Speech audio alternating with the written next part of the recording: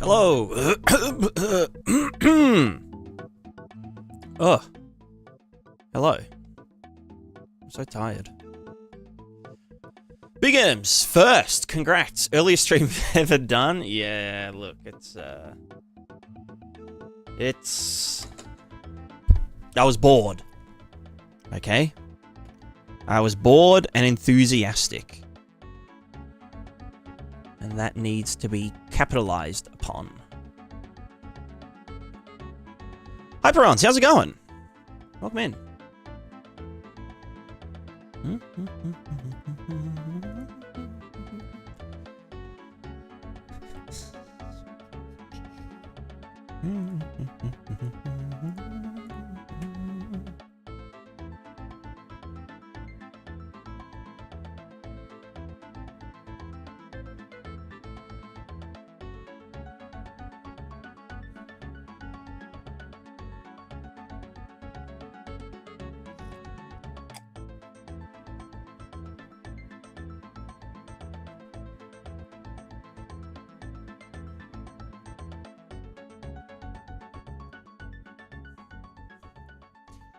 All right. We enter. Enter video game. All fine, thanks. Awesome, awesome.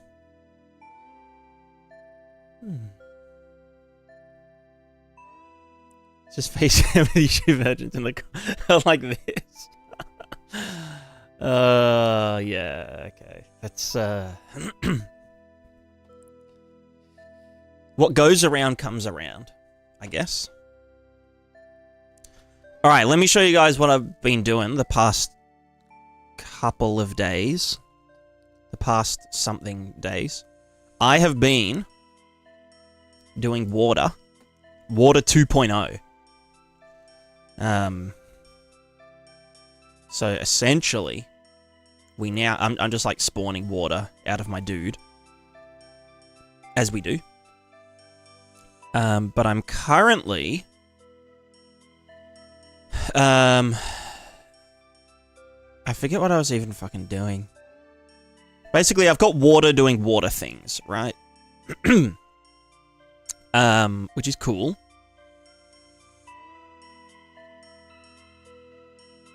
But I need to make it do more water things, you know?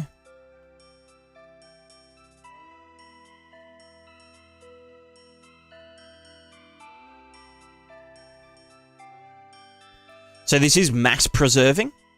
So we never actually lose any quantity of water, which is nice. Although that isn't really like a... I mean, technically you could call it a feature, but it's not supposed to be the reason to use it. But what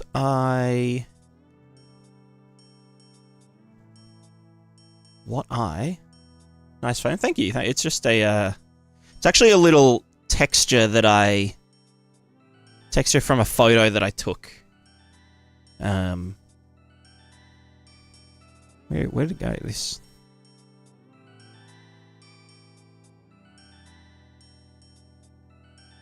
when I was at the river.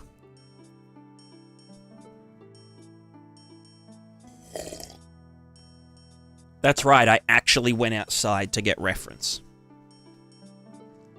Yeah, so basically the way this is working is each cell, so each 4 centimeter squared cell, oh, maybe it's 8. No, it's 4. Each 4 centimeter cell represents a height or like a column of water. And then those columns transfer water between one another based on the difference in height. So like if there's some water here and there's, you know, well, the height of the landscape plus the water. So then, you know, if there's a slope here, the water will yeet itself and then flow downwards and then join the other water until it becomes completely level. And so that's neat. But the idea is to use this to do, like, rivers and stuff. Not for, like, gameplay shit. Although you could use it for funky gameplay shit, I guess. You can see it drying up as I move away from it. I mean, this is a very relatively small simulation radius. But the idea is that... for some, let's say this is like a fountain or a pond or something. If I, like, go off here, it'll disappear, right? But what we would do is have just, like, your average water plane here. So from a distance, it would just, you know, be, like, purely shader water. Obviously, you know, if you're looking at it from here, you're not going to fucking notice shit. So we kind of, like, we set up water fallbacks, and then as we come into the simulation range, it will pass that off to the fluid sim, which means that this will always be pool. Well, it will always be pooled and ready to go, which is how lakes, oceans, and the other thing will work. What's the other thing again?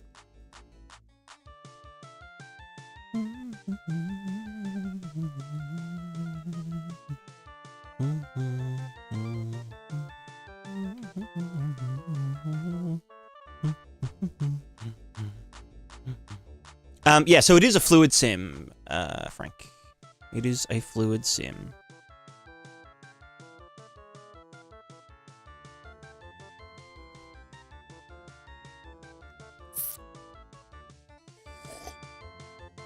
But yeah, it was a mad pain in the ass to figure out a method for... So, like, here it is without my... Oh, what the fuck did I just click? Here it is without my improvised solution. I feel like I'm a researcher now, you know? Like, I've been reading so many papers and shit, but now I feel like I'm the one in control. This song always gets me... I might have to just take it out of the playlist. It always gets me copyright struck by some fucking shit remix of that song. It's trash.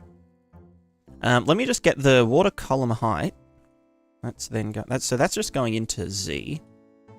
Let me just do that plus... water column height divided by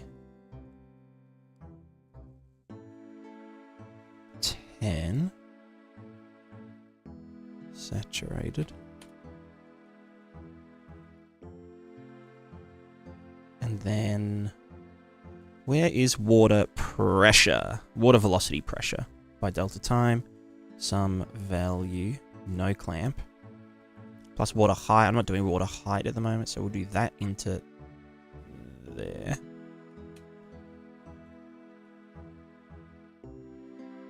Then you get added into there. And then you go into the Z boy. Right, because I want to use the water pressure as like a little... Oh my god. What? Okay, what button did I just press? It's S. I knew it's fucking S. Must be S for solo? I don't know. I don't give a fuck. Okay, so the pressure is...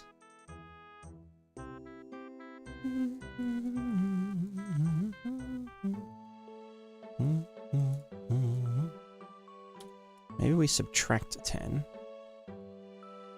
So only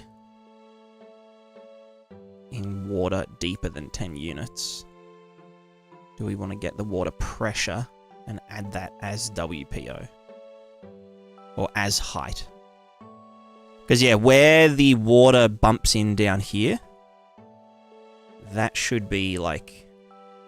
I mean, we'll be able to see it here.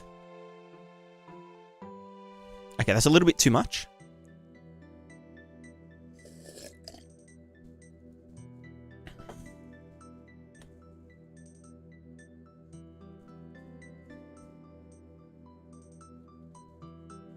Just a tiny little bit too much. But yeah, I want it... Well, I don't want it to be able to go down, though. Oh, I should... well, no, I don't want to max it over. But yeah, see... God, that gives it even more juiciness.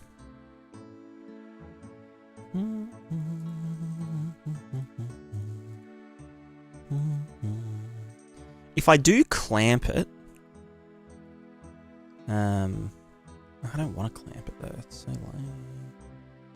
No, fuck it, we'll clamp it.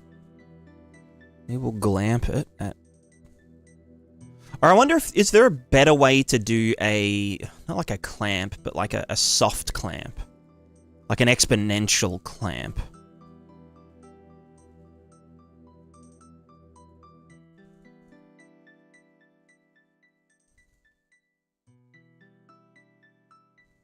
Wave pool flashbacks? True, true.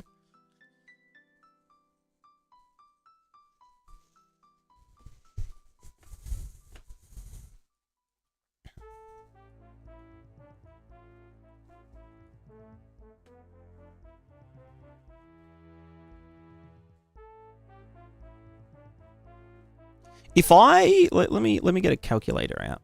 If I... Let's say I have 1. And 1 times 2, 1 divided by 2 is 0.5. If I had like 2 multiplied by 2, 4. 2 divided by 4 is 0.5. So we just get the same result anyway. If I did it squared...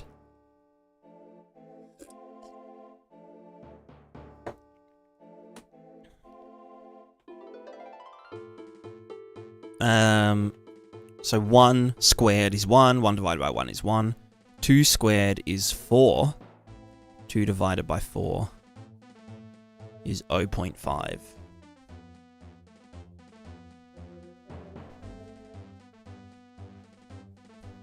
That's just the same as fucking...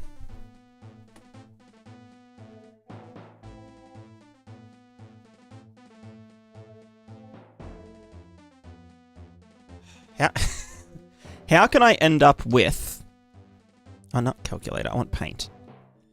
You see, the thing about exponents is...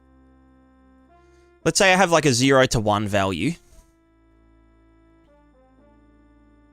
I want to like preserve linearity down here, but then just kind of like taper it off at a point without having to clamp it. How do I do this?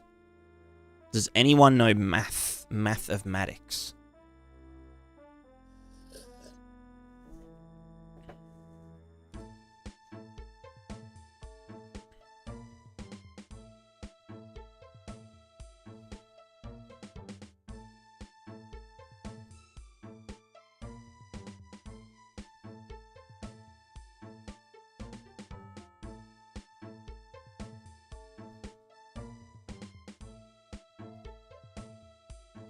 Can I multiply it by the reciprocal of its square?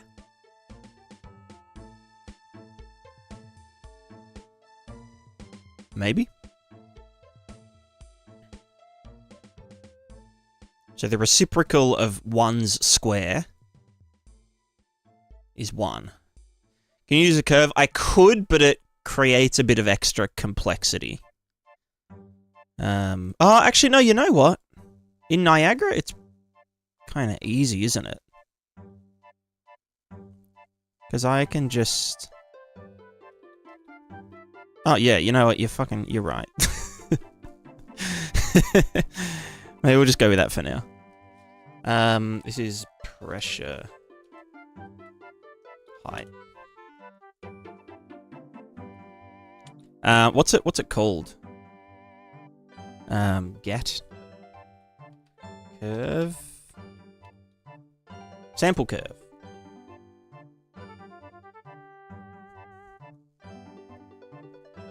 Now this is pressure over time. I'm pretty sure. So that's pressure per second. So then we'd want to do it here.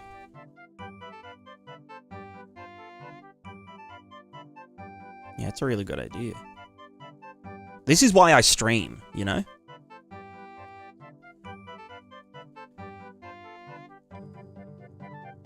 Because I need backup. Alright, how... What the fuck? Make this bigger. Why can they not... Add key at 0, 0. Let's go. Linear...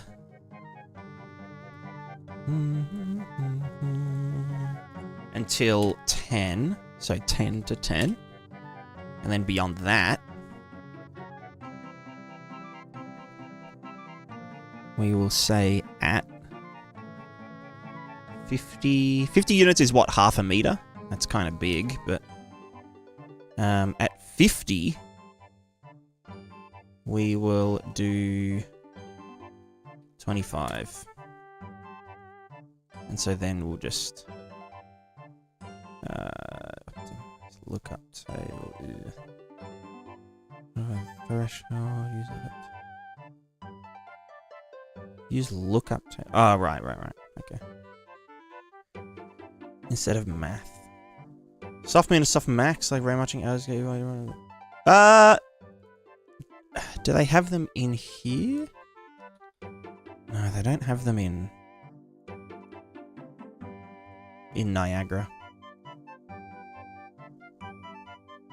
That's alright, we can use this for now and optimize it later if we need. So let's go... Oh, you know what else I need to do? I need to do the inverse of this, actually.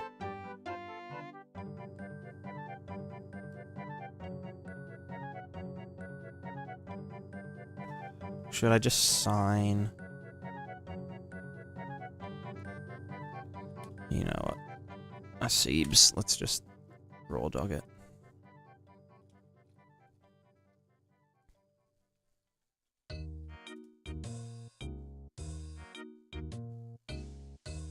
And then 50, 25.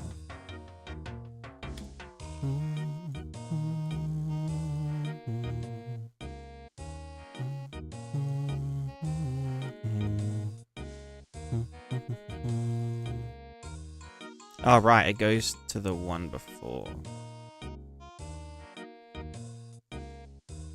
That's really ugly. Can that just, like...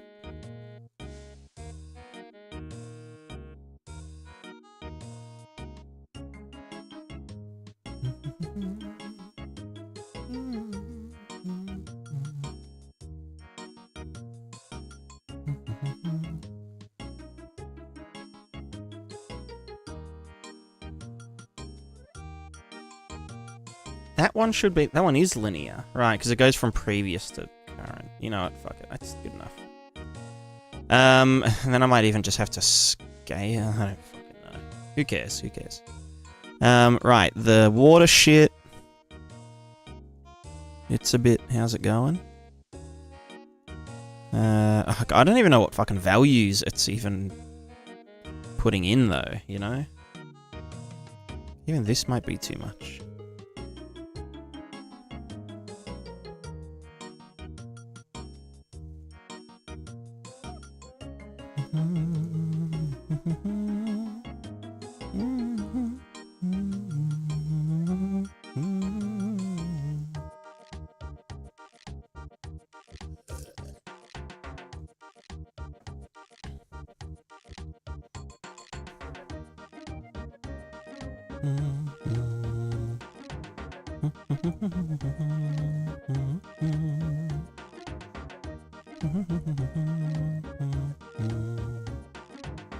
Anyway, it doesn't matter too much.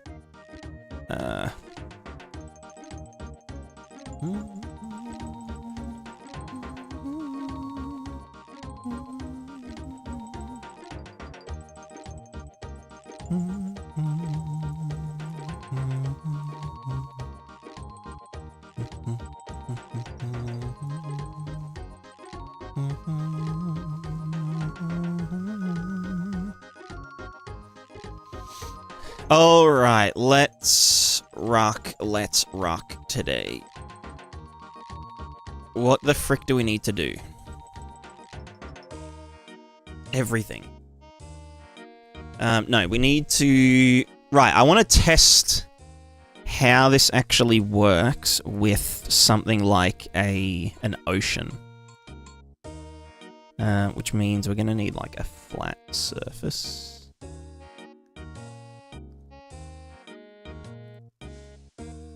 You know what? Fuck it, I'll just delete all this. Delete this.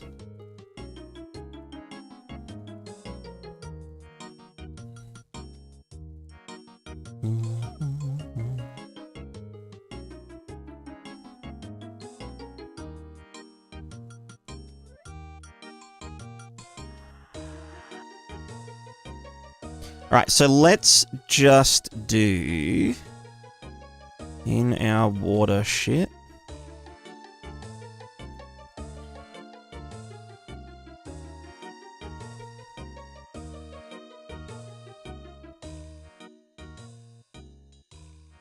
Right, this is where we're adding some height, yeah. Let's just get like unit minus 0.5, 0.5, oops.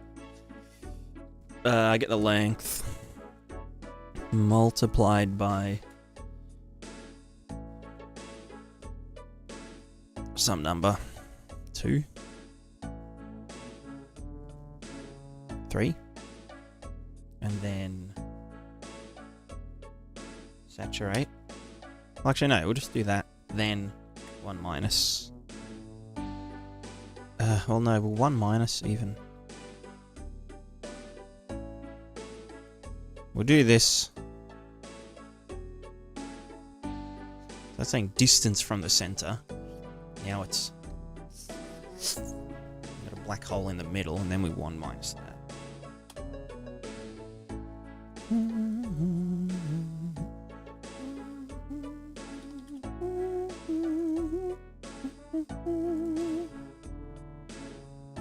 So let's just say a depth of 100 at the edges, always.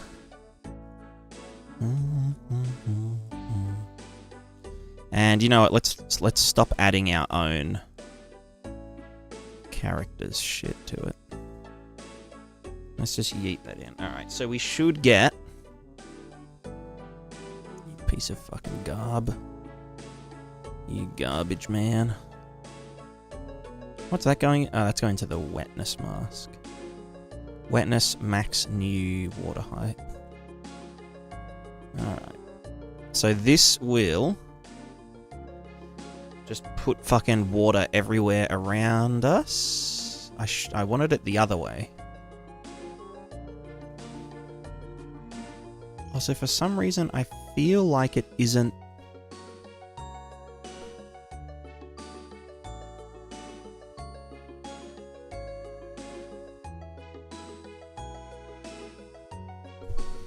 Oh, wait, no, that's just going to keep setting it at that value, isn't it? Oh, well, how the fuck? Oh, no, I guess it is just, yeah, I want to do it at the edges. So, yeah, we'll do that.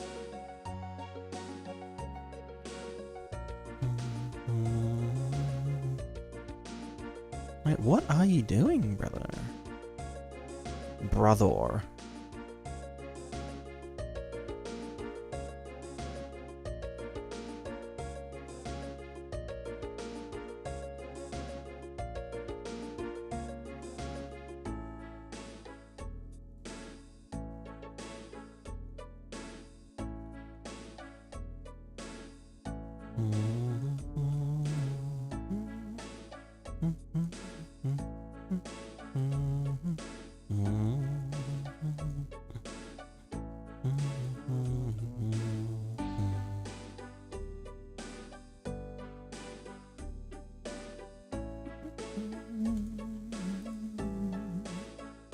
Ah, are my water planes...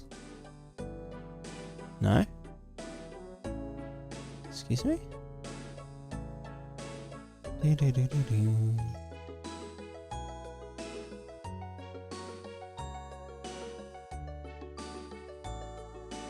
This should just sit. Just sit and stay. Stay and be merry.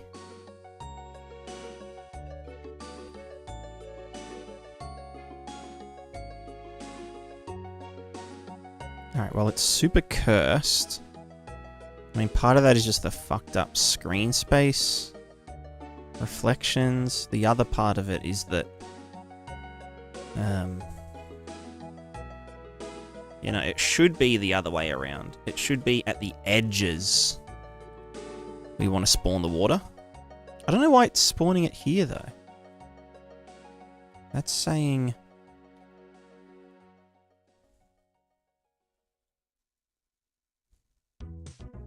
Eh?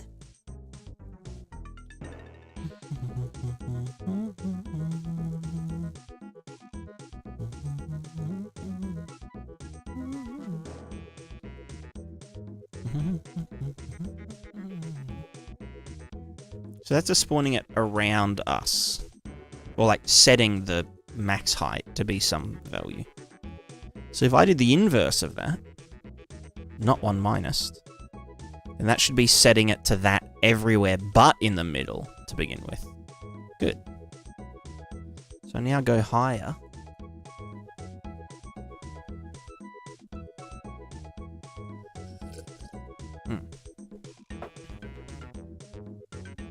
Right, and so that has now set the water height to be... Right. But I want it to be way less cray-cray. Why does that happen?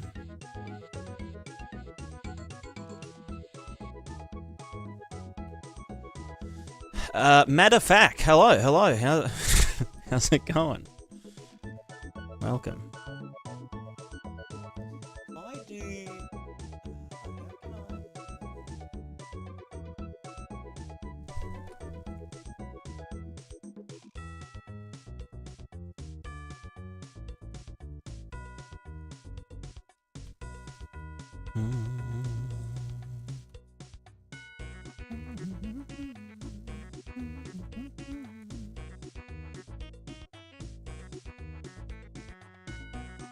I think I know what part of the problem is.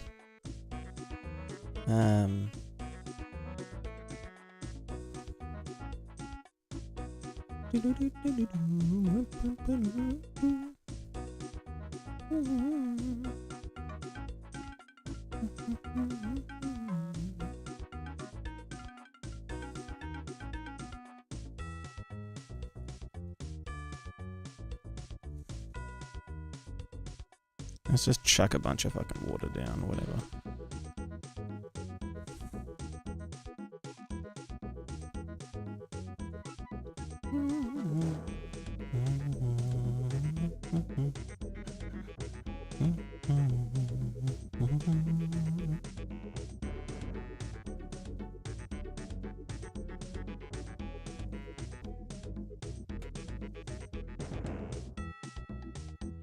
Alright, let me just turn that refraction down, because it is... Why am I sitting on top of the water as well? It's kind of weird.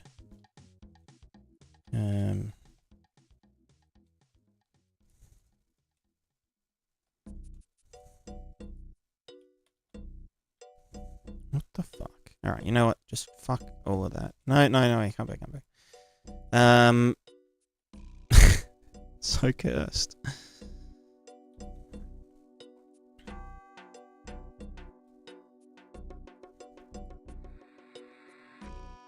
Actually, no, keep that one.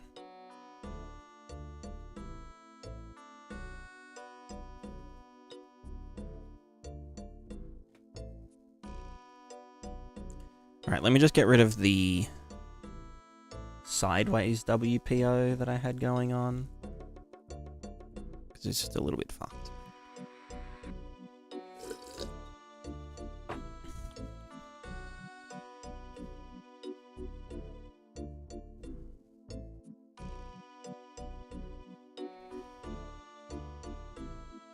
Oh, are these scaled? They are scaled. Ah, I see.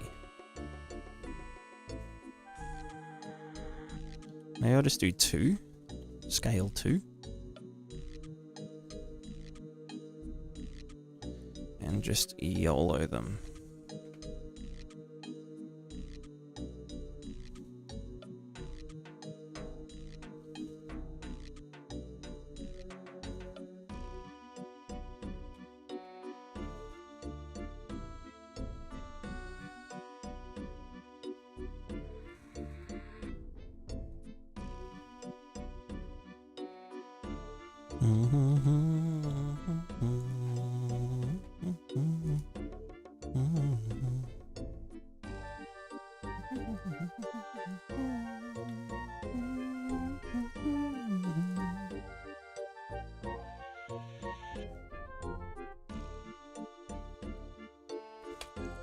Right, because the scale...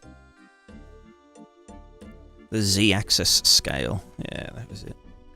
Okay, so we have a body of water that is simulationed to some degree. And no matter where we go, it will always be at that height. Cool. Now, if we... That's because we're letting it flood in from around. Yeah. Yes. So let's do that times, yeah, the height. And then, if that was... That would make the hole tighter. Excuse me.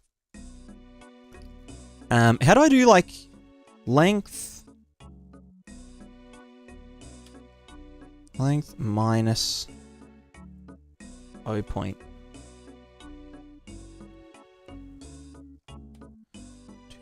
So I've got 0 in the middle, 0.5 at the edge. If I subtract 0.4 and then multiply by, I don't know, just fucking 10 or whatever, who cares? Then we can maybe YOLO something. Yes, okay, cool. So that's just going to flood fill the ocean, right? And that should eventually just chill out. So, and it's flooding it from out here. So then what I could do is, instead of...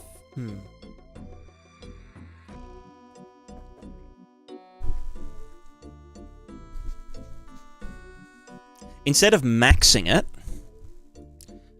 let's just lerp using this. Lerp, so this is the alpha. The A is going to be the original value. This guy. And then B is going to be the edge height, edging height. So that was just 200. And that will just set the height to be some value. Yeah. Oh god, it's terrifying.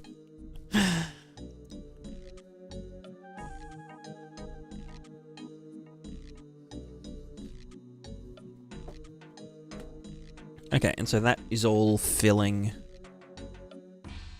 That should all level out at some point, right? Yeah, probably. Probably.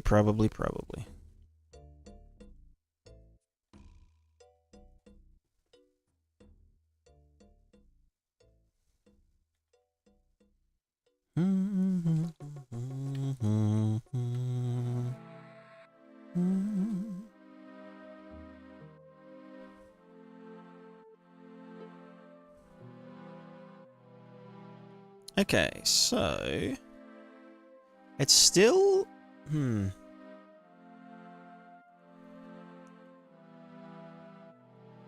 should be no holes. But I guess because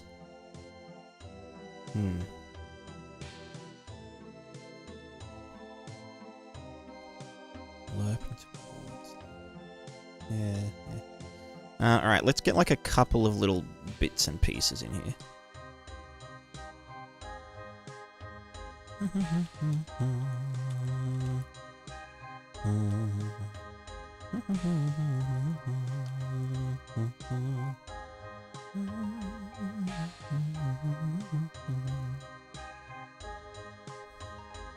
Oh, now this is going to cause an issue because we're setting the water column height, which is a mistake.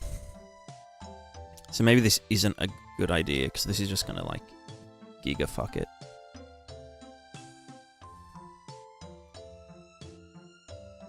I mean, it'll be funny at least.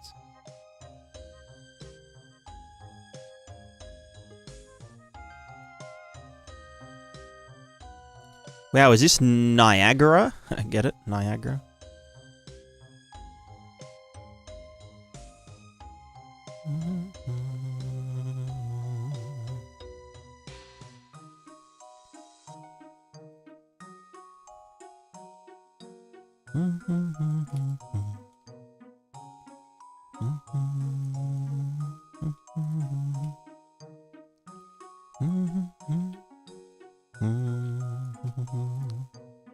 I want to do something cool. Okay, you know what? Let's get rid of some of these and just do like the one. Just this guy. Maybe not that guy.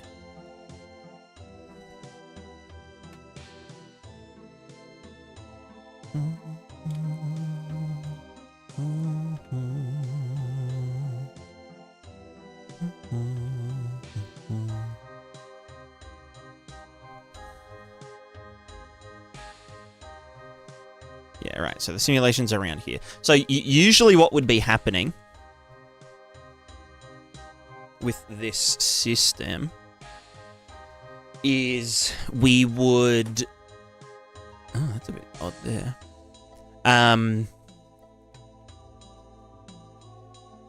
Essentially, we need to... do a thing. What am I trying to say?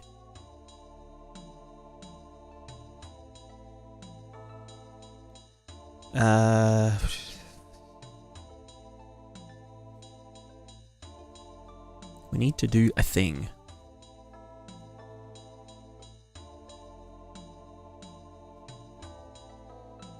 Right. At the edges, instead of setting an explicit height, so these are the edges out here, and there technically. Instead of setting an explicit height, we would set it to the water RVT height.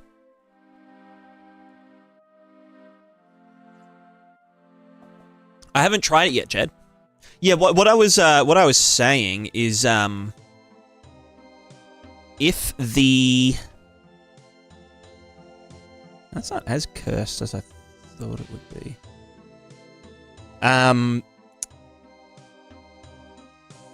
The... what's it called?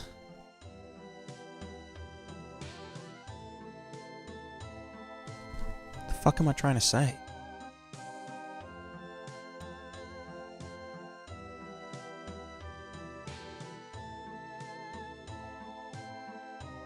Blech.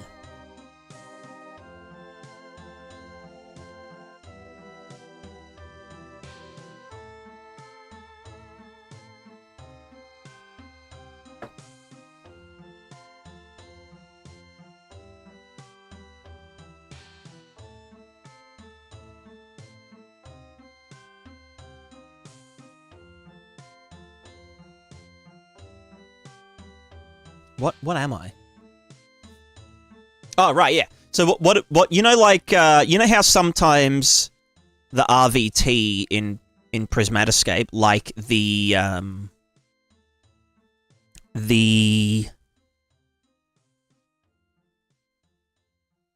thing. The fuck am I trying to say? Oh, that's why it's going funny there, because it doesn't think there's any stuff out here. Oh, yeah, true. Right, yeah. So, the RVT, you know when... Like, I've tried to sample the normals in here before, but it was only showing the lowest MIP, unless, like, a material was sampling the RVT. I think you've run into it as well. With the height RVT, possibly only showing, like, the lowest MIP in Prismatiscape. So I was thinking that maybe if the actual simulation, you know, actor, which, like, it never has to be anywhere, it just exists, usually. But... Yeah, so maybe if I attach it to the character, like the actual Niagara actor, that would be enough to notify the RVT that something needs to be sampling it, and it would make sure that the highest MIP is in memory, potentially. And I could give it, like, a big, like, bounds. Because, like, it's, yeah, GPU thingo, it's a fixed bounds. And then I could set the bounds to be, well, the simulation bounds, and maybe that would ensure that all of the things are doing their stuff. Potentially. I've got no idea, honestly.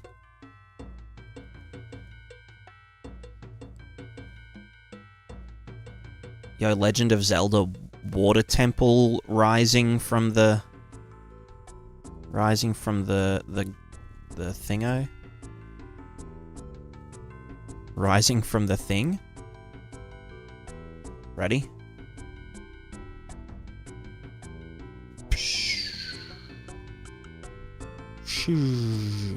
That's a lot of water being displaced. Interesting. Amethyst, hello. And Crumpets, hello.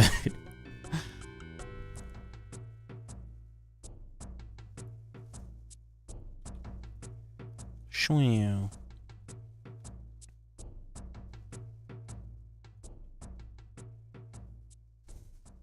Boop. Boop. Boop.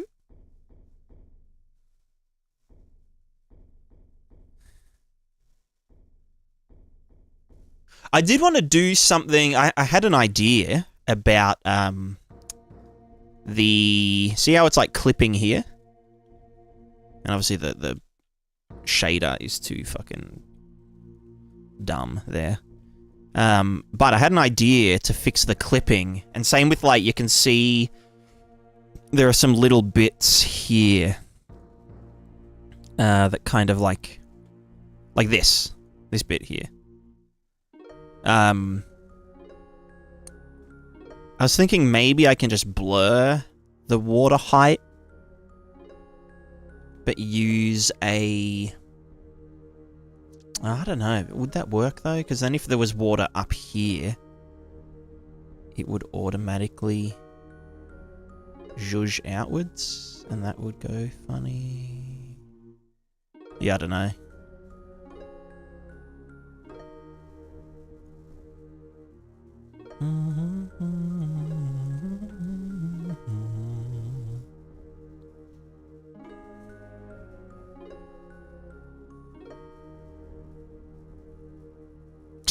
So dumb. Yeah, anyway, what I wanted to do was...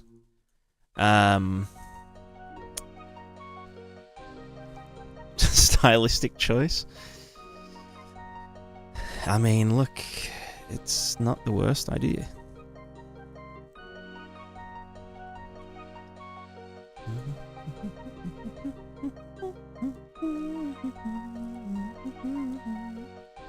What I wanted to do was test out how, like, waves would work within the simulation. So I'm pretty sure I can get the waves WPO value, like from our Gerstner waves function.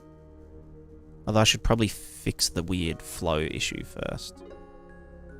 Flow calculation. Let's not do this lerp here.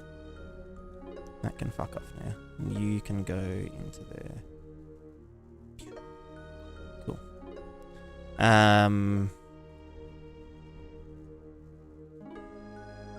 Guess position matters. Yeah, potentially. At least, like... Yeah, I don't know. Yeah. Yeah. Yeah. Yeah, maybe. Maybe. Mizu, hello, hello. It is Wuta. We are doing some Wuta. Waruta.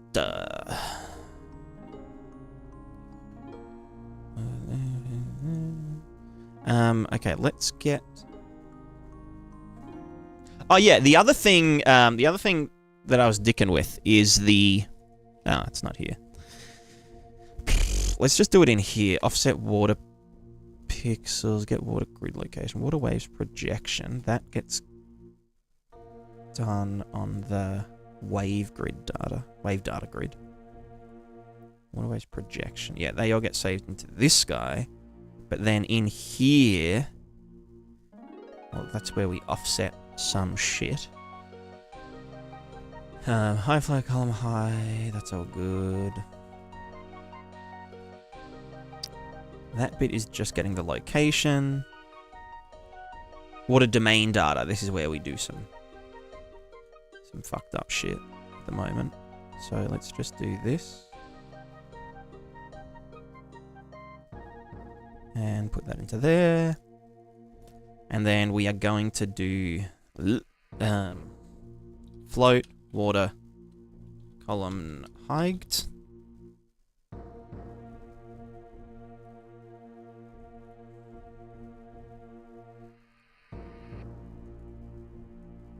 And we're going to set water column height to be... Can't wait to clean all this up. Just kidding. Water column height. You are the A. You are the B.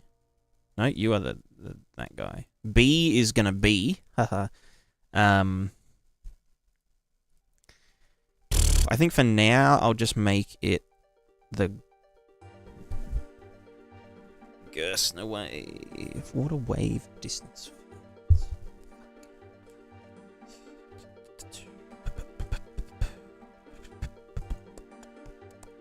I could just get the WPOZ and just YOLO that. Although that's going to have negative. Oh, I could just do that plus 100.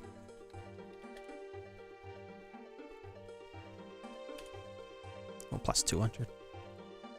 Maybe. And that will be the new height. And then this guy here... Okay, yeah, you've got the thing. So this should, in theory... do water around the edges. That's terrifying as fuck. Water wave WPO plus 200. Lerp. That's 0. Set water column height. This all gets done, yeah, all the time.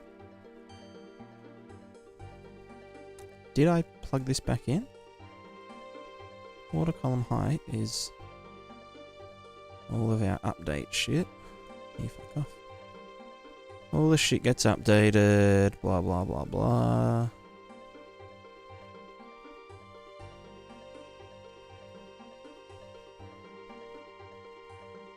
Yeah, new water column height. So then why... Velocity flow, interchange, drive, flow, surface. Simulation of ocean waves would still need to have some deterministic Gerstner info left with a real-time simulation. Yeah, exactly.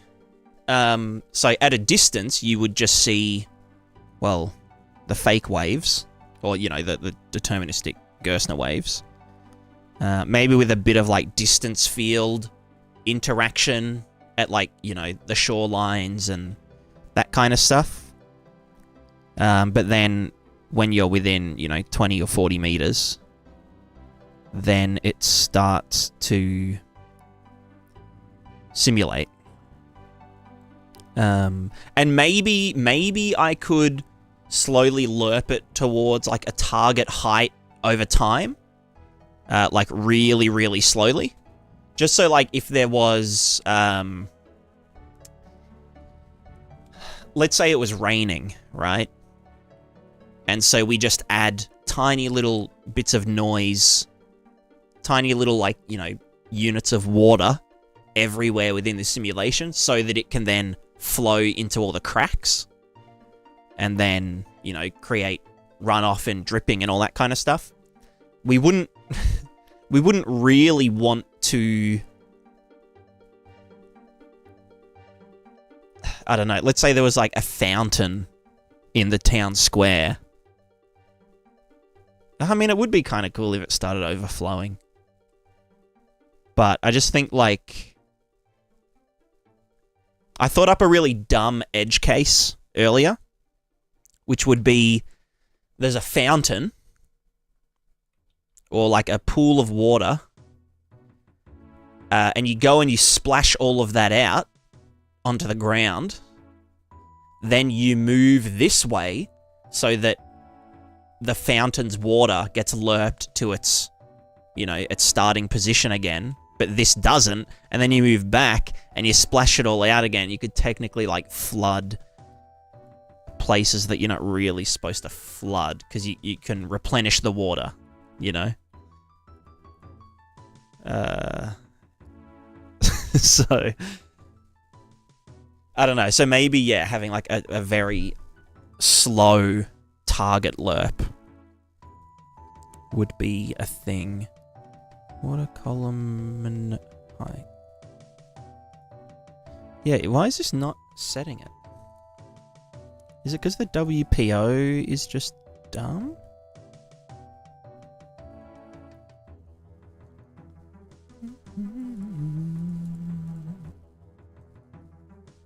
Oh, that's gonna get angry though. Sounds like a feature? I mean, yeah, I guess so. I guess so.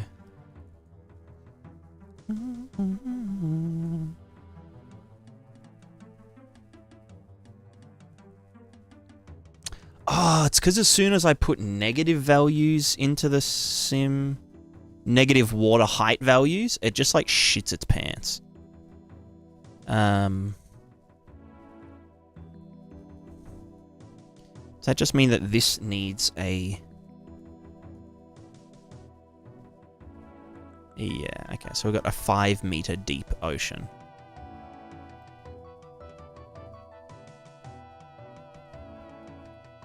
Now that's terrifying. Don't know what this is all about. Is that just a water pressure thing, or is it like a potentially texture compression issue? Or, I know what it is. I know what... yeah. It's because the water is reading from the landscape height and doing some funky shit. I think what I would want to do is... I'd want the render target here to... Why is there flow here? The flow should be set to... Right, because it doesn't think there is water around here. I'll do that all later. Although I know I'm gonna kind of need to kind of have to do that in order to make this less fucked up. Oh, can I just, like, put this here? Thank you.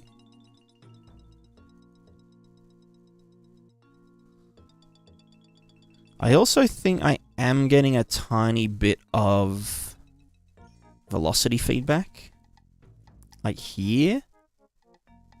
Which I didn't get early. I mean, it's just with really large velocity. I could clamp the velocity. So there's an obstacle there. No, so I think what's happening here is that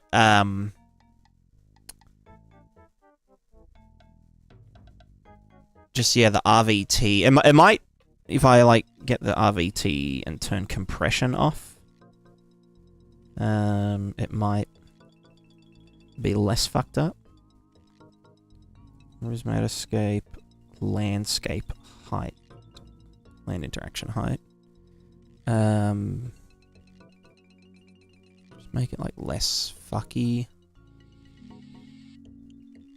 Oh no, you know what it would be? It would be a mismatch between this. So this B value here is telling us the water column height. So the water depth, essentially.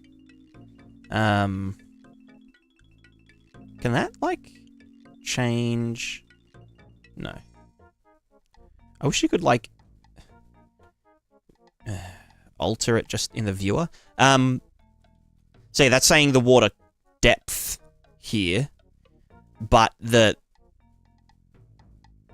and so yeah, going from like, oh, it's like 5 meters deep, right here, and then to like, there is no water here, it just gets a bit confused, because it's like,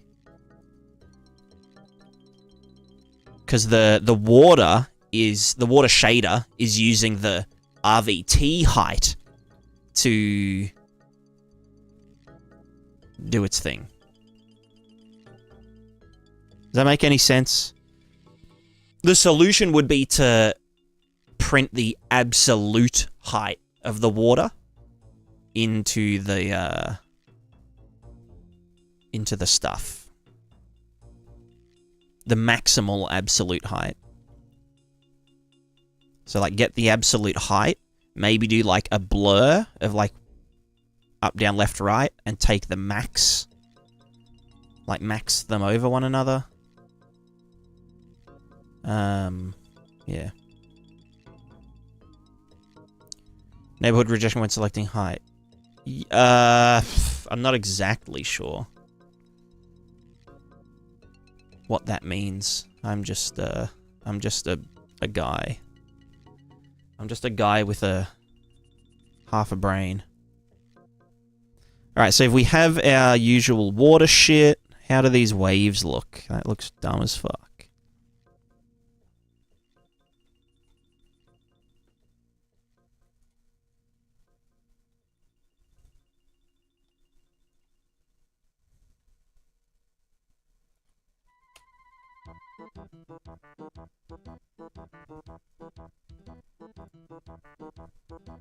Let me just grab... I guess I need to...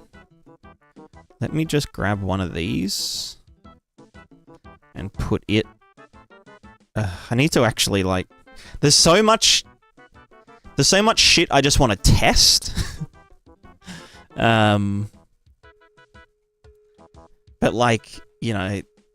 Like, yeah, I can test it, but, like... Do you know what I mean? Just... Yeah.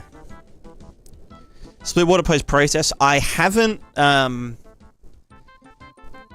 don't have any plans to do it myself, but I do know how to do it. And it wouldn't be that hard.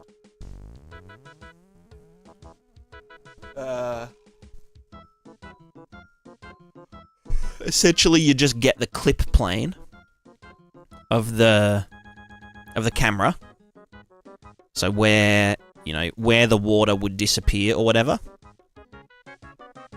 You could maybe increase the clip. So like this, right? Imagine this up here is the sky, and this is where we're going under the water. So you basically just sample the water height at the camera clip plane. So where is the camera's clip plane? Oh, it's at X something something Y something something. Fucking who knows what.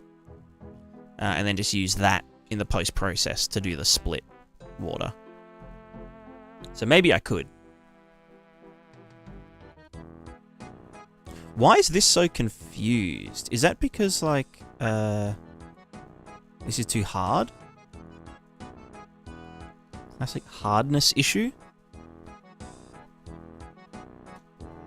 Or have I just, like, turned something off that shouldn't be turned off? I don't know. Yeah, so one thing, I mean, you'll see it,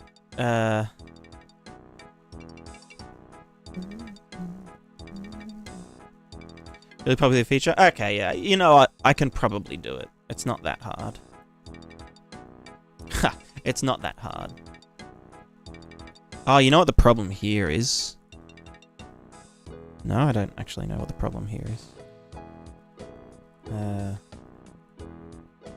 Why is it not... Why is it not... Motherfucker, what?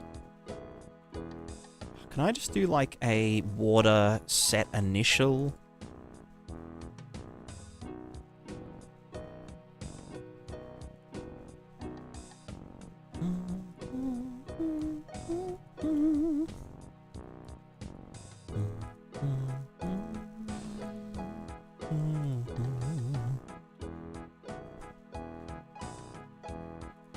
Oh my god, you fucker. Yeah, it... I think one negative value causes the entire thing to just, like, eat its own ass.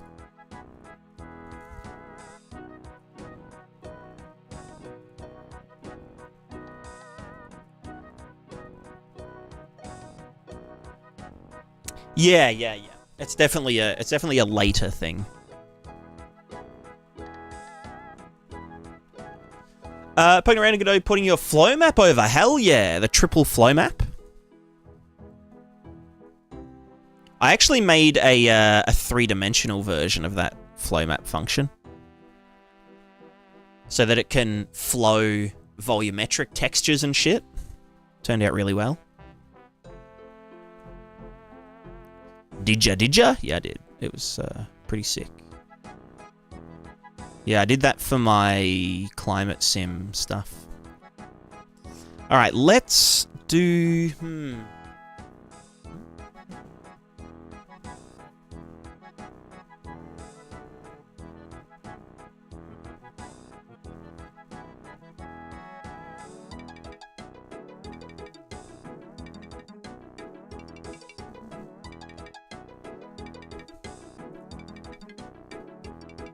Anyway, yeah, let me show you guys the thing that I was talking about earlier. Let's also just set that to like 200 or something. So, one of the problems I had, aside from this fucked up shit here, which I can fix, by the way. Yes, I can fix it. I don't know, yeah, see how the water looks like it's going too fast? Although, like, when you think about it, water probably does go that fast when you're fucking moving this much of it, you know? Do you know what I mean? Like, if something just rose up out of the ocean, you know, the water's probably gonna go fast as fuck. Like this. Like, whoa, look at all this water. It's just like... Psh. Do you know what I mean? Like, this is quite... It's a lot of volume. But yeah, so what I'm doing, and I'll need to tweak it a bit, it's kind of unorthodox, but I'm using a double layer, like a double layered fluid sim, right? So there's the flow simulation. So if I don't do my little interchange thing, so now they're both just completely discrete. You can see that, like, so this is the water flow, right? Just water flow. And, like, when I do this, it's like, okay, yeah, like, this is boring as fuck. Like, you know. Like, bro, hurry the fuck up. Like, you're gonna... How long do you want to fucking take? And it's not necessarily... always... It's not the slowness that is the issue. I think also... I need to go back and look at the calculations and shit. I think there's something that I'm missing, which is like...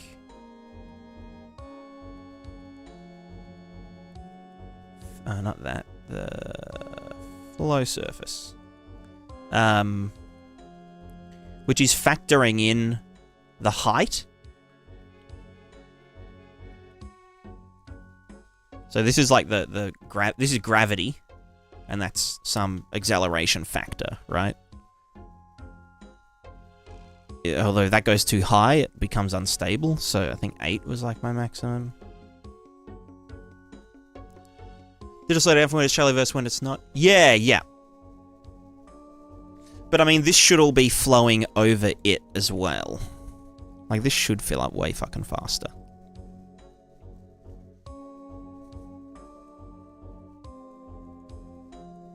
Yeah, I don't know. Maybe I'm supposed to factor in the height of the dude?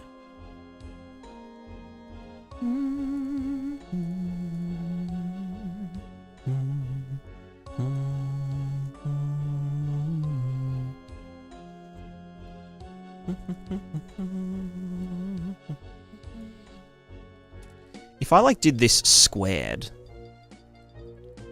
This might get gigafucky, because reasons.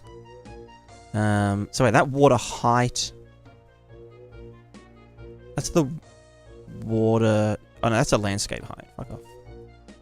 Let's get the water column height squared.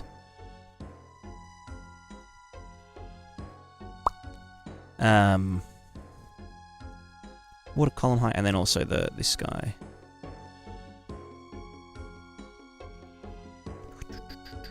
This guy here. And use that to do all of our other shit. Although then I would have to... Okay, well this will explode shortly. It's not totally fucked up though.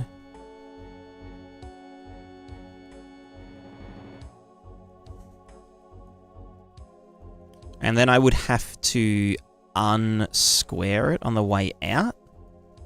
I don't know. It's a bit fucky, but whatever. Let's just go back. Although, like, to be fair, I might not need that because I have my unorthodox method. So this is flow only. And the reason the flow is nice is that it is volume preserving. Oh, that's supposed to go up to 8. So it's volume preserving, meaning that, like, none of this water gets lost. None of it's disappearing or draining, and no water's being created and that kind of stuff, which means it spreads really nicely. So what I've done... Because, like, on top of that, I also have this water velocity simulation, which is, you know, that, like, cool, you know, Eulerian fluid sim shit that you see. And this is supposed to represent the surface of the water, or, like, you know, like an infinitely large body of water. This is kind of how, you know, shit swirls and whatever. But this is like... This doesn't deal with volume. It only deals with velocity. And so my idea was to take the flow, which is this, and feed that into the velocity, where it is deep. So, like, I think above 10 centimeters of water, the flow feeds into the velocity, but then conversely, at the edges, the velocity feeds into the flow. Or actually, no, I think the velocity feeds into the flow everywhere. So then so that's what this interchange stage is for.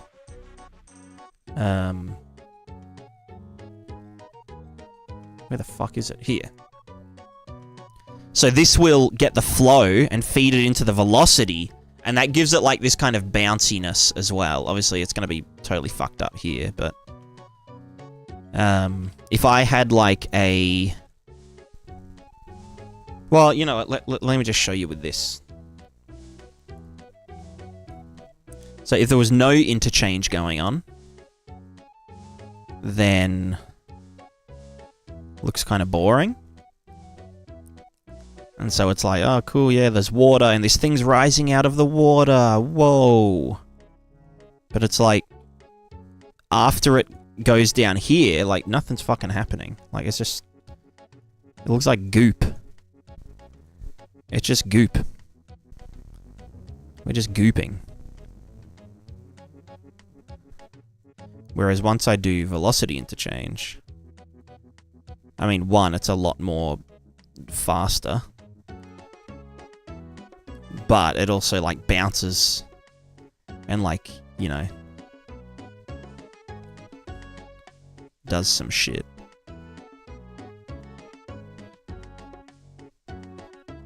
But I feel like it is running away. I feel like it's too accelerative.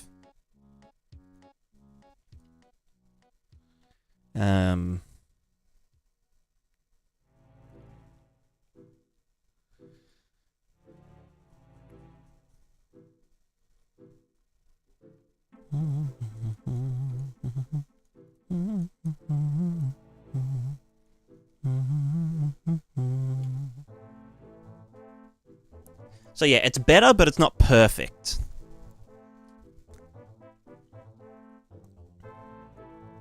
And that's what we're going to work on today, is like making it less shit. Probably starting with this fucked up nonsense here. Partnership capsizing during game? Yeah. I actually wanted to do a just like a local version of the simulation. Yeah, that's like so fast. I don't know. Maybe I need to rethink this entirely.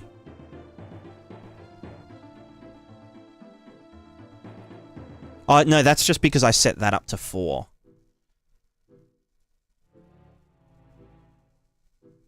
Maybe it's kind of happier to be less fucked up. Or maybe I just need to clamp the...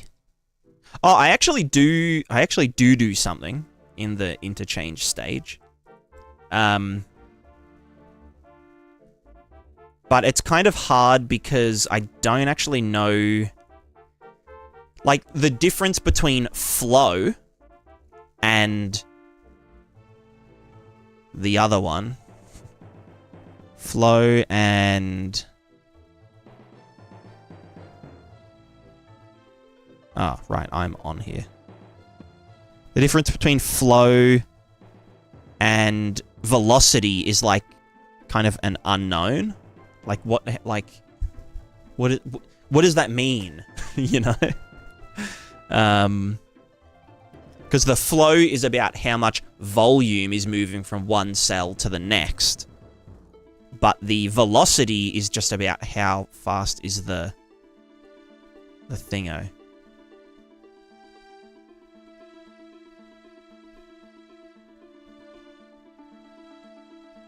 So what I've tried to do is only accelerate the velocity until the velocity is equal to some fraction of the fucking the flow, you know? It's giga scuffed. But that's what we're all about. So yeah, it should technically not ever like feed back infinitely. But clearly it fucking is. So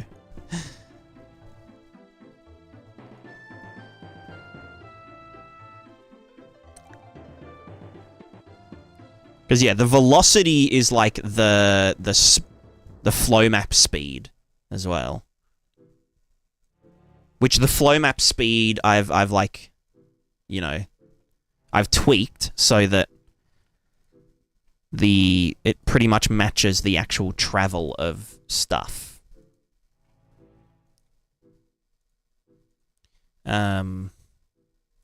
So I don't know, maybe like 1/28th of the flow dotted against the velocity.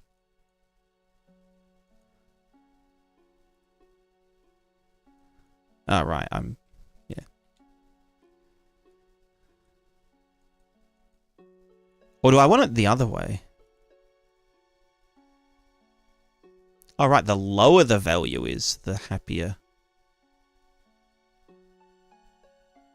Yeah, so now it's like, okay, let's start slowing down the amount that we're accelerating sooner. Because that is the flow up, down, left, right. Flow is a 4-dimensional vector, by the way, which is a bit... It's not like a true vector, but yeah. So this looks a bit more stable, at least. And yet, still... It's not terrible.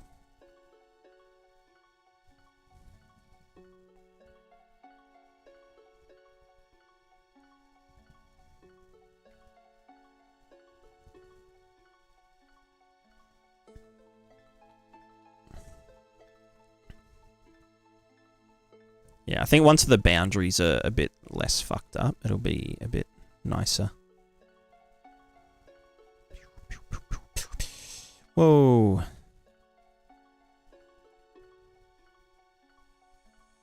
You ready? Ready?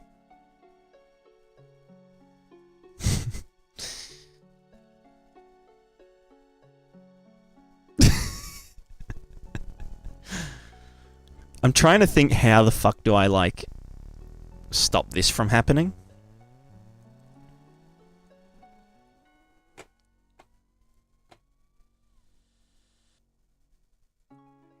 I mean, I can just get, like... I can do a contrast value in the simulation that's like, oh yeah, the difference between the height here and the height here is, like, giga large. Therefore, you know, mask that out, make it invisible. And then also use that to spawn particles to do, like, waterfalls and shit. But yeah, I don't know. But yeah, the thing about the velocity, the velocity feedback is that things can actually, like, flow, like, up and over things if it has enough inertia. So, like, if I let this do that and then, you know, it looks better, at least, I guess. And, like, you know, things can be pushed up and on. Up and over. Oop. Like that. You know?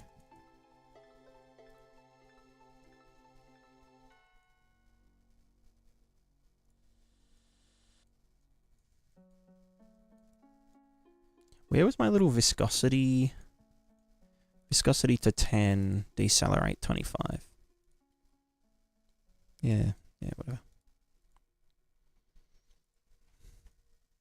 So yeah, now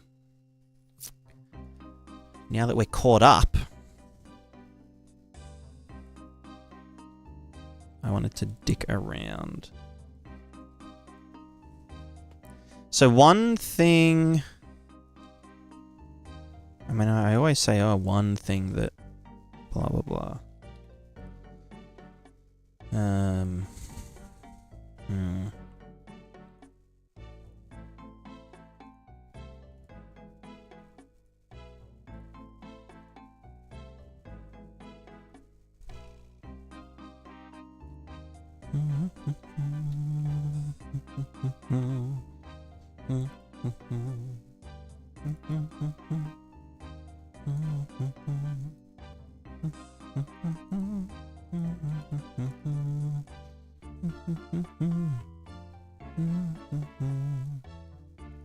So now we have the waves at the edge.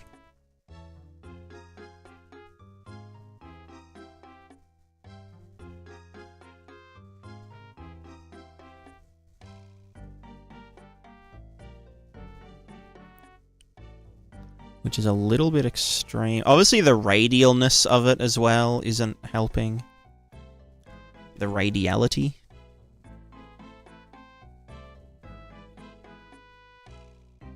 Although I guess that could be because it's not lerping all the way out. If I did that by like 6, how does that go? Where's our hardness? Okay, it's like very close in. Let's go a bit further out. That might be enough, yeah. So this is like the simulation boundary. And then we're just setting the stuff at the boundary to be, you know, you fucked. Let me just max that to 0. Never go below 0.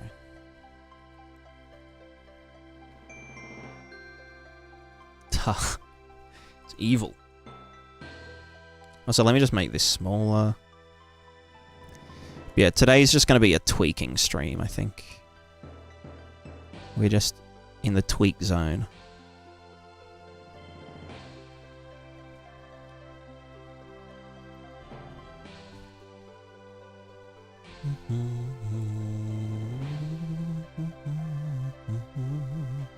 Can't move too fast, or it can't keep up.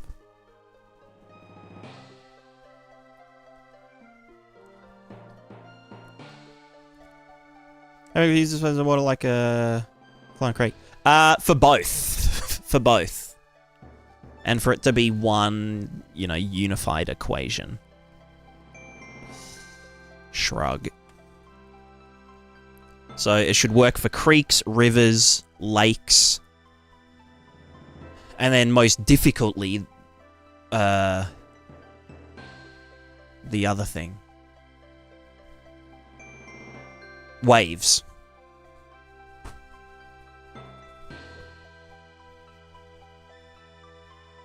Tectonic plate shit? Yeah, exactly. Well, no. Not really, but... Yeah, so this is just being fricky because...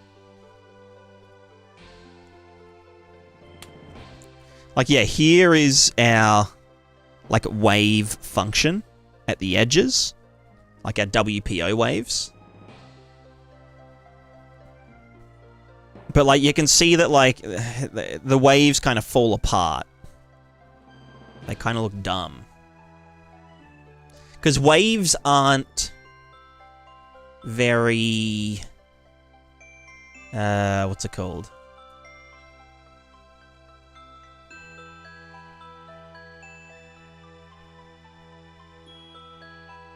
Do you know what I'm saying? Waves don't, like, move sideways. They just go up and down.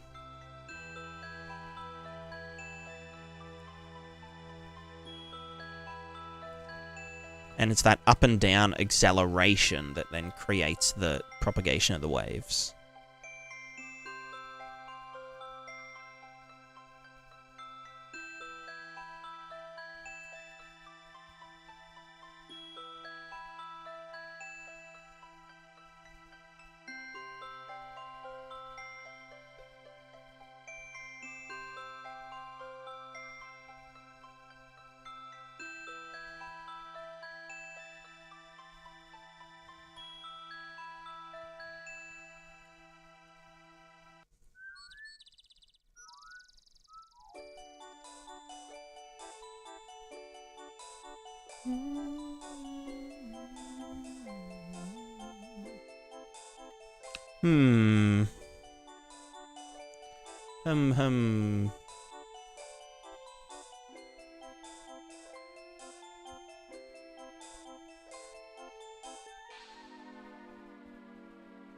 So makes a spiky shot.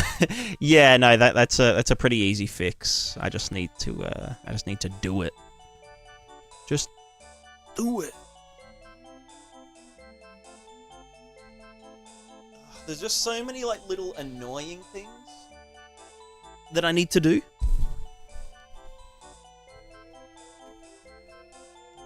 But yeah, I don't know. I'm just not sure about this flow acceleration bullshit, you know?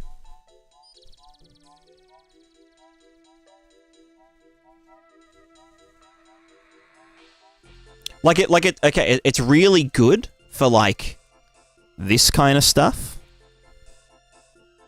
Like the intersection points, and then also when water is flowing around on a surface. It's really nice. But it kind of kills, like, waves. It kind of forces the waves to just, like, you know, level themselves out.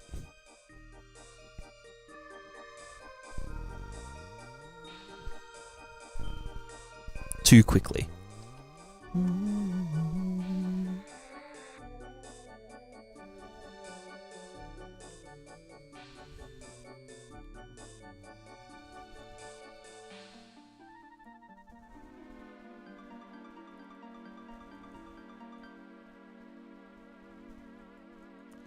Maybe if the flow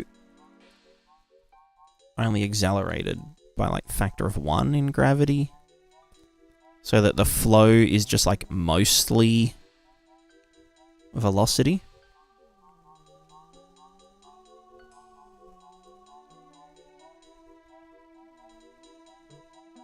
That just looks worse. Although, if the velocity to flow was 10 times bigger, that's a bit better.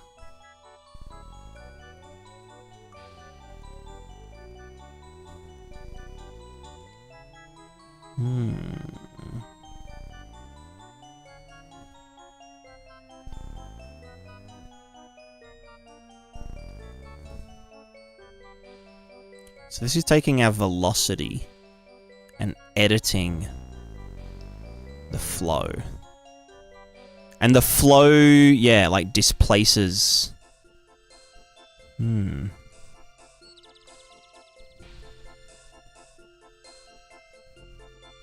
like, if I'm feeding velocity back into the simulation, that velocity is then telling water to move from one place to another, so it actually, like, pushes the water up and down and that kind of shit.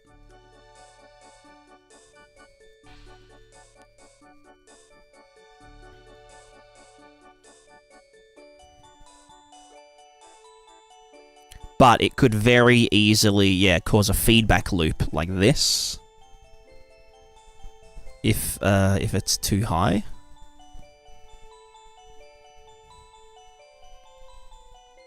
I mean, that looks like a fucking ocean, you know? Ocean doing ocean things.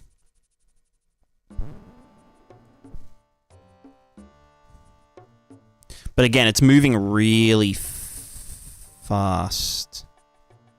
Or maybe not. I don't know. Fuck. I mean, like, it is doing some stuff. Like, you can see the the flow maps doing flow map stuff.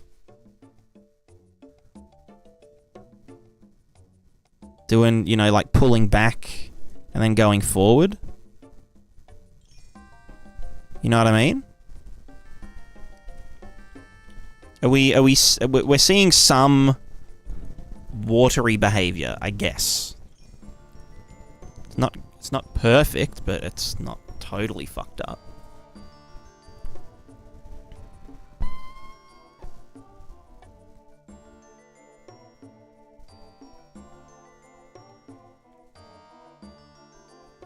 Although it also means that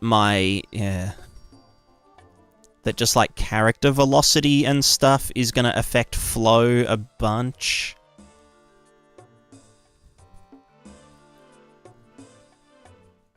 Which, like, what does that mean?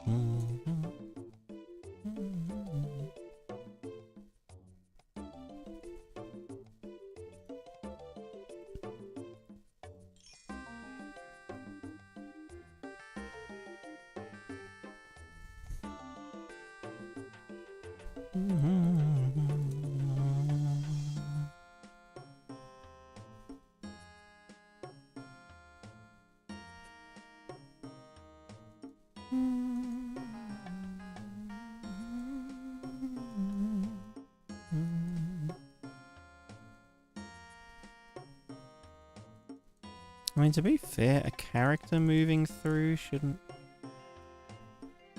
Yeah.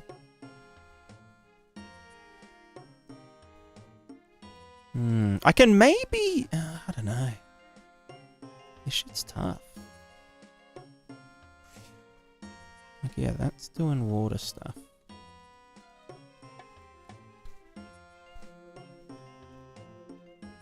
Are we now not even getting...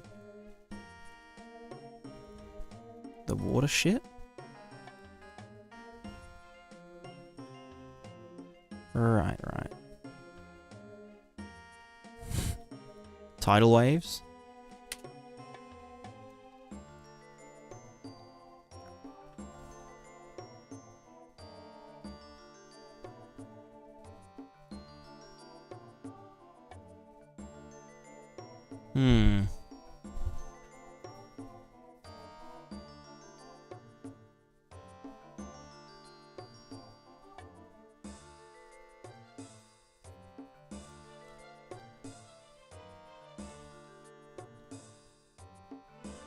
The problem is that waves aren't moving water.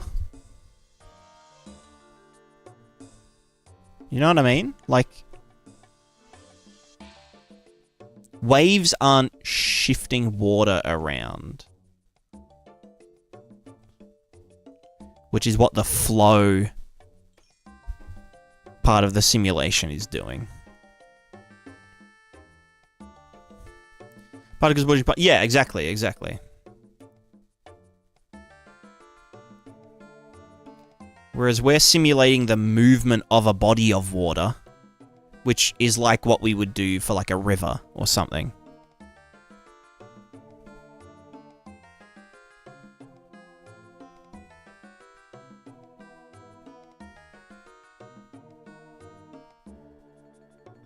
Although technically there would be some flow.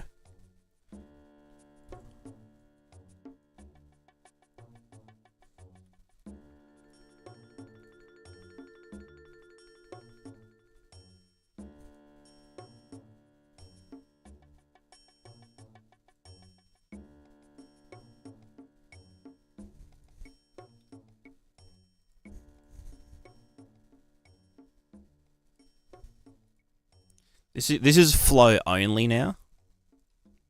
Look how dumb that shit looks. So fucking slow.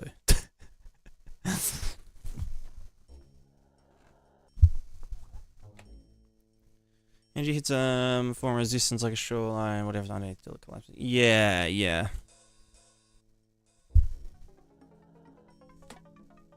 I mean, there is another factor that I'm not, well, factoring.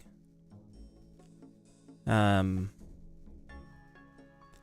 that is the vertical velocity element. You know?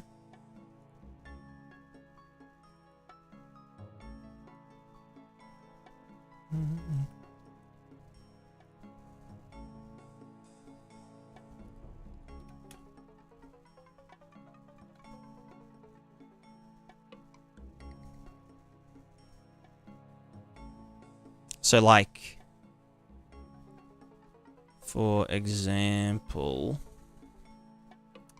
if we had a body of water and then we put a ball in the water, okay, we pushed this water down,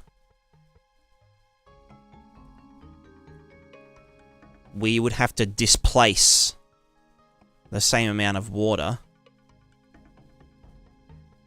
you know, around it. I mean, essentially that's how ripples form and shit, right? Something like that. And so then what happens is that, okay, well, like over here, like, you know, over time, it's like, okay, well, these ones need to go down because these ones are up. But then these ones need to go up because these ones are down. And it's kind of what waves are, you know?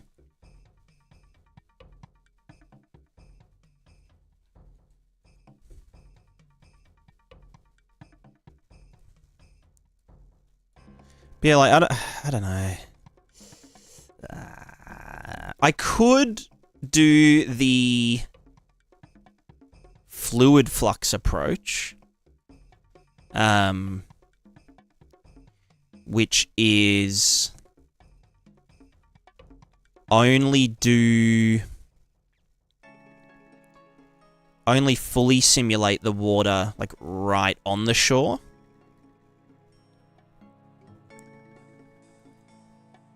And then everywhere else, we just, you know, we can kind of like ease this in to the WPO. Going quantum. Fuck. This is gonna just cause issues, isn't it? But yeah, you can imagine like, oh, this is like shore waves doing shore wave shit. This is too big as well. It's smaller.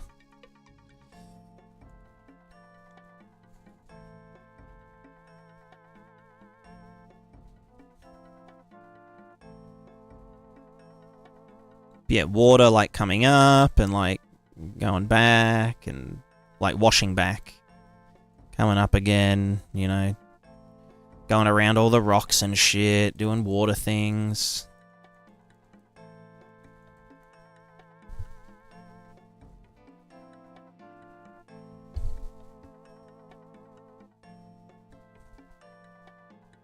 Are you going to do rivers? Well, oceans are rivers. They're just really fucking big, you know? You know what I'm saying? You know what I'm saying? Sure. You know what I'm saying. This guy knows what I'm saying.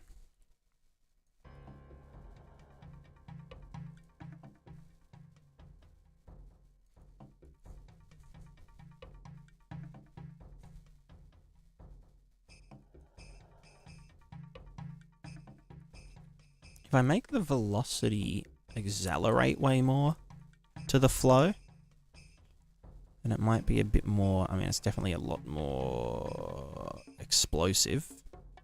Okay, that's kind of fucked up. Let's go to 50. Giant river separating Australia and New Zealand, yeah. Yep.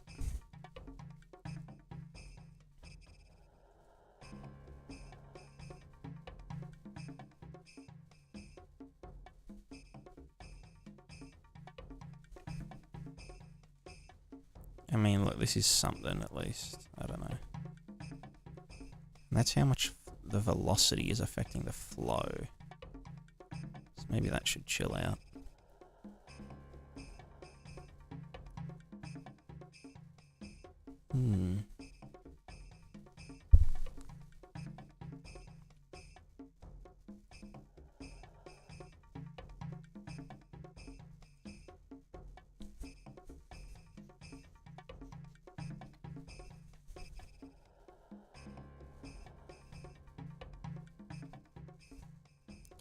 But yeah, I don't think we're going to get like realistic like water. like waves, if they're just fully simulated in here.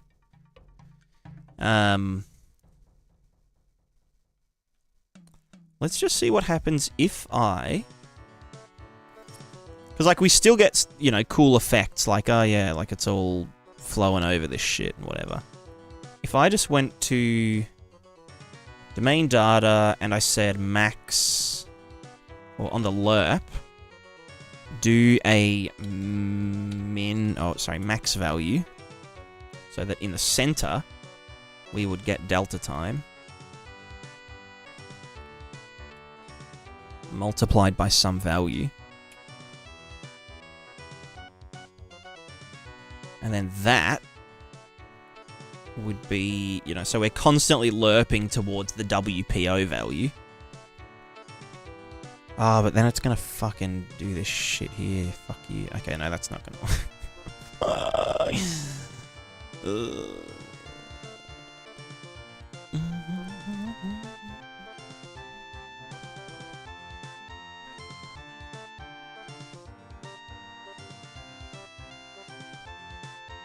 Alright, well, I should probably set this up properly. Properly.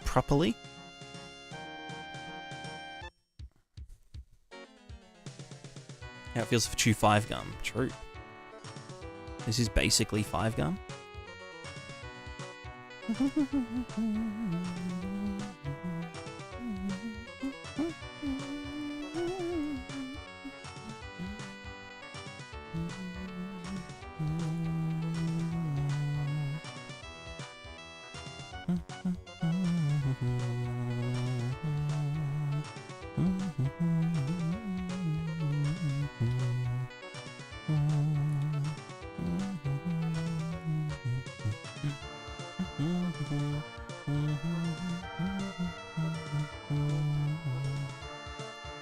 Oh wow, look, it's getting pretty angry over here. Woo! It's really not happy there.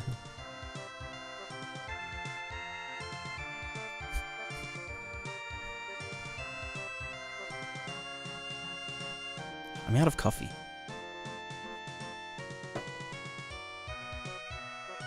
Anyway, let me pee and make another coffee, and then we'll do the stuff so that the water simulation will inherit, you know, the water values, like the base water values at any given location.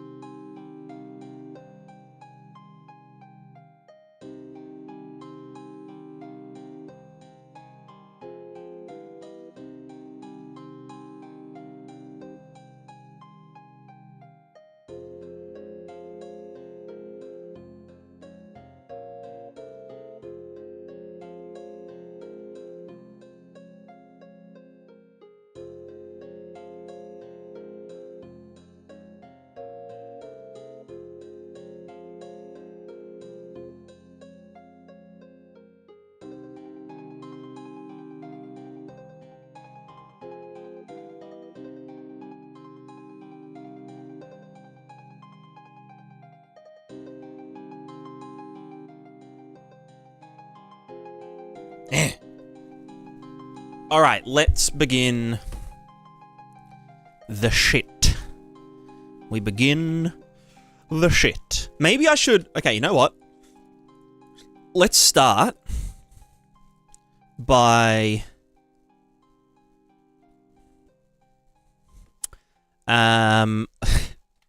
let's make a new Prismatiscape test level.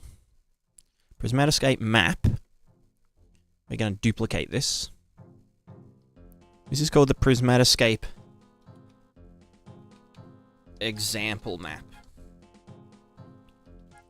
Or the pretty example map.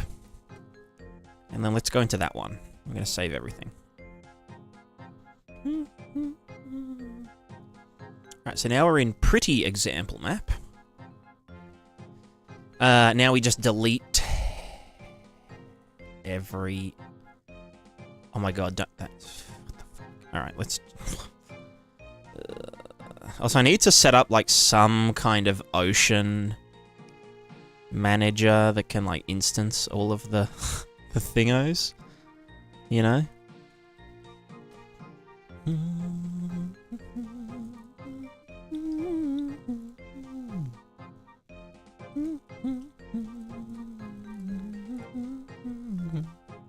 You know what, let's just fucking delete everything.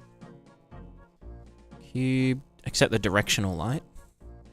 Kill the flowers, kill the ground. Kill the point lights, I guess. Kill all the Charlie balls. Kill the exploders. Kill the trees. Oh wait, what did I just delete? The pivot painter and the ocean wave manager should stay there. Kill the reeds, kill the oak trees. That one, that one, that one, that one.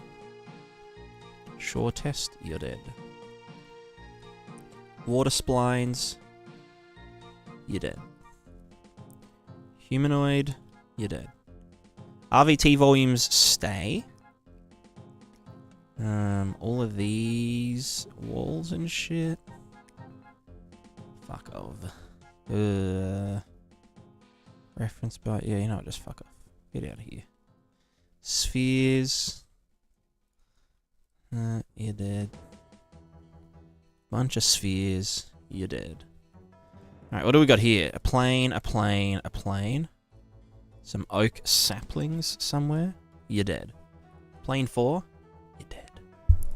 Skylight 2.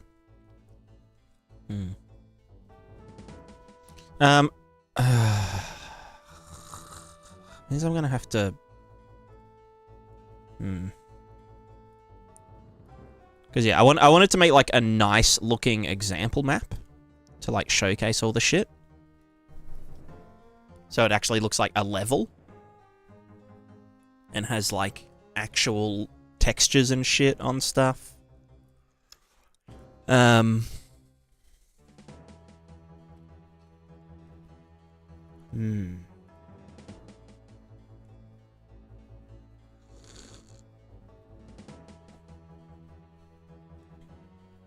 Also, thanks, Wasabi. Thank you very much.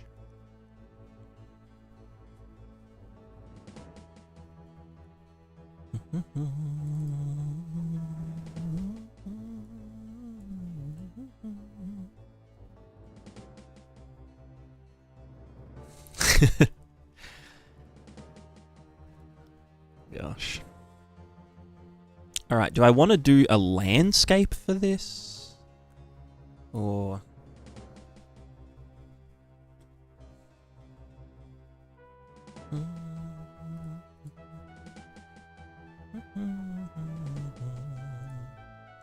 okay, what am I...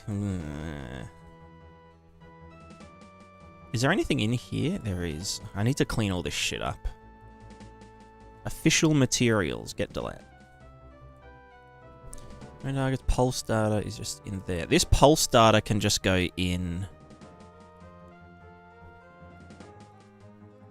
Well, BP... No, because it's not BP component. Is there like a core? I guess that's what these essentially are. I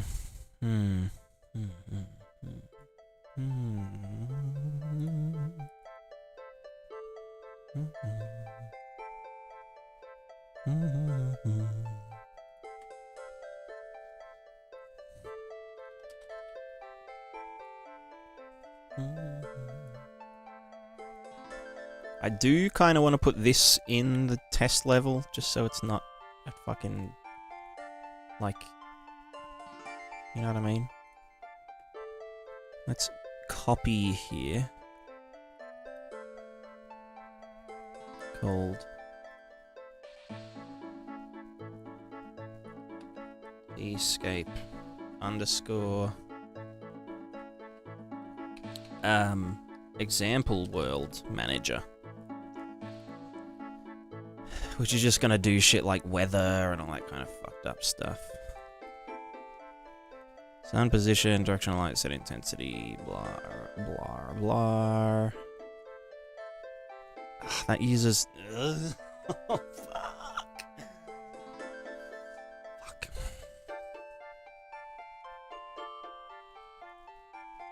Actually, I can do. I can do an advanced copy, can't I?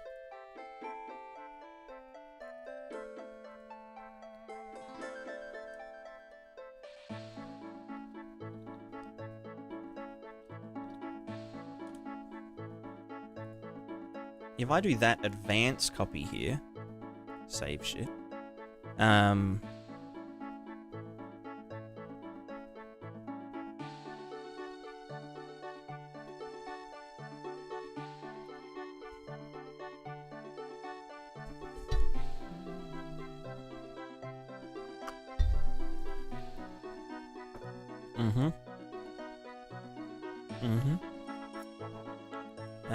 whatever. Loud noise bank. Nice, which is a utility shape.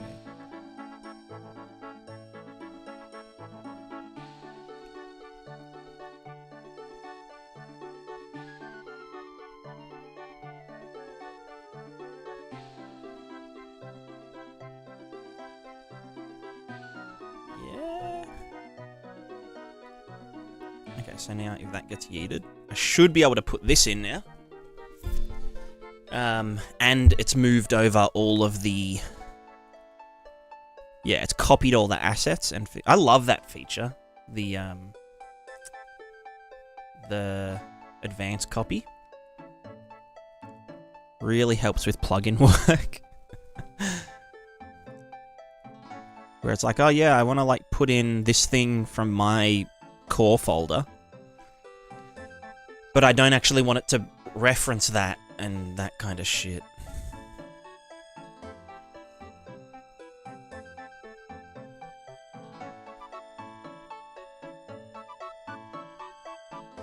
So this is called Seascape Skybox. It's like demo time. Demo World Manager. Which is just to serve as an example for stuff.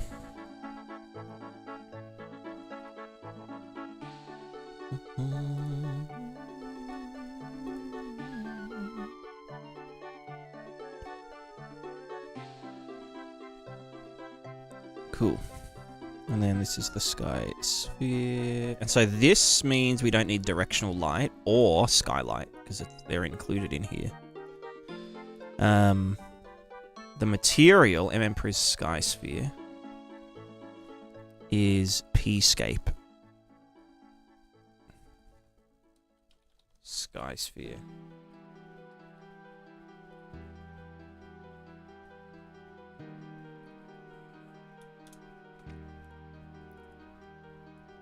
And then this was using, well, two funky-ass textures that are quite big. Do I have that resized in place? Oh, that wouldn't work with a dude, though.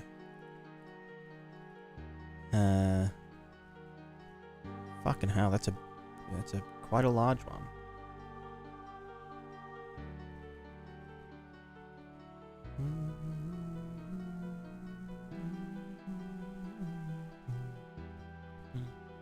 Ah, right.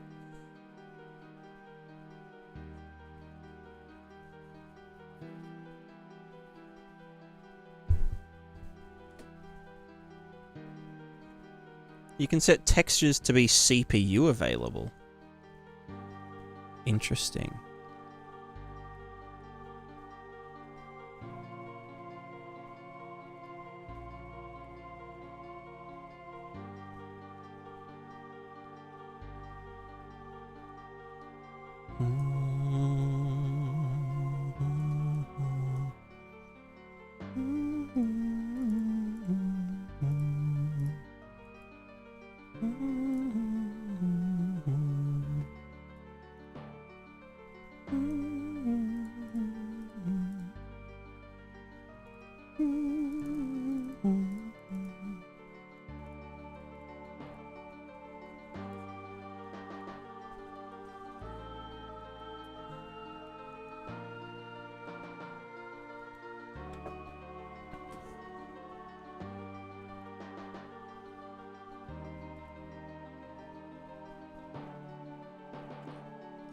Sky, cloud mask, normals. Huh. Where's that from?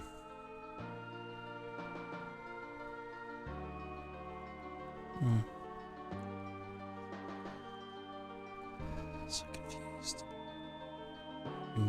True.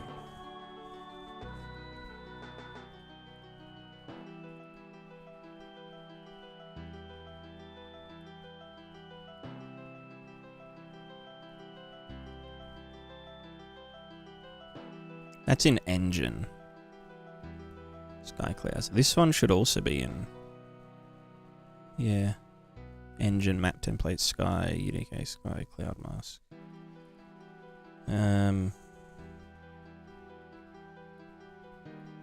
Oh, that's a fucking linear color. Who the fuck?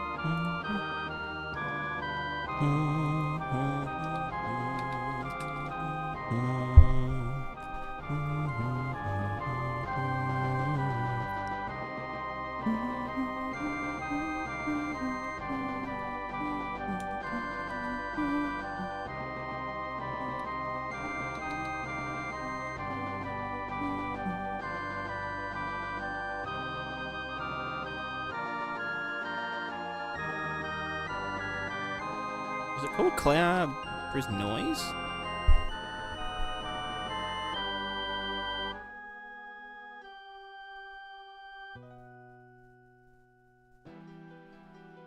Prismatiscape cloud noise. There it is.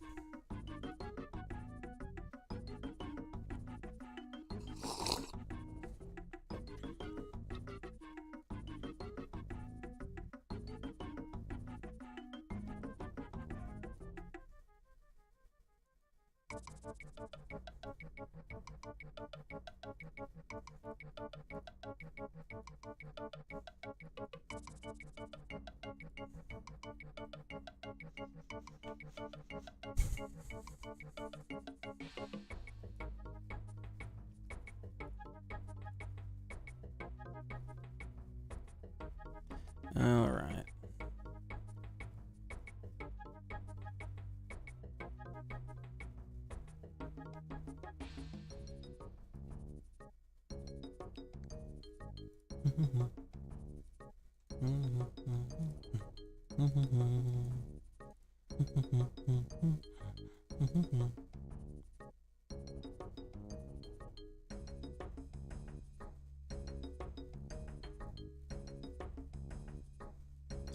I got clouds and shit. Some vision vector, something, fog color, cloud density.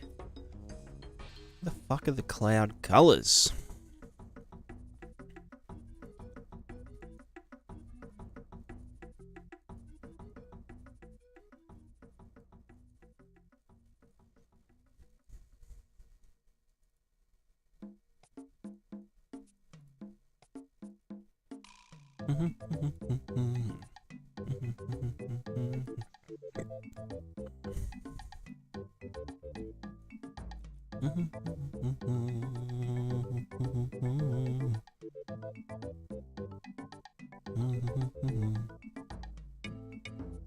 Like not right, yeah, true.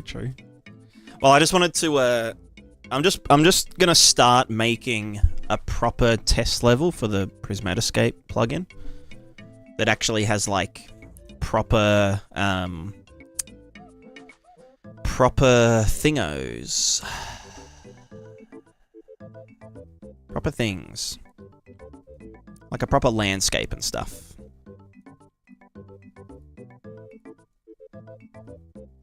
With like more applicable examples, like how do you integrate the plugin into a landscape and that kind of shit.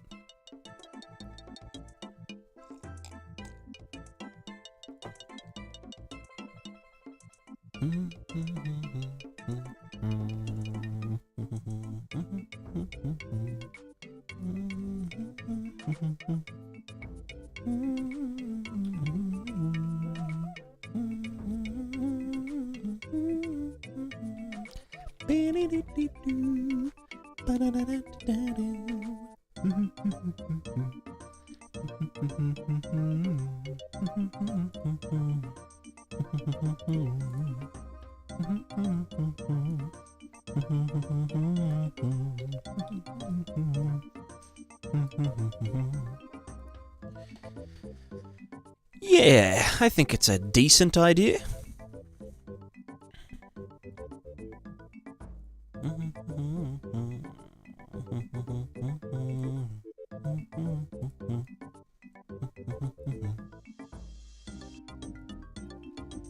Yeah, it also serves as good, like, advertising and shit, you know? Like, if I make a video,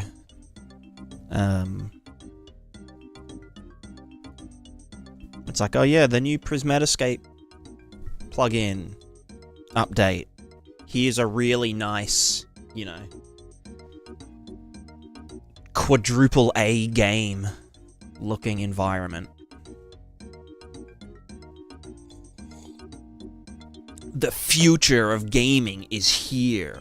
I'll get like a bunch of games journalists being like, wow, one person can do what AAA can't fucking be bothered doing. I don't fucking know. Some cringe shit like that. Some epic cringe moment royales.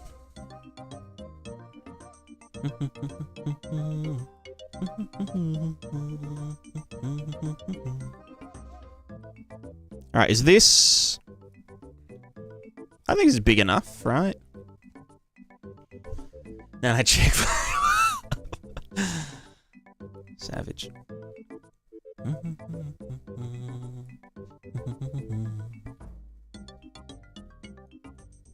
Create Elden Ring on a $50 budget. Oh, fuck. Yeah. See, that's the kind of stuff I'm competing with on YouTube.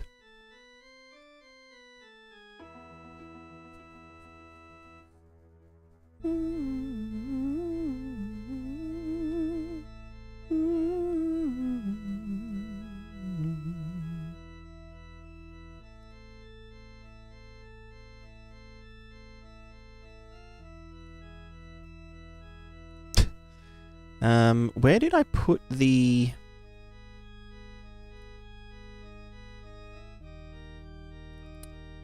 No. Not in there. This one?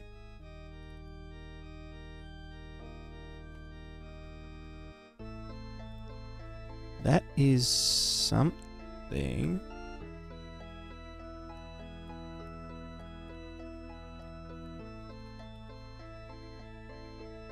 Dude, that Lego kit, hell yeah. Lego! Get it?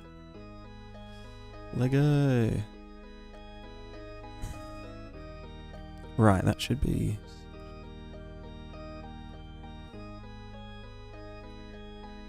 Is that just gonna squish it all down? It is, yeah. But I don't give a... Let's just try importing that.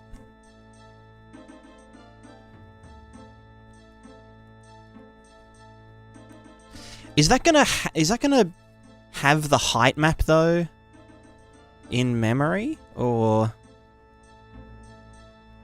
oh, it's only getting the middle of it? Well, fuck. How do I fucking manage import? I want to height map file. Yes, I want to do oh, like I want to resample it. How the fuck do I do that? Import mode. Oh, import type. Resample. Or sub. No.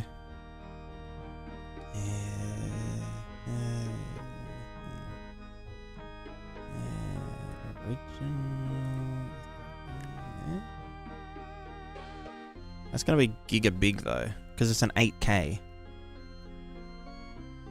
Oh, you know what I could do? Let's just go... fucking... affinity. And I'll just resize it. Any Bionicle enthusiasts here? Hell fucking yeah.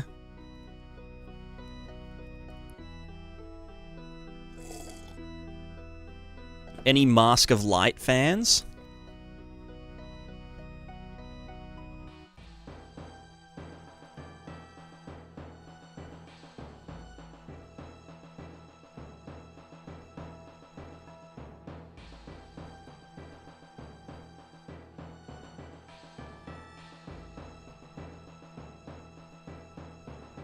Any green Bionicle stands in the chat?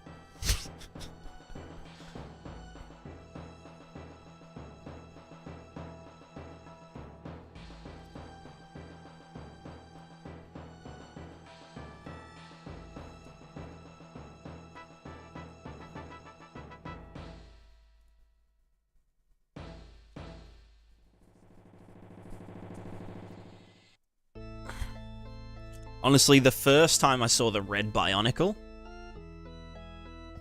that's when I knew that I was bisexual. You know what I'm saying? Attracted to Bionicles.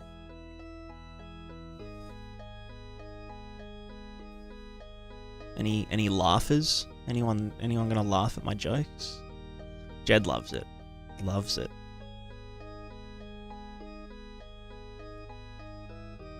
Alright, what's a good texture size? 2048. Oh, you fuck. See why I says I couldn't when I was younger? True, true. Yeah, it's a bit like that, isn't it? It do but like that. I just want this to be black, actually. Let me just fucking yeet this all down a bit.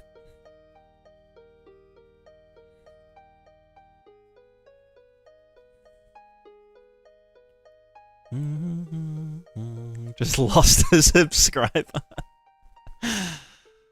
Damn.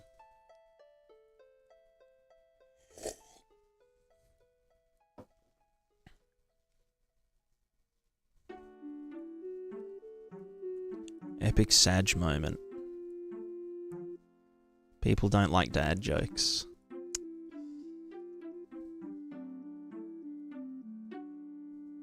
Logan. Loves dreams want to make it sound like advertising as a mesh rendering plugin. It's way faster than any current plugin. Let me know. I'll send it. Perhaps there's a key I can provide once it gets approved for the Fab Store. Interesting. What kind of? What's the gist of it?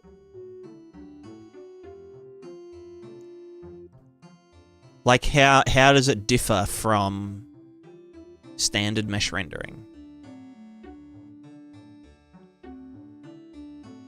How is it? It's. I want to do this too. Okay. And resample, right? Get small. Oh, did that get small? Yeah. Yeah, that's cool. Right, so that's 2K. Pardon me. Sorry, helps. Let me do that.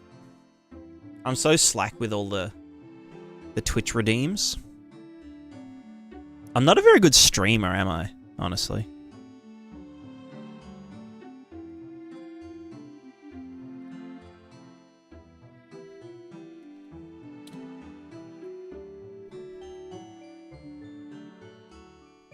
I'm just like I'm too distractible to be a streamer.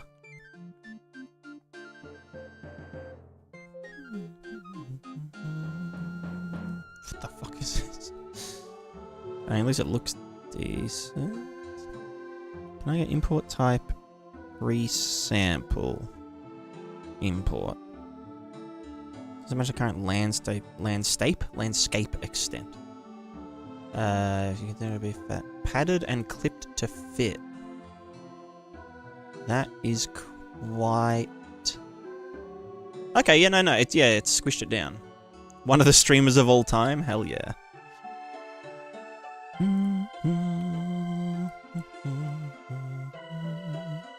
So where is our player start?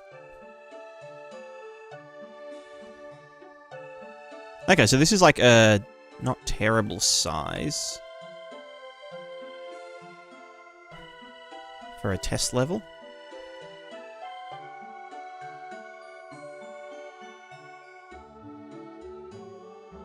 Runtime or static mesh creation. Ah, collision data creation as well.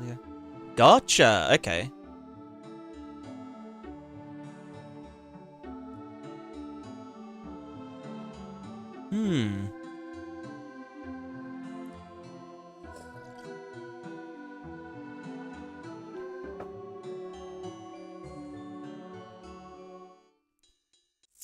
Multi-threads. Yeah, gotcha. Interesting.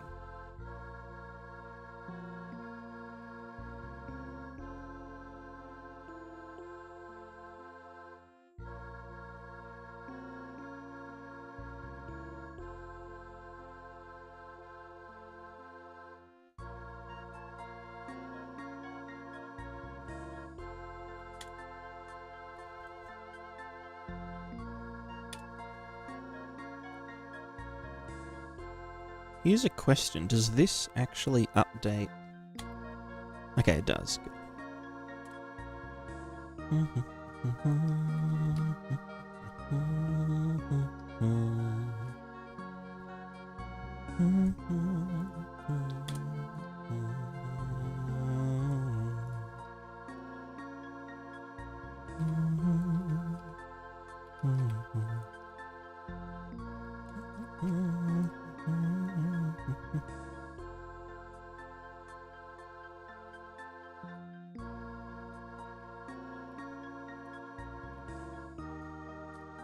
Alright, so if I hit play, then here we are.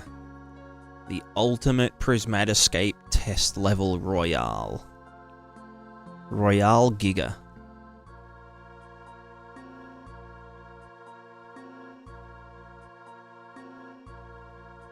Fucking dumb dude. Okay. I might make the character not be able to run this fast, maybe. Maybe I should put the physical character mover in this. So that people can just, like, struggle to get anywhere.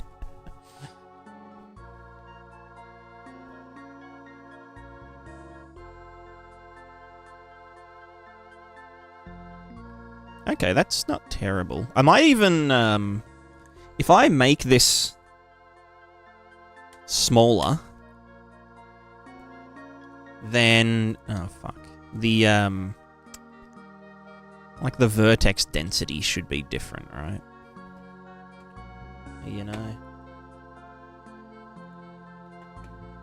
yeah, it'll be like, what is this fucking nanite? Nanite D's.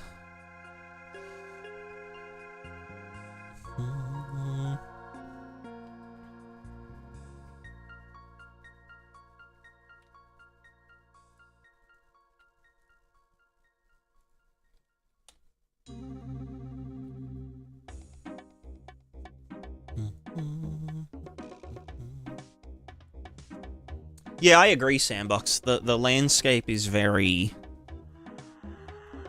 I mean, like, yeah, I get the point that it's kind of just supposed to be like a canvas for, you know, for other things. Like a starting point, and then, yeah, it definitely needs, like, meshes and stuff to actually do anything.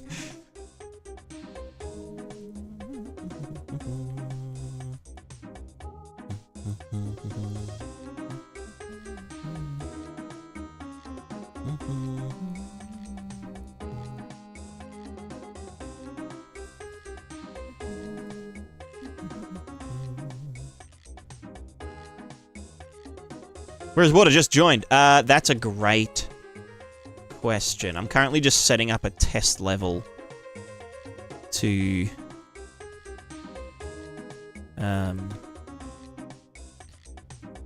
do the thing. Well, that's really big. Oh. Hello, girl.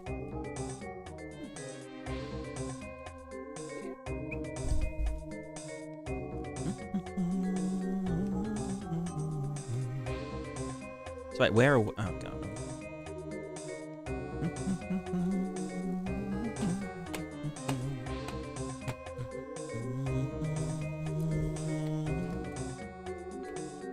Is this maybe too small? No, this is a pretty good size, I guess.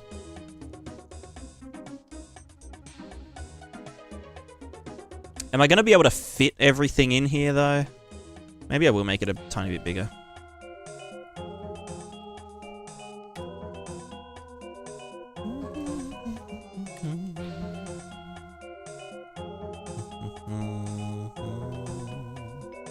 Because, yeah, I want to do like a few different thingos, like snow, a desert, a little forest, grass, some rivers, you know, going down this little mountainy bit.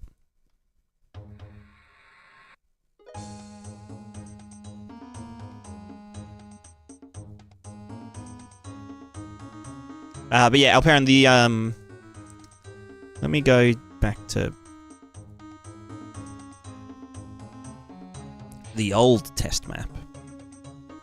Oh god, I was like halfway through destroying it all. So now it isn't actually there.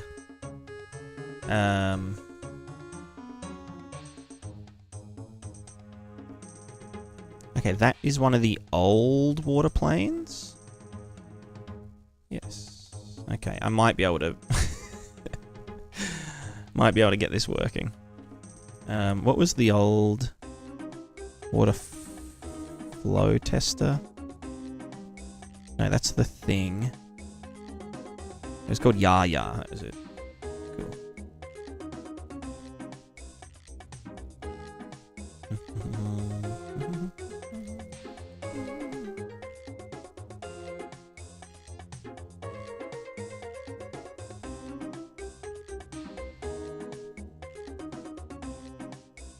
Alright, so the water.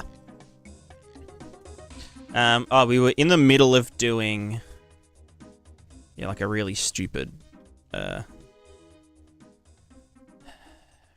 stuff, basically, but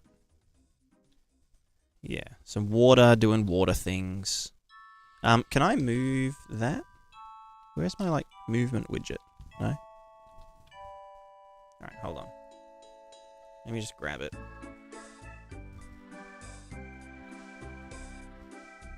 Set it to movable.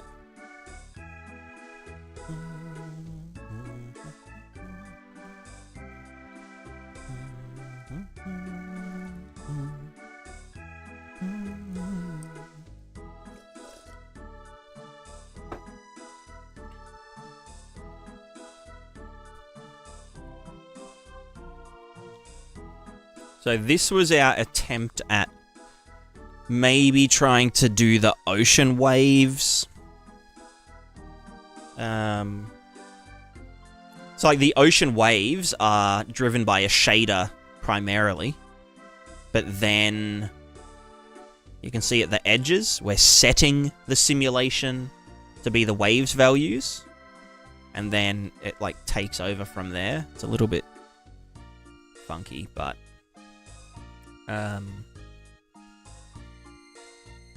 needs a bit of work, but it looks really good for like why is it still set to snap? Oops.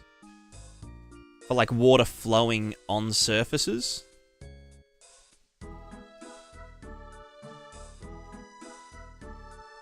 So like rivers and all that kind of stuff.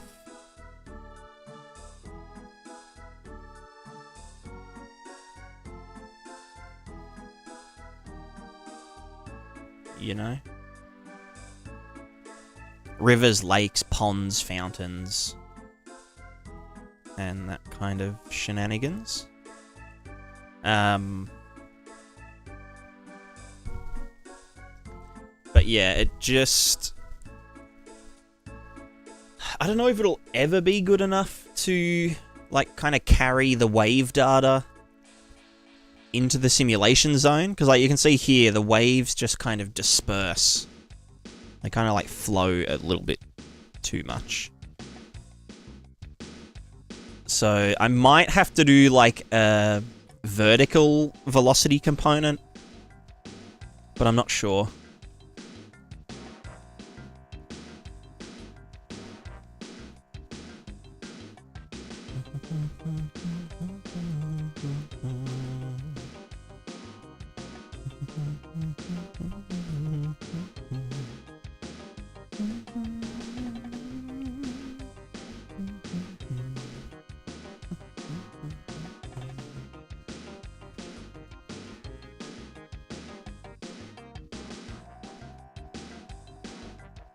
Oh, that's why it's... Right, because I'm setting the height. But yeah, like, if I just grab... Let me just, instead of doing that shit... Domain data... instead of doing this, water column height is just going to be water column height. Oh, maybe water column height plus...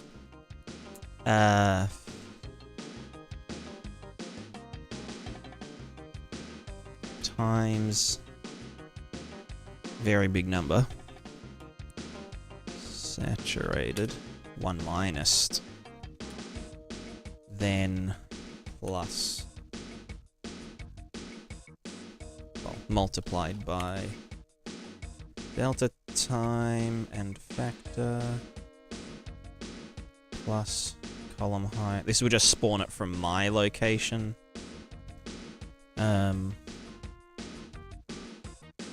You know, 1 delta time per frame. 1 unit of water per second. That's not very much. Maybe 10 units of water per second. Again, that's really not much. What about 100? Maybe in a slightly bigger radius as well. So like 20 units per second. Oh, sorry, girl. Okay, well. Don't need that either. There you go. So, okay, again, this is still not enough to do anything. Let's just fucking ramp it up. 200. 200 units per second, whatever. So you can imagine, like, if we had a river mesh, like a hand-placed river mesh, we could...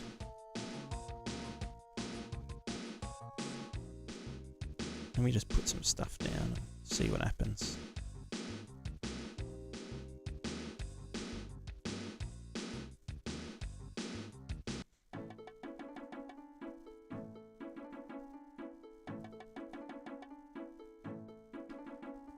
Cool. Maybe one more just for good luck.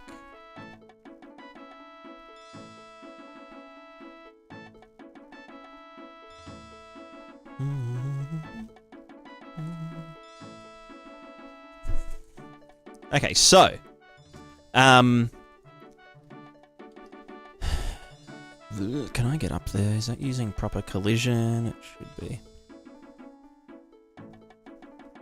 So yeah, imagine we have something at the edge that's like setting the water height based on our, you know, our hand-placed rivers and our hand-placed lakes and whatever.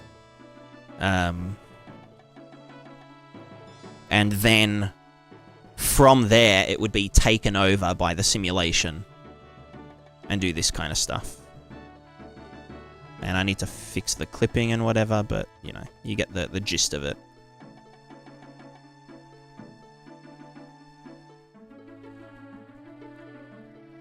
I'm so sick of the... It's because of the WPO, isn't it? The cursor... When you move the cursor, the frame rate just, like, drops a shit ton. Because I'm pretty sure it has to do a... Is it doing a GPU callback? Or is it actually assessing all of the WPO verts on the thinger?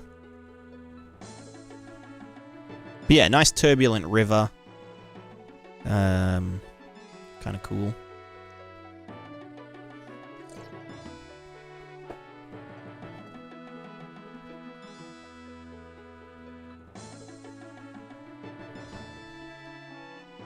And then this is all fully interactive as well. So like the wind, if you set off a bomb, then the bomb will blow all the water around and whatever.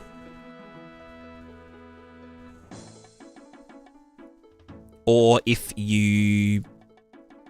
Oh, yeah, okay. If you push something into the river, you know, it will change the elevation and whatnot. I might try and find a way to do distance fields. Because, like, what I'm doing here is I'm doing, I'm sampling RVTs.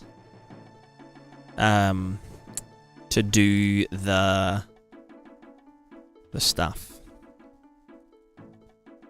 To get the height data.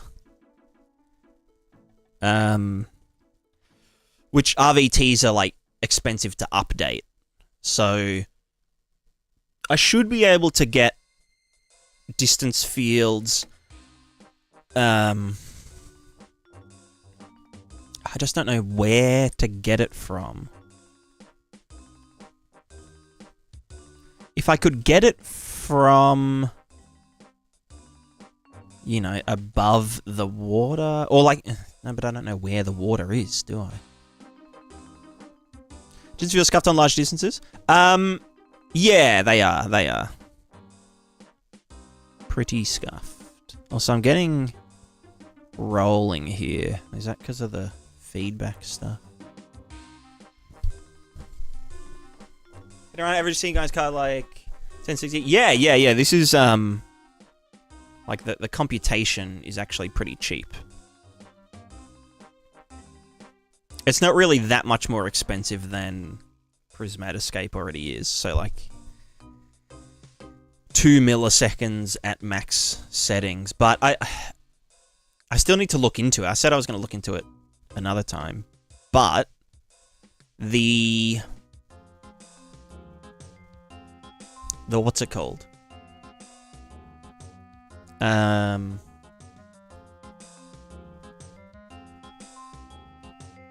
The thing.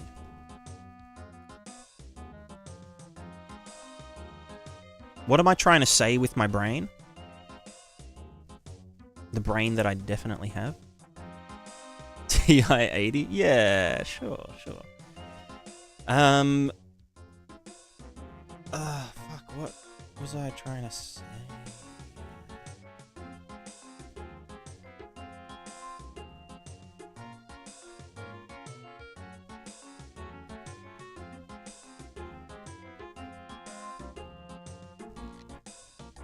There was something.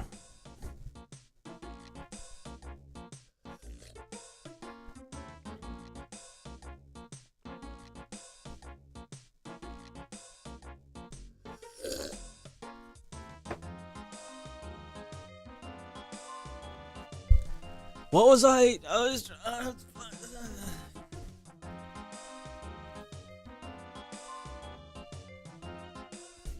What was I trying to fucking...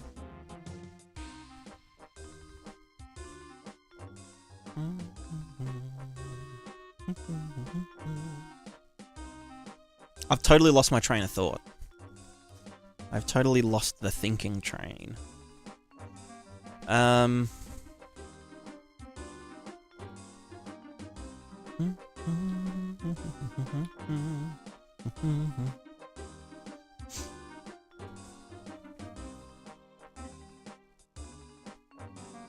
totally lost. Now I've like forgotten what I was trying to think about.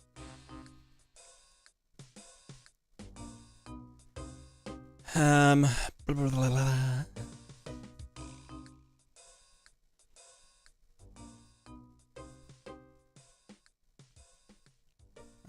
Answer me this view. Can I run a sing guys card? Da da da. Right. They said that rendering, like with 5.6, rendering and compute get done in parallel on the GPU. As in, like, the draws get, you know. Like, obviously GPUs do heaps of shit in parallel anyway, but they draw things one by one, right? Which also means that Niagara compute sims, like this, are likely being, like, you know, sequentially drawn as, like, a rendering element. So it's like, okay, render this, render that, render that, render that, do all the depth shit, blah, blah, blah, blah, blah. But before we do all that, let's update the Niagara systems so that they have the new positions and shit. So that we can render it and whatever. Or, like, you know, make sure we don't render that until we've processed all of the new positions and shit first. But if you could just do all of that compute simulation, which they use to do, like, the lumen and the nanite and all that, you know, the bullshit stuff. But if they add Niagara GPU particles, as in, like, the particle simulation, not the rendering of the particles, if they add that into this kind of parallel, you know, draw stuff, then Prismatiscape kind of becomes, like, free. If it could be computed while everything else is getting drawn to the screen. So it could be like, although it has to draw to the render targets. Well, maybe it could be done fuck, I don't know.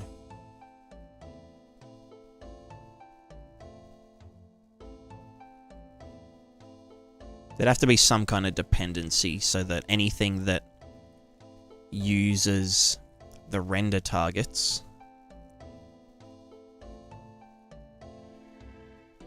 I don't know. Maybe it could do some, like, previous frame bullshit, but yeah.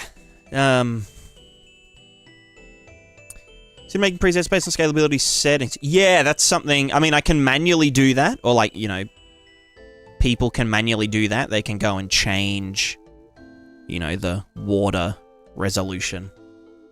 So instead of 512, it could be 256, which is like a quarter resolution.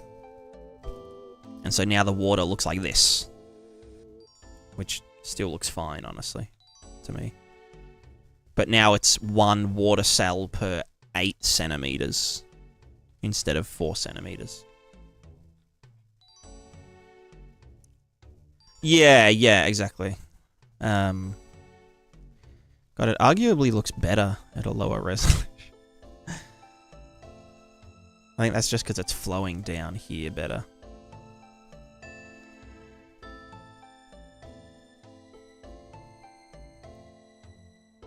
The only reason the water was such a high resolution in the first place was because of the ripple. Like the capillary ripple element of it. But I don't know, maybe I'll revisit that. Or do them as separate grids. So like a 128 grid for the WPO like drawing, where we draw The waves. Where the fuck is the wave data? Have I disabled that? Or do I not have the ocean manager? No, I do. Maybe I've disabled it. Yeah, so a grid for that, a grid for the water surface and velocity simulation, and then one for the tiny little baby ripples that, you know, that we all know and love.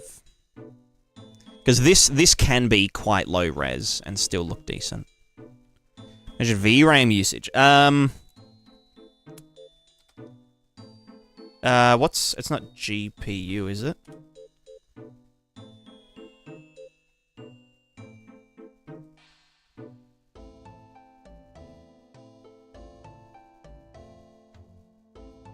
Why is virtual texture at 0.3? Is something invalidating that?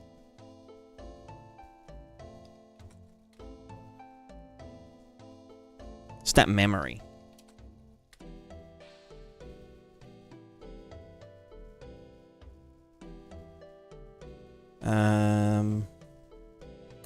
Where would...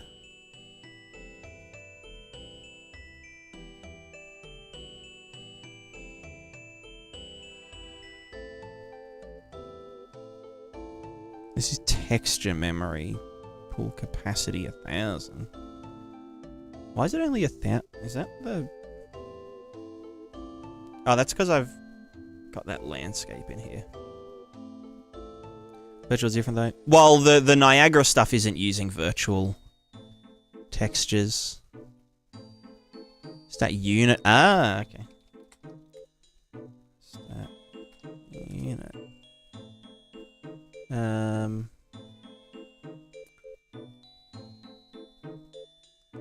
It says memory 6 gig, but I'm guessing that's like RAM. Like RAM. Frame game draw. Alright, try to. Yeah, I don't know.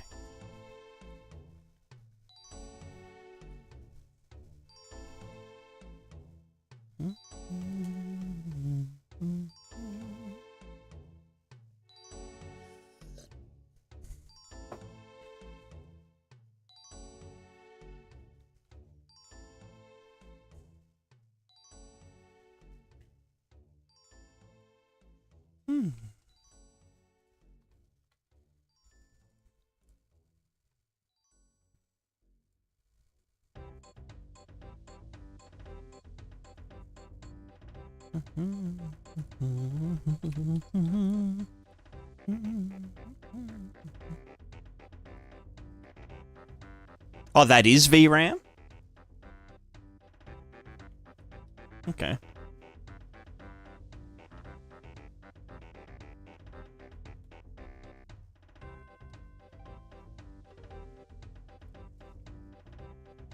Yeah, I'd have to isolate how much of it is from the plugin and how much of it's just from having a bunch of shit in the editor.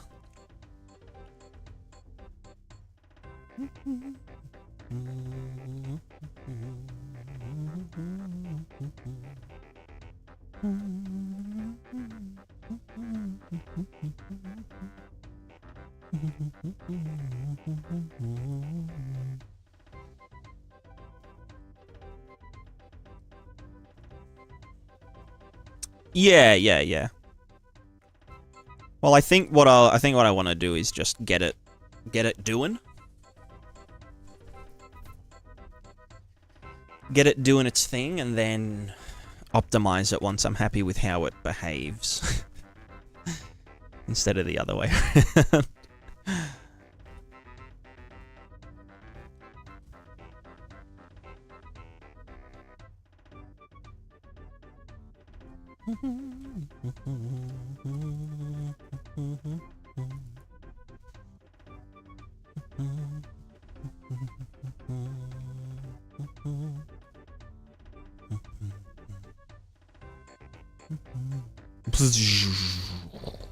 Look at that sweet waterfall.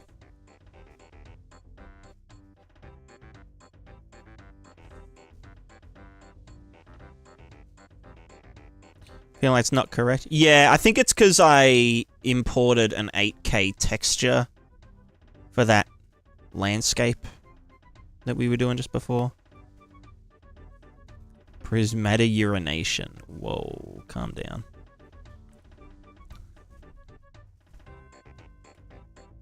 Calm down. I don't want to know about the next Sable.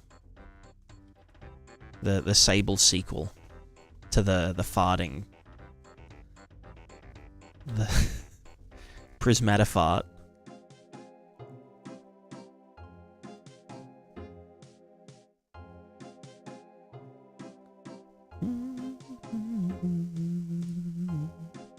Pismatiscape.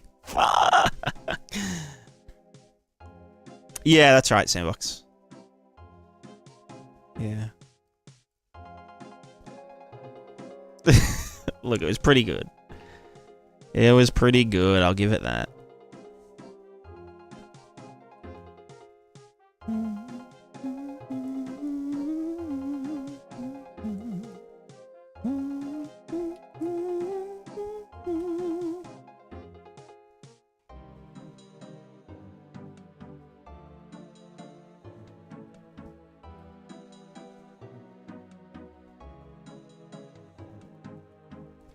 You can create a wonderful water magic system? Yeah, exactly.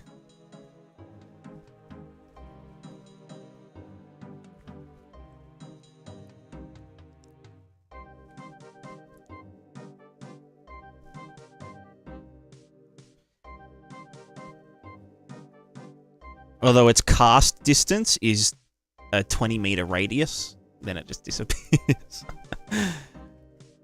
Although I've intentionally zoomed this out a lot so that I can see the simulation edge, because that's kind of important to a lot of the stuff.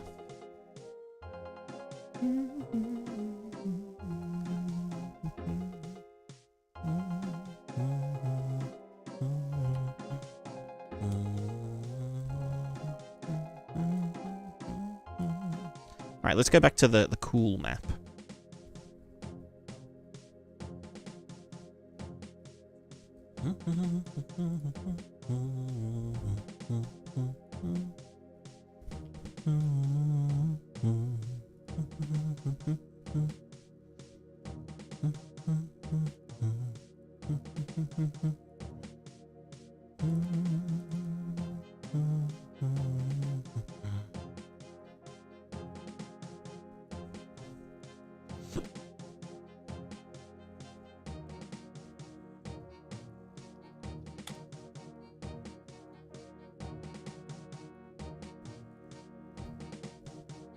Where's that damn light function?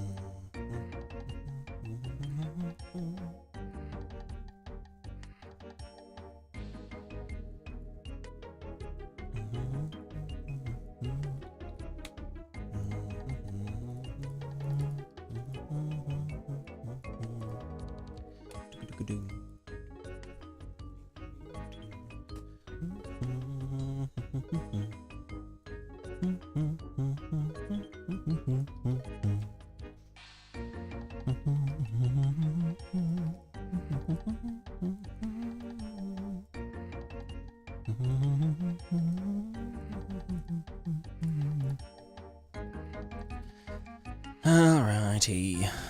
Let's see. How do I want to do this? Oh god, I've got to like do fucking landscape materials and shit. You know what I could do though? I could just not do that, and instead I could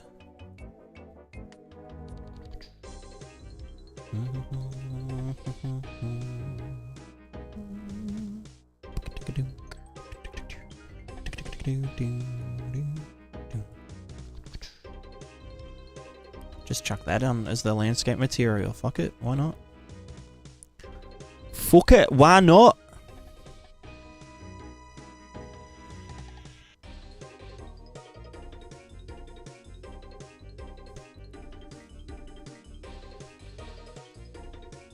Wow, now it's just a wetness simulator.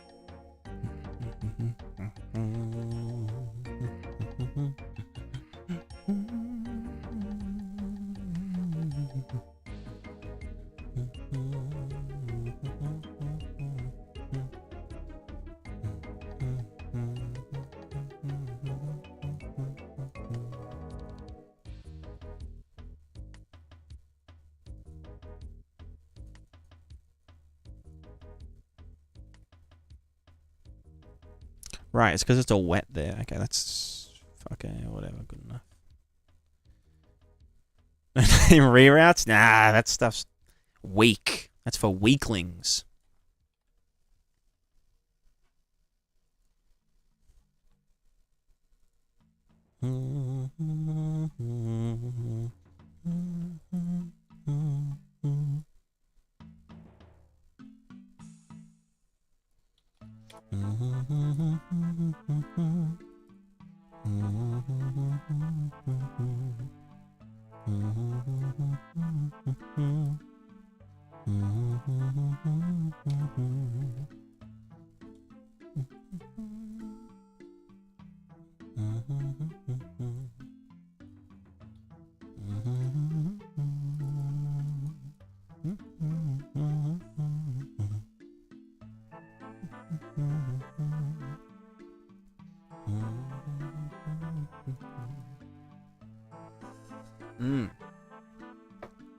So beautiful.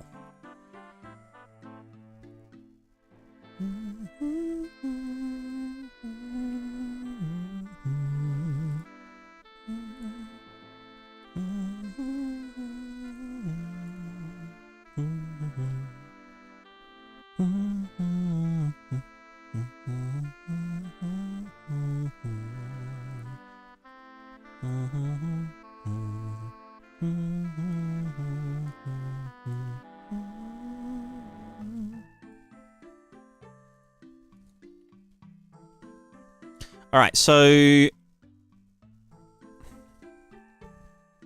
feel like this isn't tall enough. Get tall, boy. Play it starto.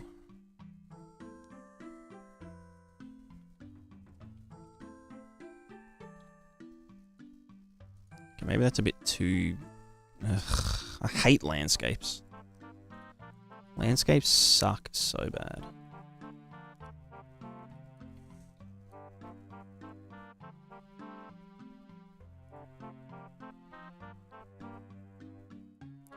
Alright, let me erode these sculpts. Erosion. Oh my god, what is that?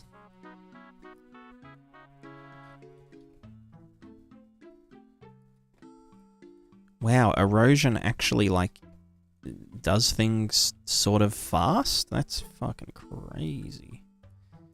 Can I do hydraulic erosion? Yeah.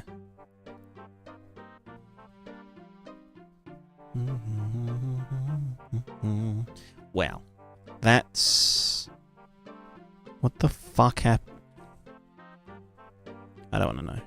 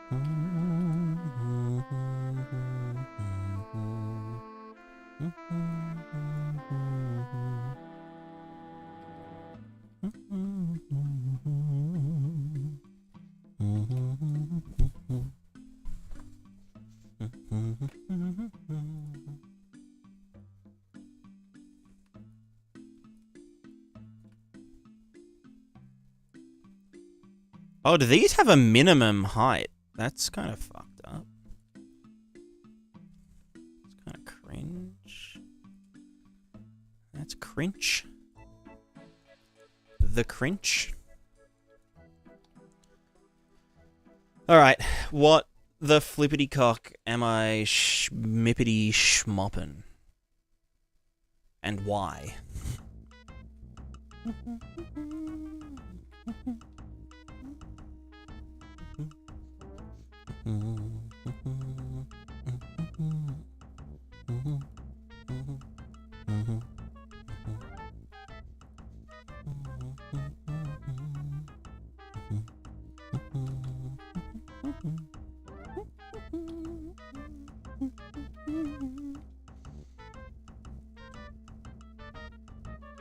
Yeah, cool. So firstly I need... We need some water, right? Let's go to the demo meshes. Fucking subdivided plane, this guy.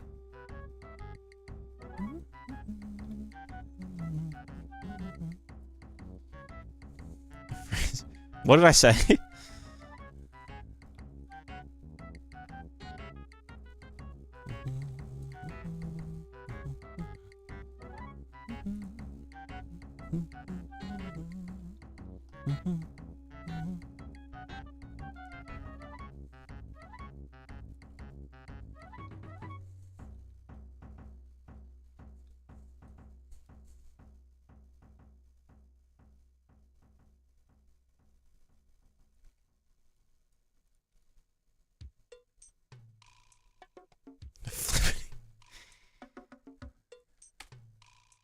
Alright, to be fair, it's kind of funny.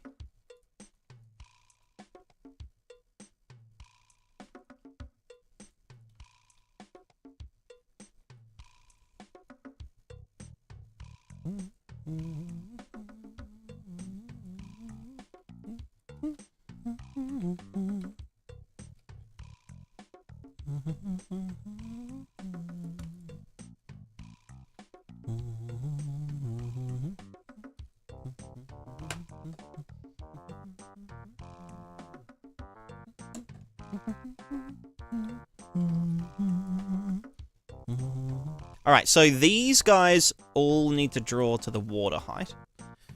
Runtime, virtual texture. These go to the water height and also water data. Probably. Oh yeah, if they're rivers and shit, I guess. So, what we need to do is, at the edges, whilst we are edging, we need to... Also, let me turn off a bunch of the other shit. We don't need wind right now. Wind can fuck off. Save my stream. Gerstner waves we do need, because technically lakes can have waves. So, get water domain data. You're just getting all of the shit. Also, don't look at this. Is just, it's, you know, just ease up. So we essentially want to set water column height to be this. Water column height lerp. Instead of this shit. We're gonna do... Well, we've got the waterway WPO. We have the water landscape height. We have the water surface.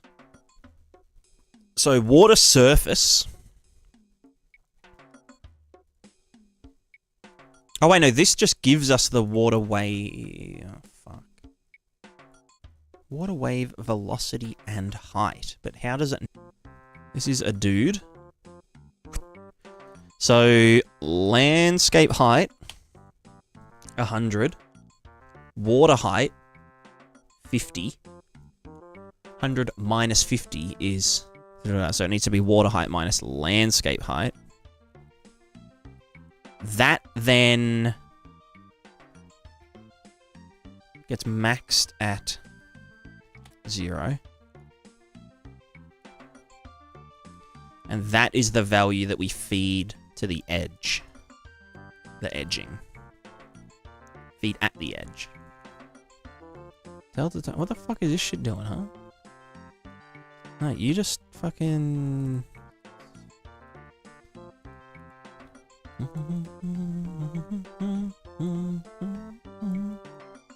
Okay, so this should, in theory, do water. Should do the water. The water thing. So we don't see any water. As we go over here, we see fucking nothing. Nothing going on. What have I done wrong? Is it the inverted?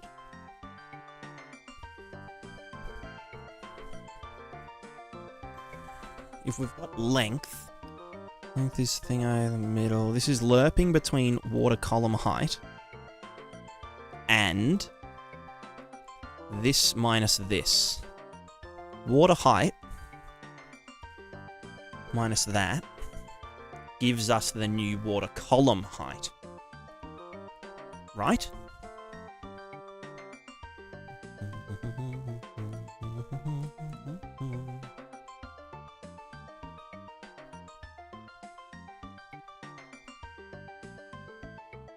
It's kind of hard with the fucking render target being shit.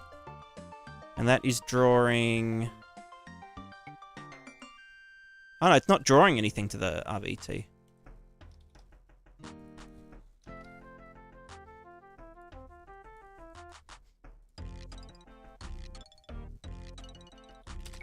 Because I'm dumb. Bam. Cool. Okay, so now it might work. So if we go over to here, and we look at the edge... Yes, okay, so it's setting the edge to be the water height that we've specified. Ignore, like, the outer bounds stuff happening.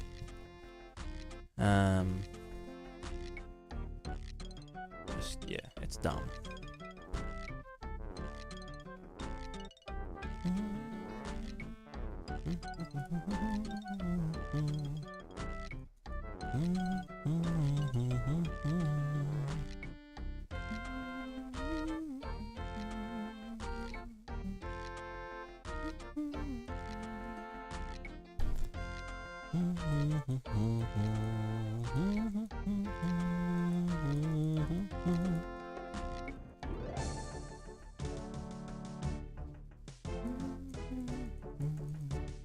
Right, and this will clip because we're not actually...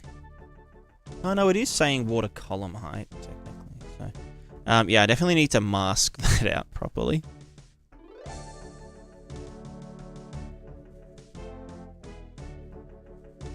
And yeah, I don't know why there's a discrepancy here between the edge And... Oh, wait. Is this just getting the...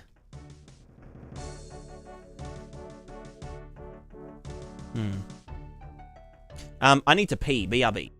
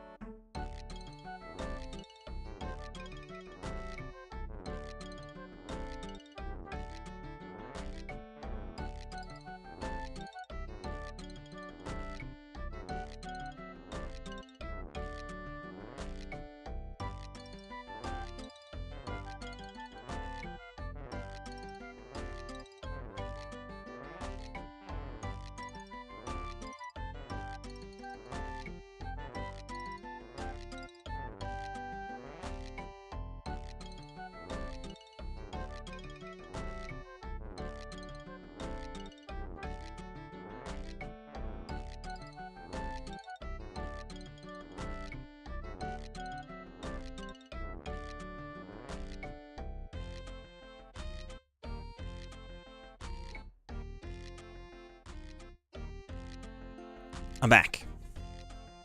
He's getting reference? Wow. Wow, wow, wow. Wowie. Crazy. Kind of funny, though. Maybe kind of true? Just kidding. Not true.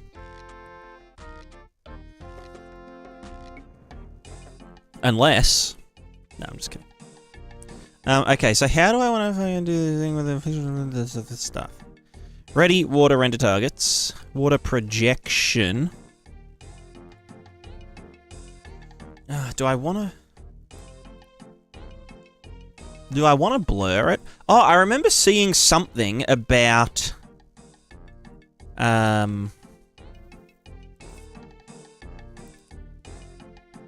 where was it? Somewhere in...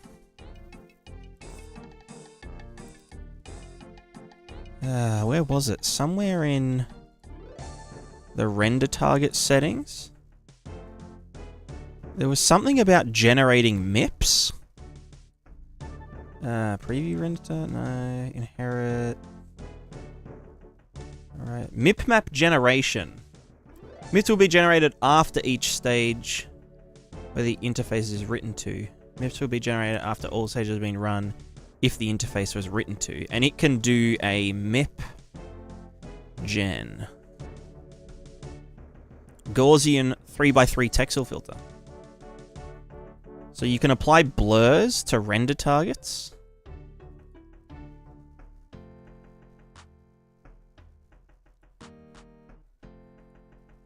I don't know. Apparently.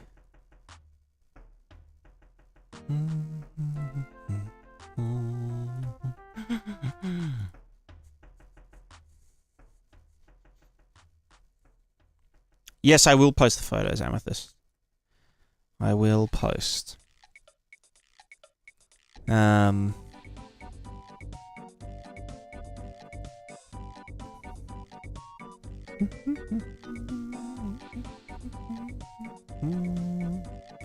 Yes, that actually does it in the... So yeah. Anyway, for now, let's just do the water drawing. Ready, water, render targets. So what I want to do is the final height. Instead of doing a height value, sorry, a height offset value, we instead want to do an absolute height. So we're just going to get this plus some value. Water landscape height.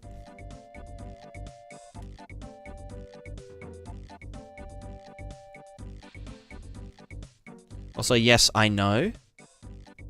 It's very fucking messy.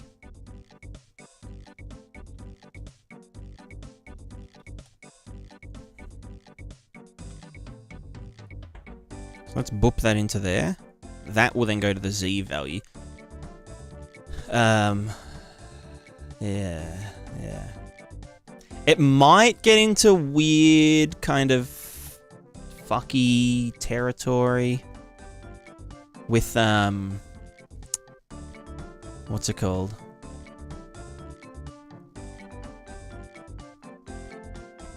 Okay, where are they?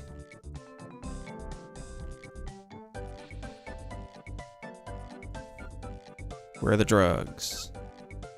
Right, I need to actually adjust for that in here. So instead of doing sample the landscape, we want to sample the dude.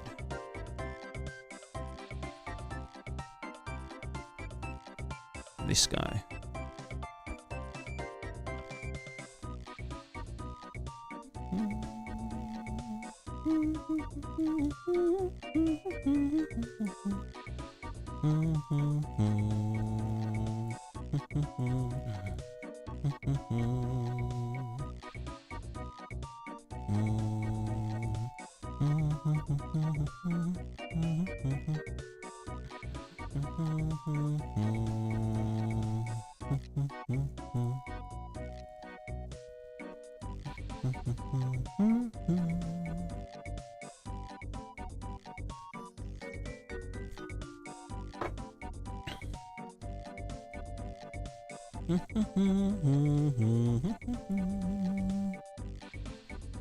Okay, so where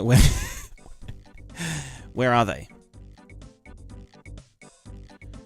Where are the drugs? So we're getting the world position. Ah, is it just this? We get the current world position, 100 or whatever, minus whatever it's supposed to be at. No, that doesn't make sense.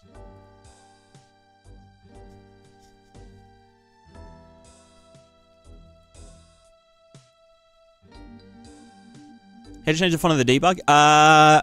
It's in project settings somewhere. Hashtag somewhere. Let me just get rid of the opacity mask. Is that what this is fucking about?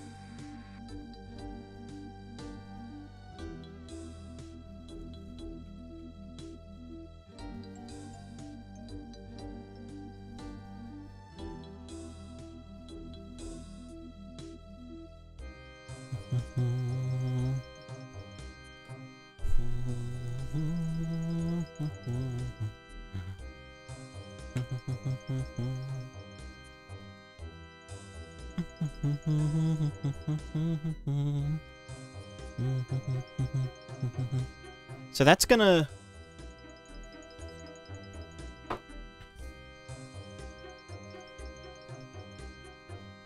No, I think this way was correct, right? Oh no, we can check.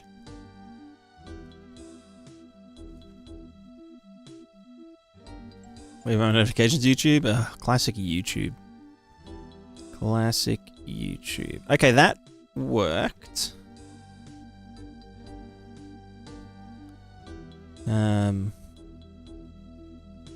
Again, because there's some discrepancy. And then in theory, that should just be, well...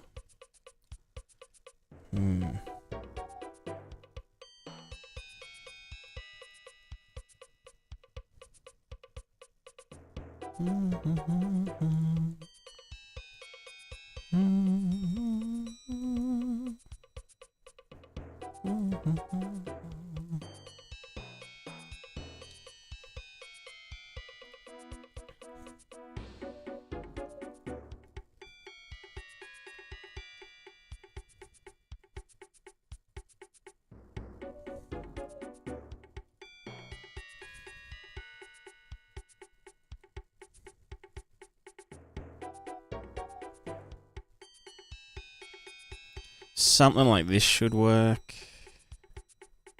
So that, like, out of the boundary, then there's no frickery.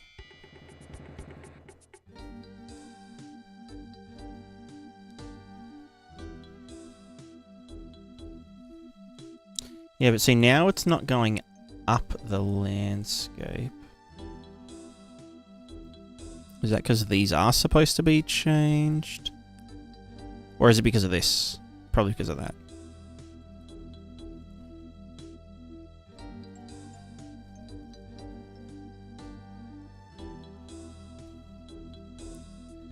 Yeah, I think it's supposed to be the other way around.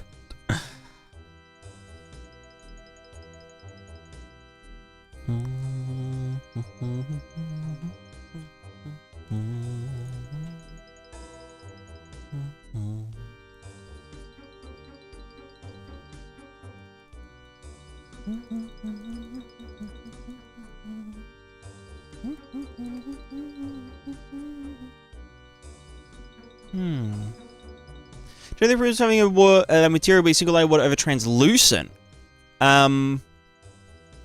Just wish translucent selection switching worked with single layer water. Yeah, true. Yeah, I'm not... I know that single layer water reduces overdraw if you've got multiple, like, for example, water planes. So if I stack this water up here, it's not going to render the water behind this water.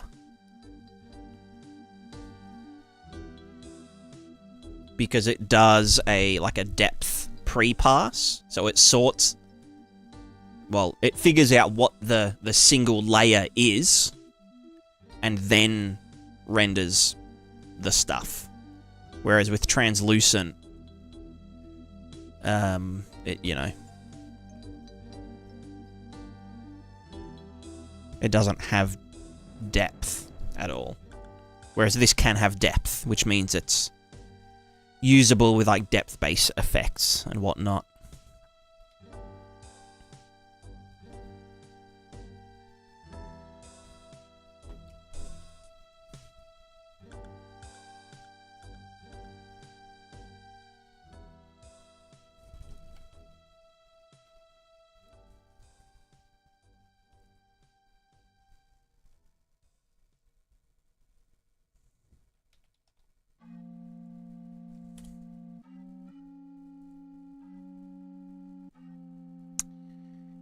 Yeah, I mean, translucent isn't inherently expensive. It's just that, like...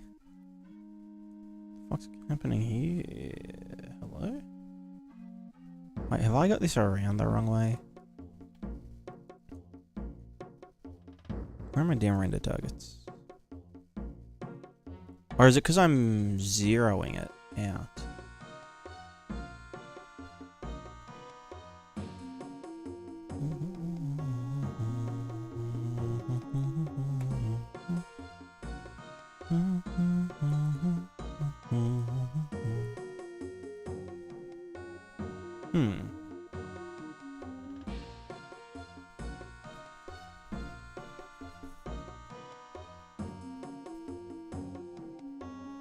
Is render a pass for each plane? I imagine it might be because usually with single layer water, you're using really dense meshes with a lot of world position offset effects, mostly.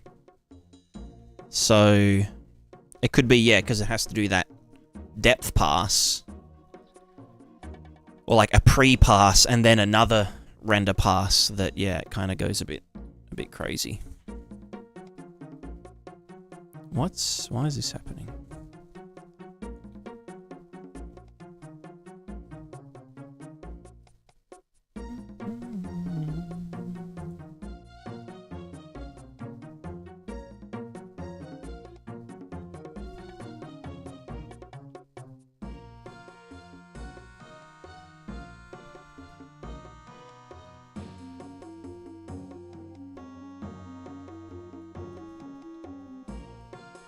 What's happening at the very boundary? See that? Like, what's that doing? Oh, is that because of the offsetting me?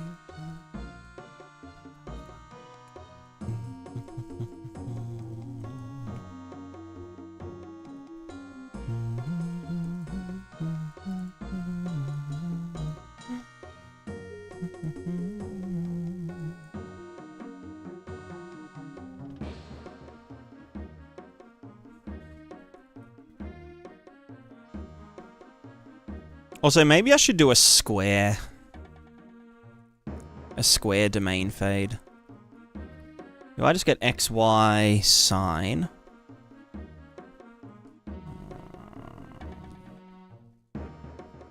XY divided... No, sorry, XY multiplied by 180?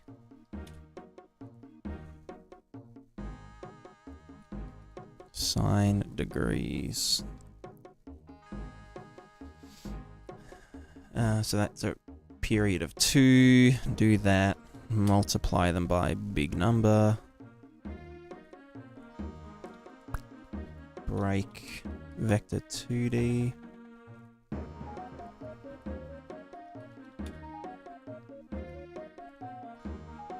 And then... Well, clear, I guess saturate, and then...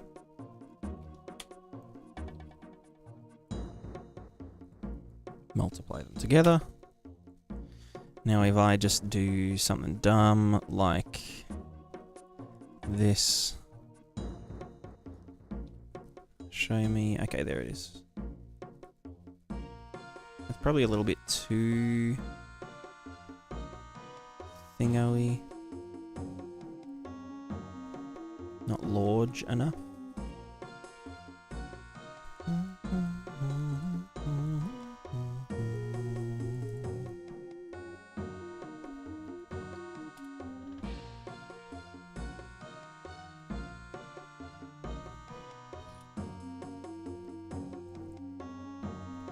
Give it a bit of padding.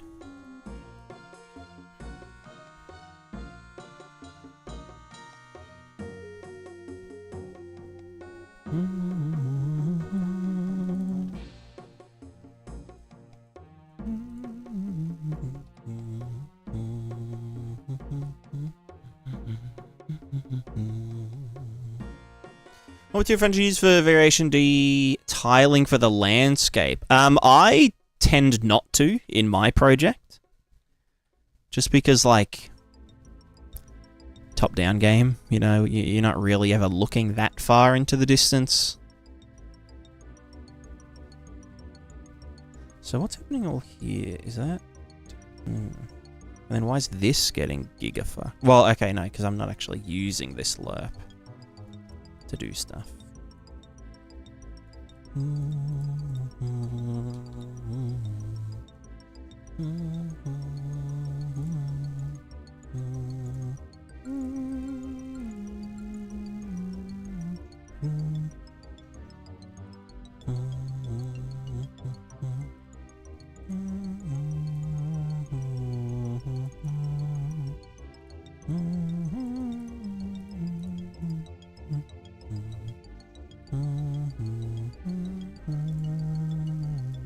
What if I do the contrast after this?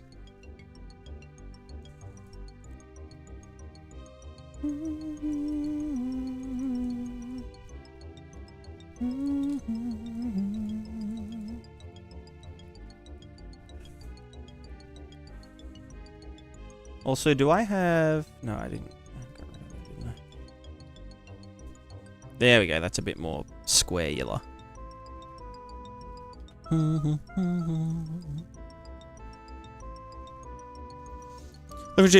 Texture bombing that will still look good. Yeah, I mean, texture bombing isn't that bad if you use a...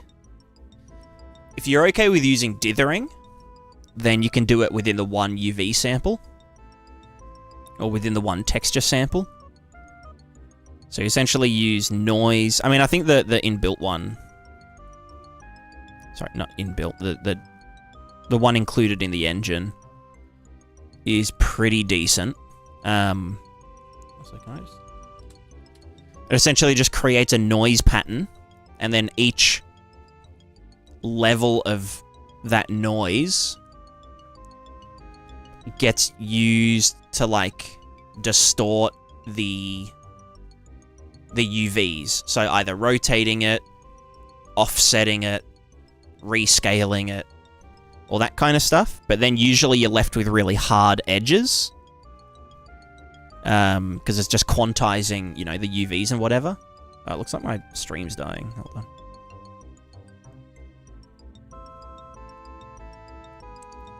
on. And then you can put in like a noise texture to break up those, you know, the sections. And you can also dither.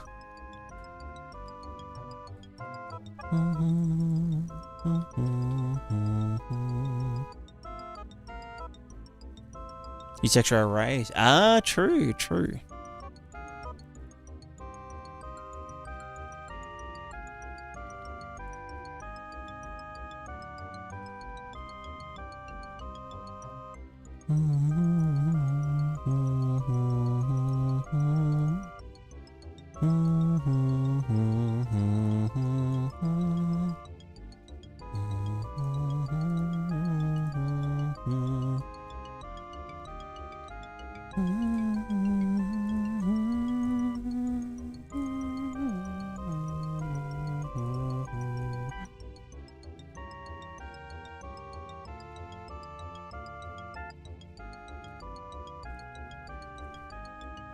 Yeah, texture arrays are pretty sick. Fully sick. I think my cat farted. Gross. Alright, so now we just need to do...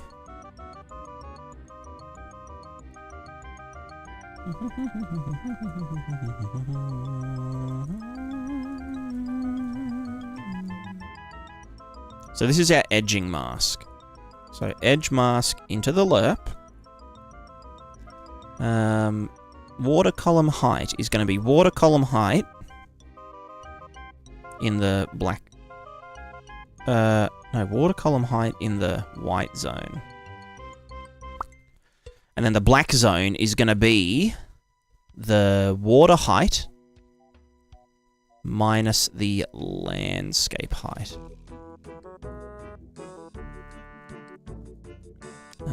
And never go negative. No negatives allowed. And then we're just going to lerp the water column height to that position, or that level. I might also just go to the ocean manager and just go like... Just turn the waves way down. Also, why is this not doing shit, you know? Like, water puddles, water fucking blah, blah, blah, blah, blah.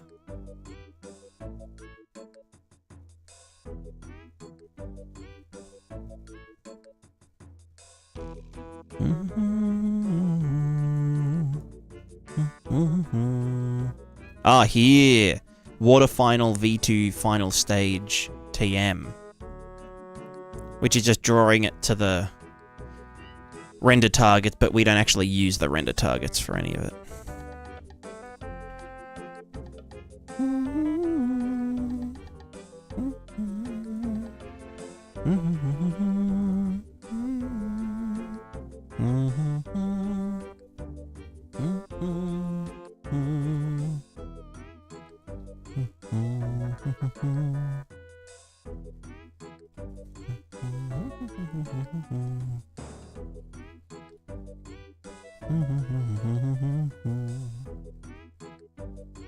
Collision, no collision.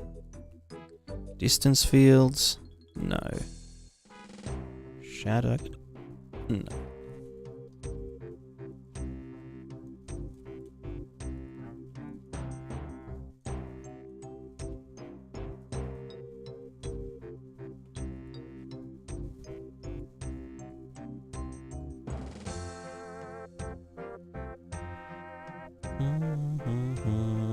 Right, that's... Okay, that's from a different thing. That's from the offset.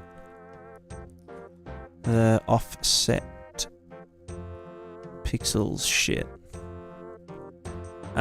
So the column height, we don't want to zero that out.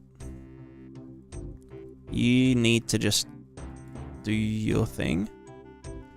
The flow wetness can probably... Yeah. Water flow doesn't exist anymore.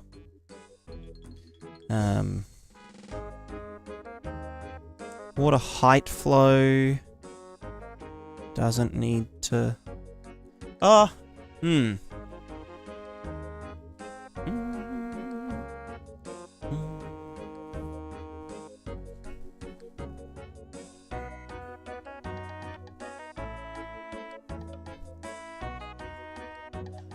rather than making prismatic version, more or less of fluid flux. Yeah, pretty much. I'm adding it to Prismatiscape just because I wanted to, you know, overhaul my water and stuff. Oh god. Okay, what else is being tampered with, and why the fuck is that all fucked up? What's getting yeeted here that shouldn't be?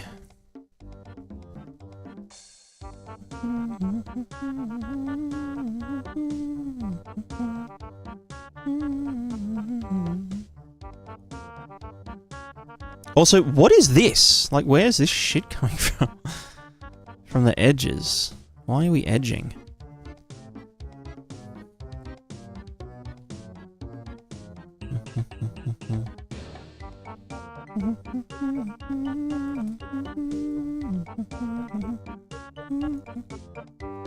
Checking Black City's red, still under the bad area, everything is okay.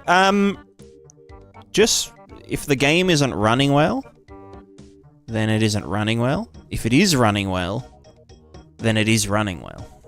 You know?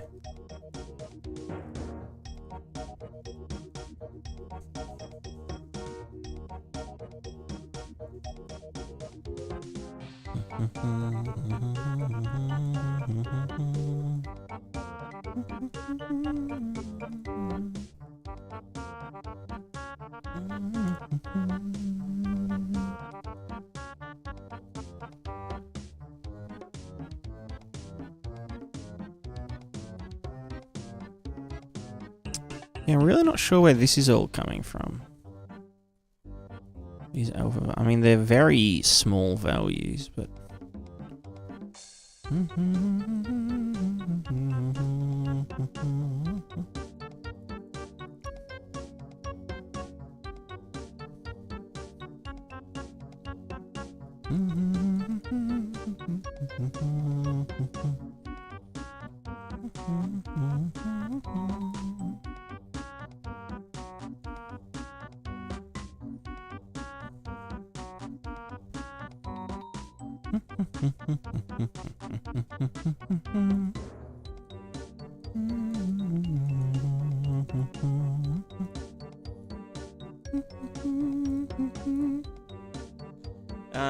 Water flow. Water height.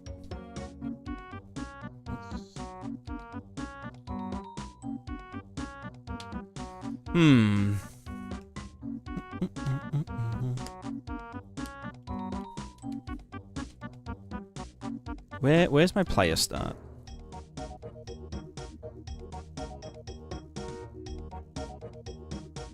You know, it could also just be that the height RVT... Oh, wait, did I?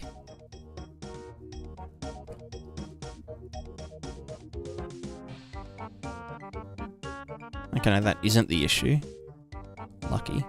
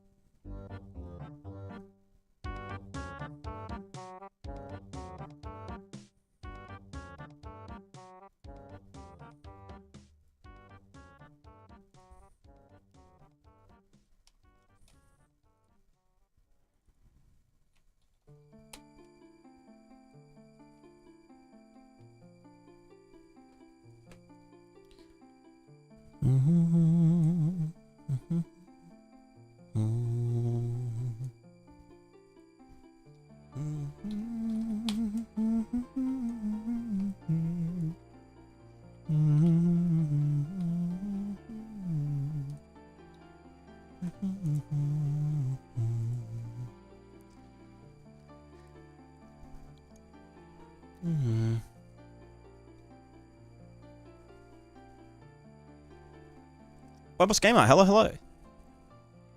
On the mentioned downsides, fluid fluxy multiplayer compatibility. Is that actually a giant hurdle to your game multiplayer? So it kind of depends, right? It depends how much you care about. I guess it's like a factor of two things. It's like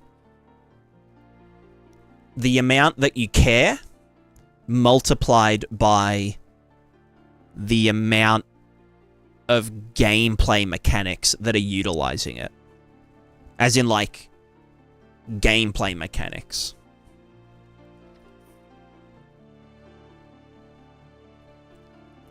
So, like, if you were using it to do the ocean waves, if you were, like, simulating the ocean waves, then yeah, it would be a bit of a...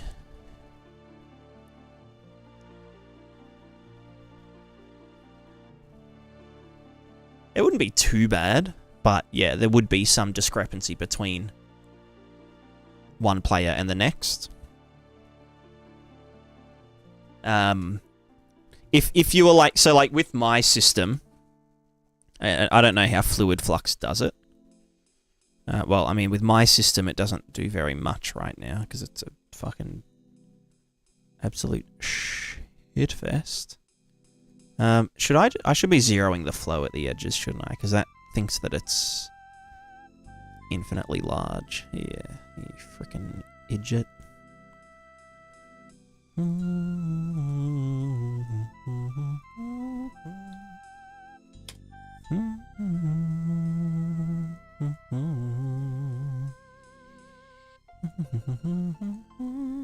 Sorry, one sec.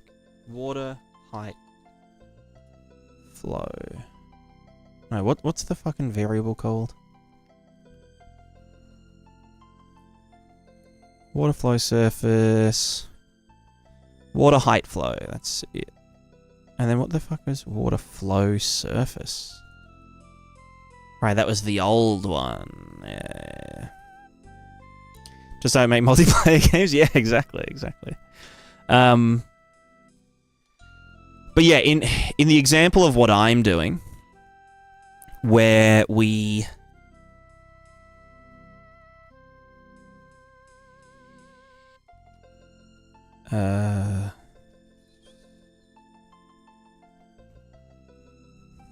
Sorry, I'm really brain dead right now.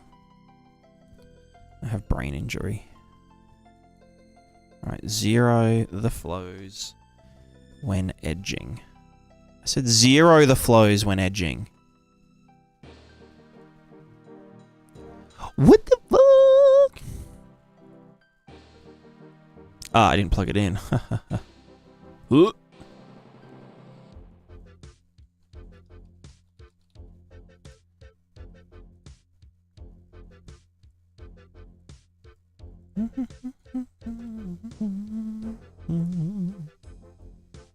Oh my god, I said zero, you shite lord.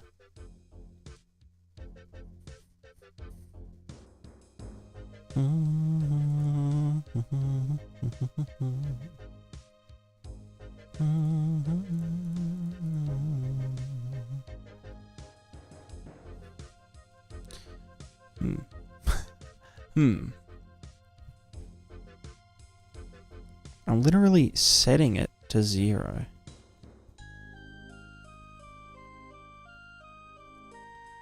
Add water velocity went to water sim. Fuck off.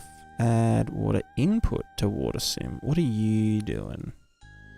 You're just setting velocity and height based on my dude. So that's fine. Derive water flow surface. This might be the issue. Do I need to mask the edges here? Because if I mask the edges... No, because the flow doesn't actually... No, that should be stable. I'm just going to turn off all interchange between velocity and flow. Yeah, so... If you look at something like Sea of Thieves... The Thieves Sea... Okay, this works fucking fine. Not... Yeah. Yeah. There's a little bit of fuckery, but it's not... Terrible. Ooh, why is that... It's like there's a difference between... Like, what the fuck is this shit?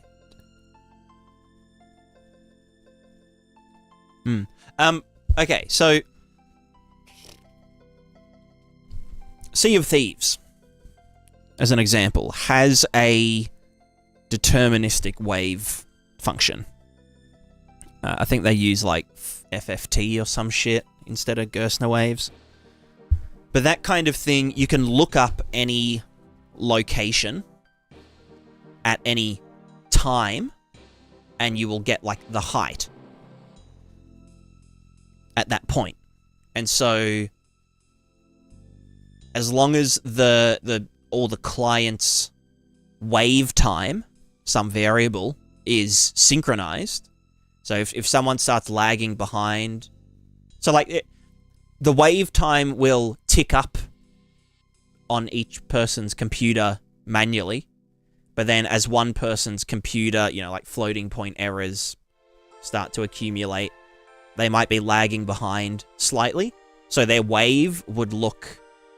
If you had the computers running right next to each other, one of the waves would be slightly out of sync with the other one. So you just send periodically, oh, what's the difference between the client's time and the host's time? And then you just speed up the client's time, you know, by like a little bit to match the other dudes. And so for that, because the waves are completely deterministic and whatever, it's really easy to do water. However, when you start doing silly things like simulating the ocean, then it can be... You can get completely different results, you know, for the same given time. Because, like, it's not deterministic. It's very chaotic. However, my idea is to essentially, like, have a simulation zone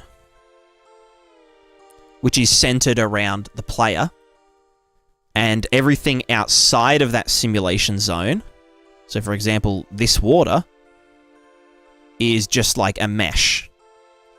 And it will be doing, you know, wave, like Sea of Thieves, you know, deterministic waves, whatever. But then as we move into that location, we start... Okay, is this working? That's surprising. Now it's like in the simulation zone. And at the edges of it... Okay, my character's just gonna fuck off now.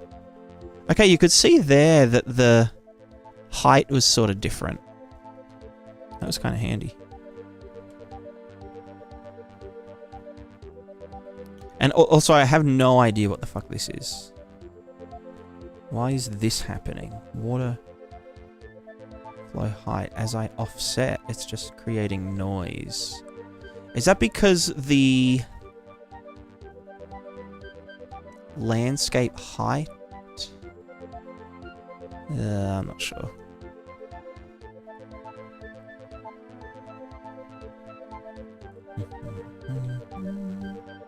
So yeah, in my case, it might be okay, because we're going to kind of lerp the simulation, or we're going to ease the simulation to the deterministic waves.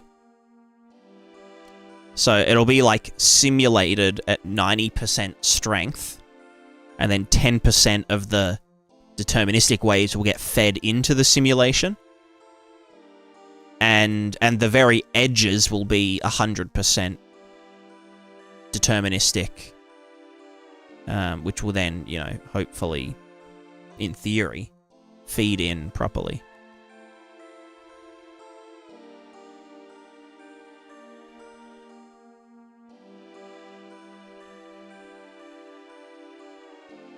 I just want to get the domain data float Venice. And then get our landscape height value divided by large number. I don't know, 8,000 absolute. Put that in. Down to our render targets. Get Venice. Put that into the alpha.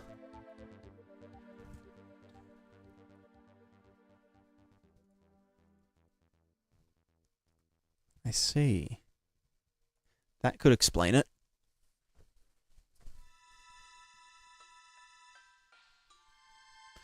This might be a good time to actually test that thing that I was telling you about, Jed.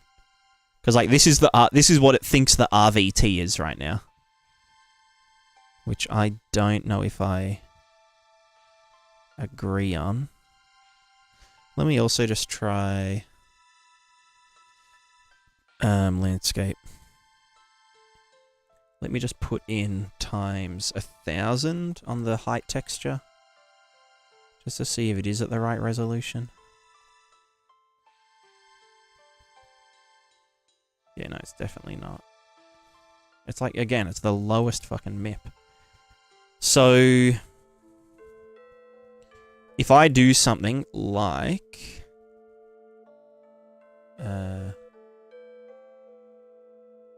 this, get runtime virtual texture sample, get the land interaction height, get the world height, divide it by, I don't know, giga number, just fucking add that to the base color or something, just to make sure something is sampling it.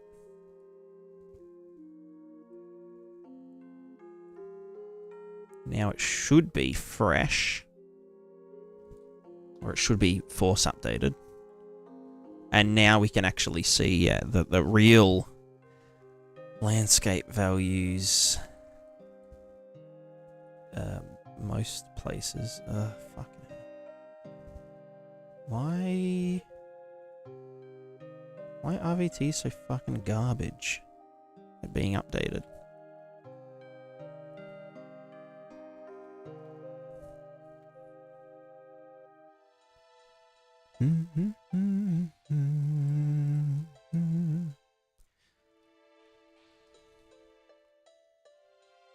RVTs and landscapes, a match made in fucking hell.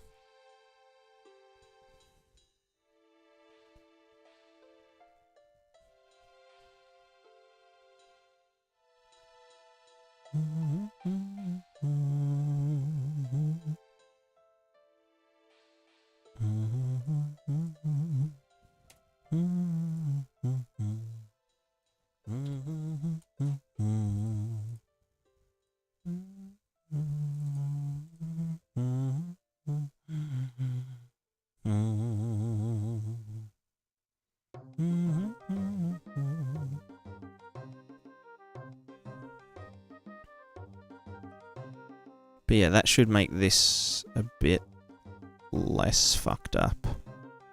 Right, it thinks... it's funny. Oh no, I said they used to be like 20 high, didn't I? The rocks. Because we can feed the texture into the... Yeah, that's funny. Right, let me try this idea.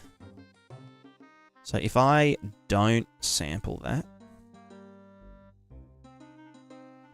and then We go back again. It's blurry as fuck, and it's never updating. Yeah, that's why we're getting these issues. Well, partly why. So now, if I go to the Prismatoscape Manager, and then I on-tick post-tick, it should be pre-tick, but I don't have a pre-tick.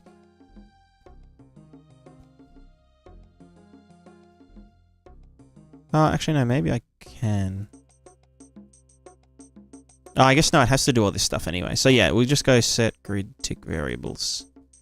Component to follow. The man. Get location. Get this. Set location.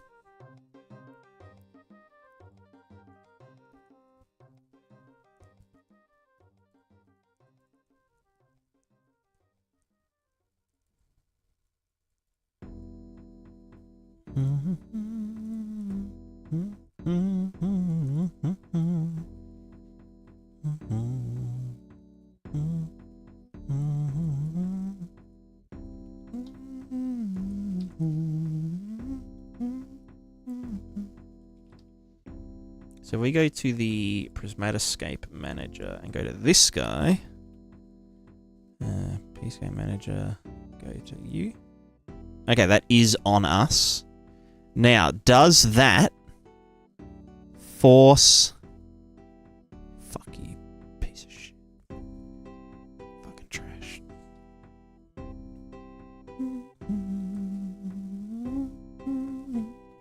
It doesn't. It doesn't force the RVT to update.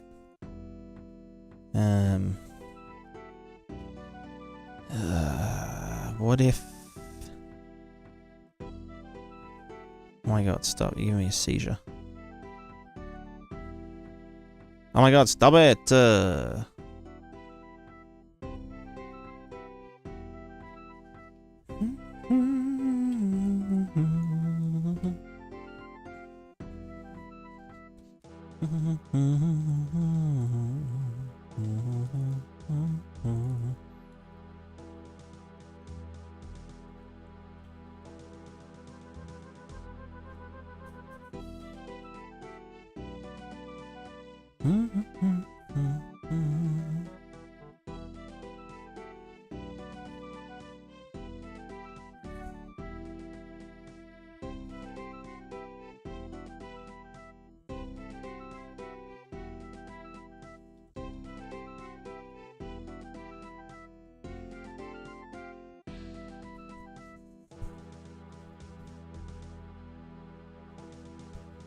Ah, interesting.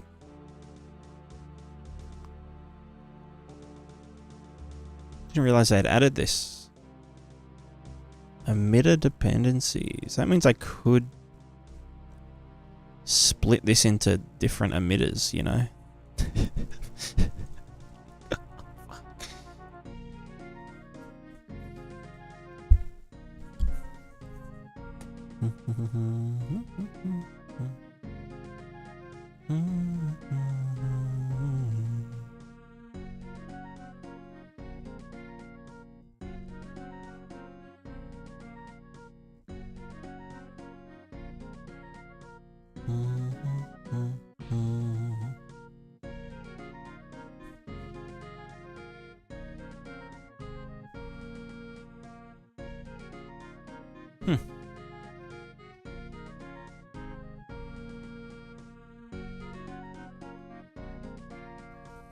Okay, so it's still not...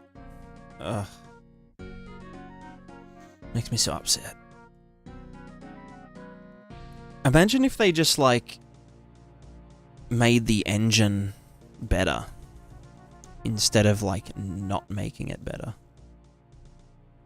That would be crazy.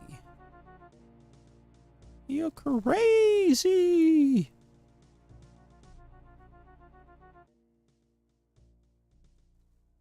What the f... Oh, no, now it's just too... Yeah, detail stuff. Okay. Yeah, where's this little bit of flow coming from?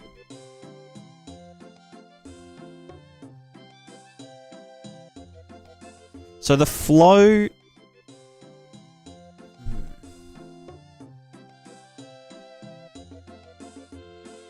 Make the engine better, like how? Like making RVTs not fucked up, basically.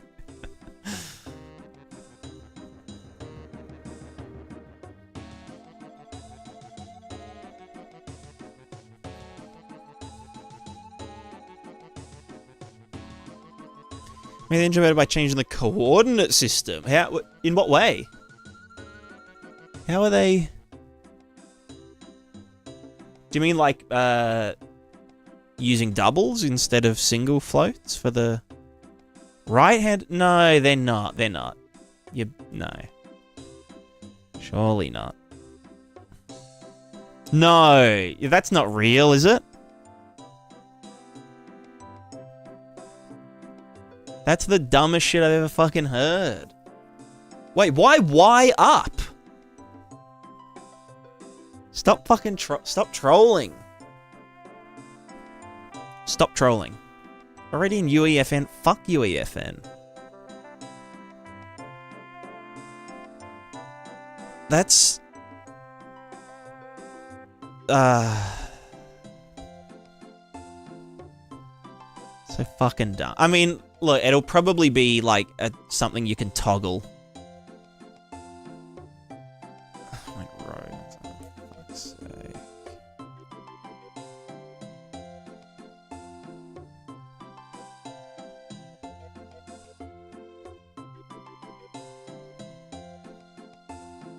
Coming to UE5 and 6. Incrementally adoptable way through guys. Ease of transition.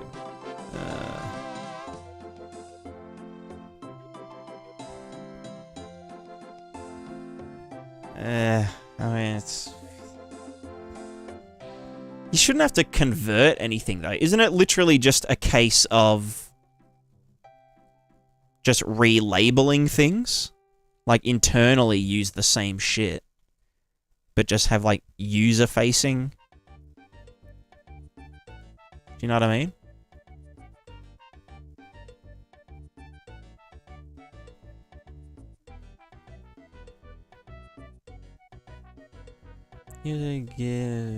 What about, like, Blender? Blender uses Z up.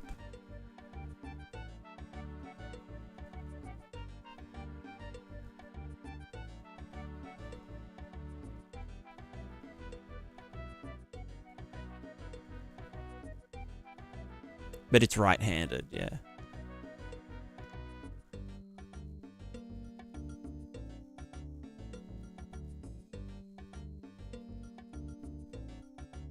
Read replies. Oh wait, I can't. I don't have a fucking X account.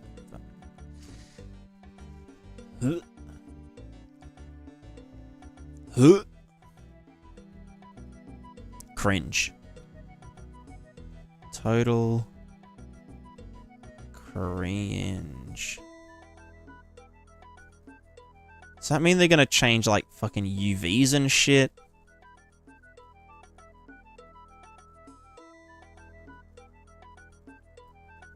Computer games only use X and Y. Why wouldn't Z be depth? Yeah, but like Z is depth. That's why they call it a fucking... Well, I guess a Z... I mean, if you if you look like this, then it's a Z buffer. Want to track Minecraft play? Yeah, exactly.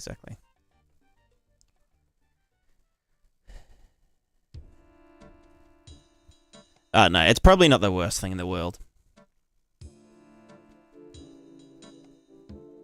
But, does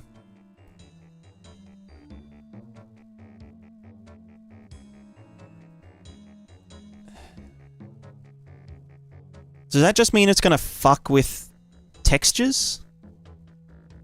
Does that mean everyone's textures are gonna flip in the Y-axis? Because, like, Unreal uses 0 top left, positive X, or positive U, this way, and then down this way is positive Y. But in Blender, which is Z, well, it's Z up, but right-handed, it's 0 down here, positive Y, and the X is the same. Which means that if everyone's using world position to do their textures and shit... No, not necessarily... Well, yeah, even the fucking green... it's just... I don't know. What a fucking waste of time. Like...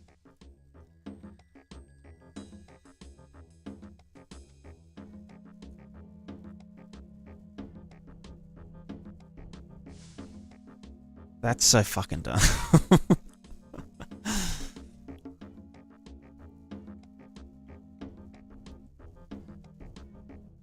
Like, they can't fucking fix basic shit, but they want to go and, like, change the coordinate system.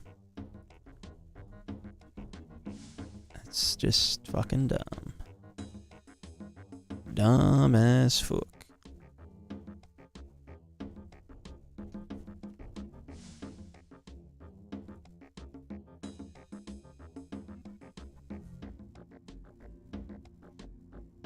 Yeah, exactly, Capsule. That's like, I don't know.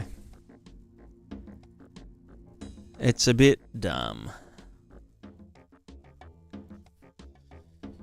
It's a bit stupid.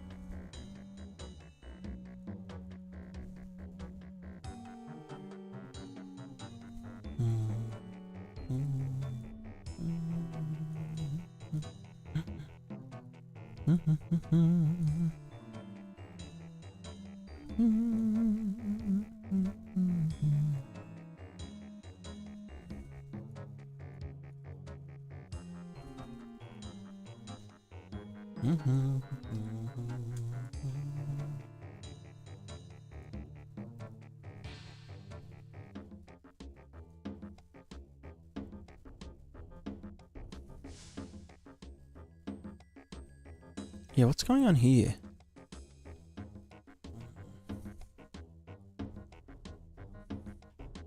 I mean, I understand this on, like, startup. Okay, I want to find out where the fuck this is coming from. It's whenever we offset stuff, something is getting wrapped around. It thinks there's stuff up here, which isn't the case. Well, it is very minor.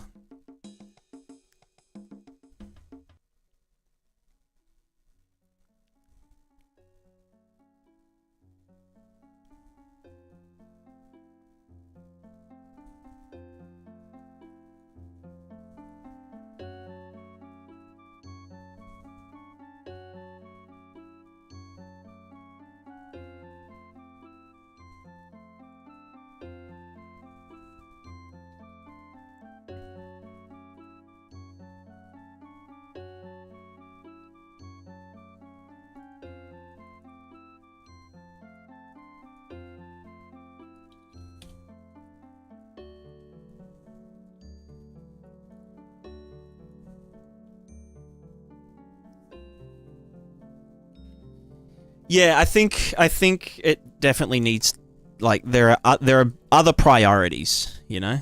Okay, why? Okay, it's still happening. What the fuck? So that's our flow.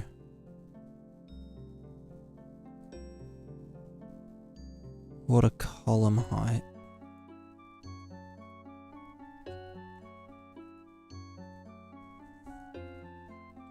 Which is getting water column height, and then maybe if I just fucking fracked these, or moduloed.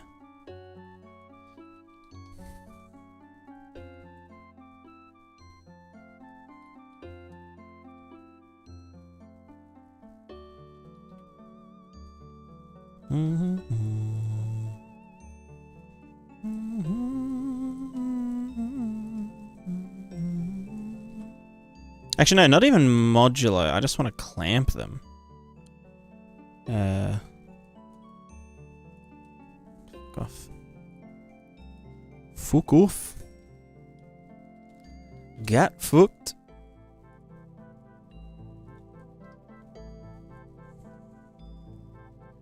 So it'll just sample the previous guy.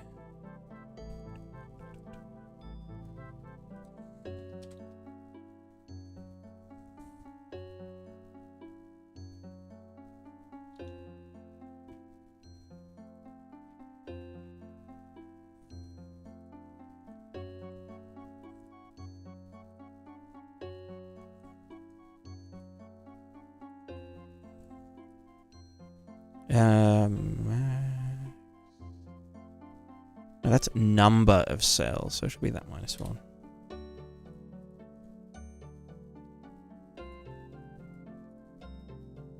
Anyway, I've always thought that Z up makes sense.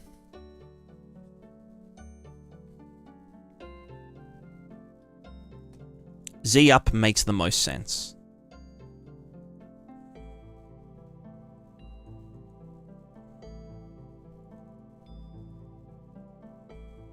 This is old school RuneScape music, that son.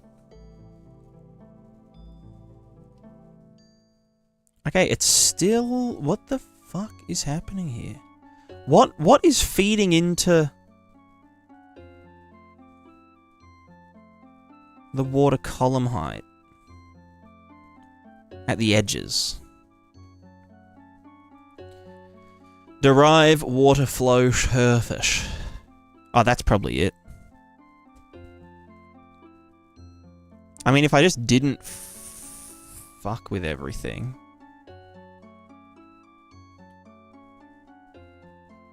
Yeah, right, okay, so... When I derive the water flow surface, the water height flow...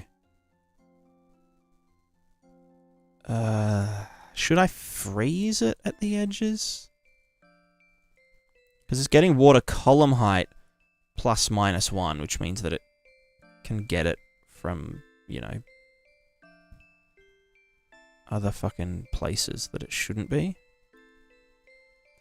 Doing a bunch of shit, getting the previous water height flow, adding it, and blah de blah de blah. I could just zero it out if I want to be a lazy fucker.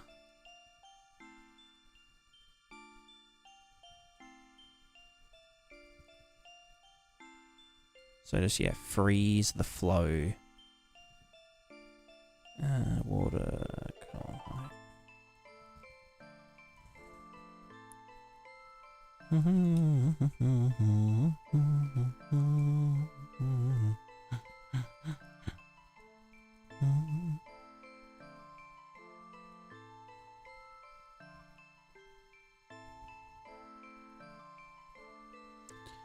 Execution to unit, blah blah, do that, get me all that shite, and now, fuck yourself. Excuse me. Water height flow. Does that mean Yeah, no, we just zero it out. And you know what, just to be... you know, I don't have to zero that out. It can just chill. Alright, now let's see. Do we get... Okay, we don't get fuckery, which is good. So now we just have this. We have a little bit of something happening, but it might just be... It's something to do with the outer edge. The outer edging. Oh, that looked like a little... I mean, it's a very minor. So why would we be getting waves at the edges? Or is that fine? It must just be a height difference between here and here. But how could there be a height difference? The Great Kenneth Height.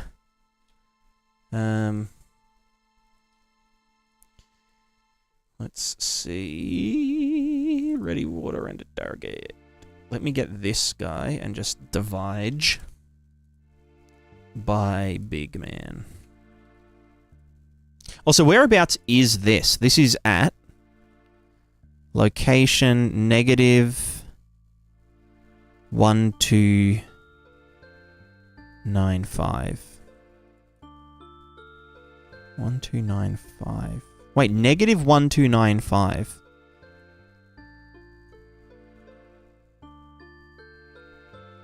So then, how the fuck are we, like, seeing it?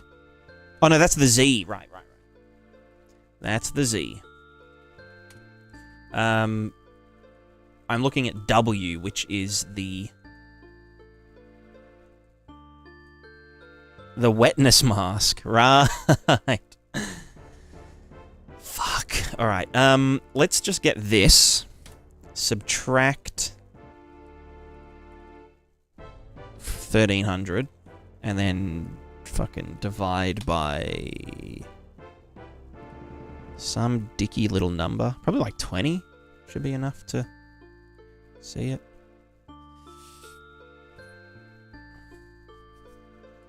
Oh wait, no, I want to subtract negative.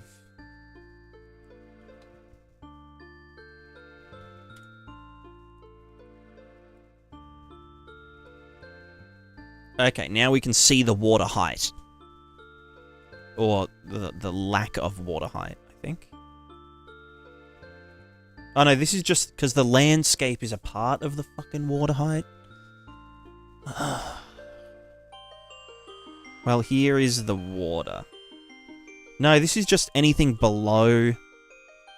Fuck's sake. Oh. Gilme. Gelmere.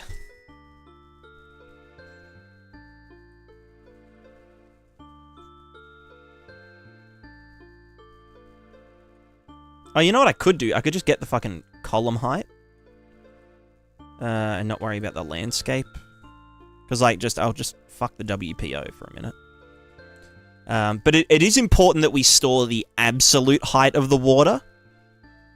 Because the discrepancy between the water vertices... Oh, wait. Yeah.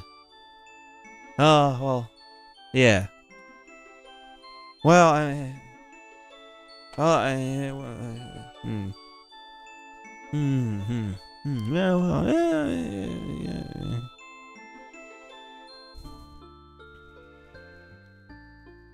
Finally, water 2 drop. If water 1 was so good, why isn't there a water 2? Checkmate. Checkmate, atheists. Water column height -10 divided by 50 multiplied by the fucking... Right, that's to mask it. And then that was getting the water column height. And then adding the landscape. So that was landscape, man. Any landscapers in the chat? So then the water height, if I divide you by 300... And then we can check where the water is supposedly at. In the B Chanel. Okay, this is water depth. Yep. Maybe I should call it depth instead of the other... What did I say? Height. So if we look here... It doesn't look too shit. And I can't really see any... there's a little bit here at the edge, but I think that's just because the water is, like, adjusting. Oh, yeah, okay, yeah, we must be losing mass somewhere.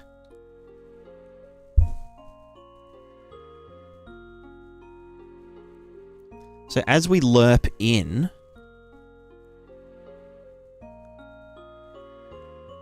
and then offset it. No, because we... maybe because I'm... no, that should be fine. Yeah, it must just be that the water surface, like, relaxes a tiny bit. Just because reasons. Because then you can see as I move down this way, there's a little bit of change in the height right here. So this is the true water height here. But then...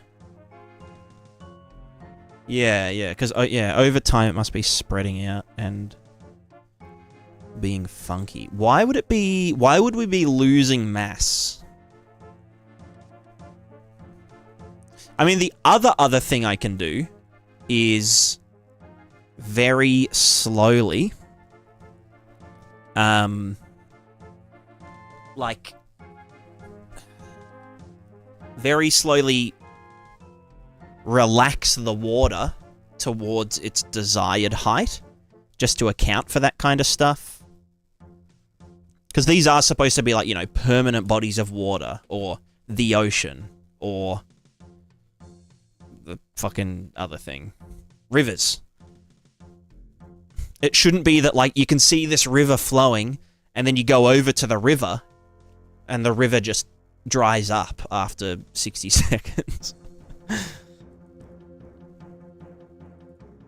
So let's go water domain data. It means we just need to...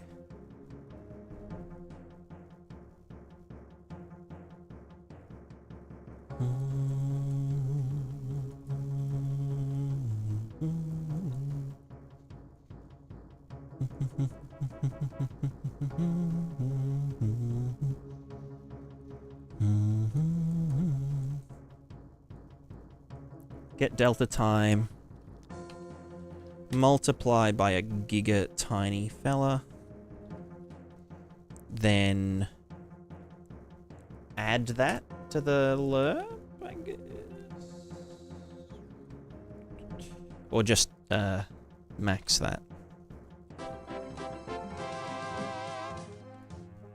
So we'll just always, I mean, if I put that up here, then it should just, like, set it every frame, pretty much. So there should be no fricking around and no finding out. Delta time 10. So that should... okay, no, it's not doing it. Delta time 10. Max water column height. Choose the higher value between delta time times 10. Delta time times 60? That should be lerping over time. Right?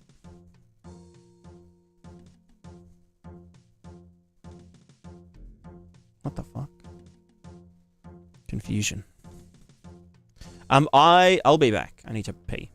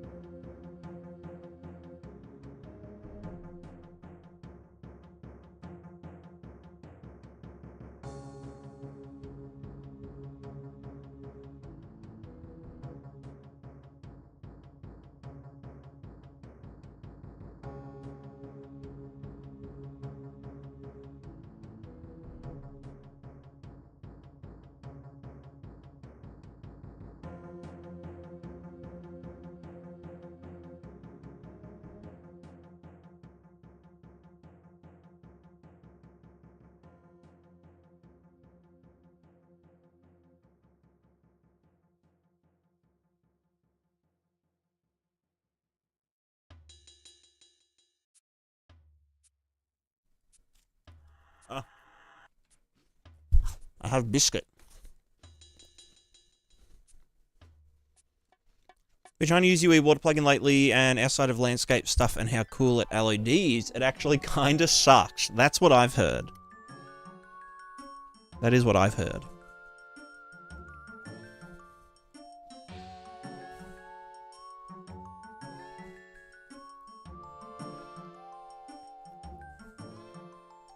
Oh, I'm dumb as fuck. I want to min.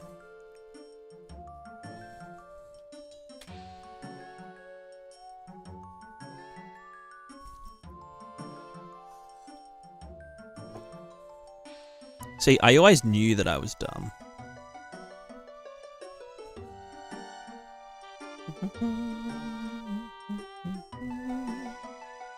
No, we want,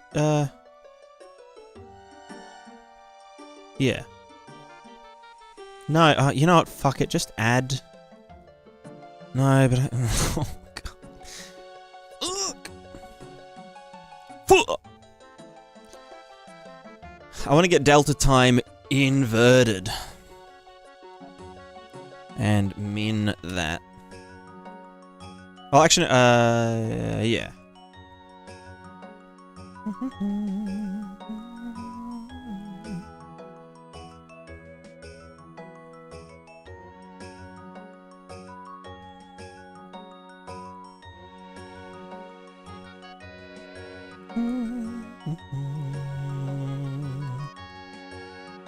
So yeah, this whole section here is for doing shit. Doing shit.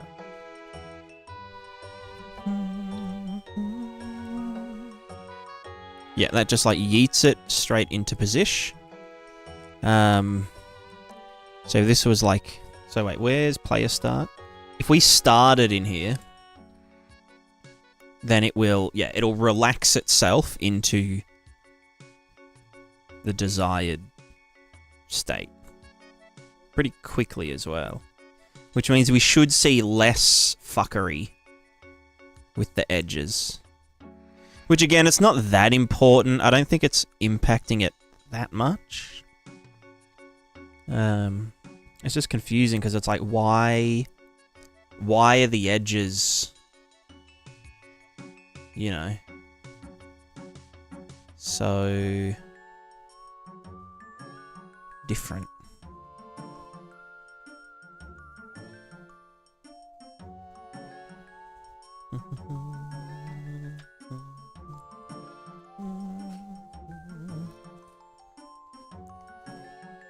Oh, it could be because of flow discrepancy.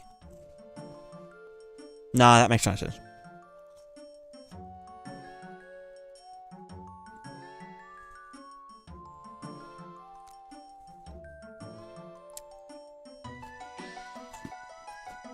I could also make it way softer.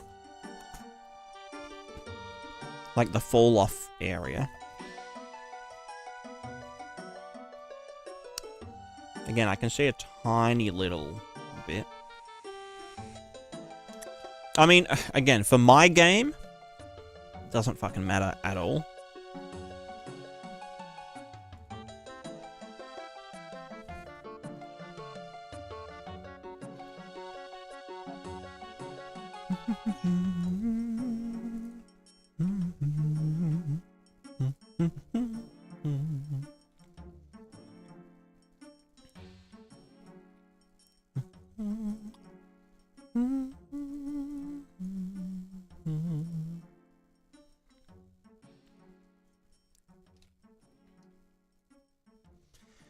But yeah, we'll just smooth it towards the thing.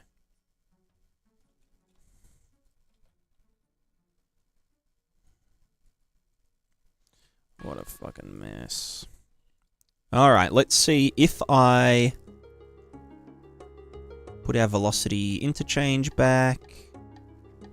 Add water input to water sim is there.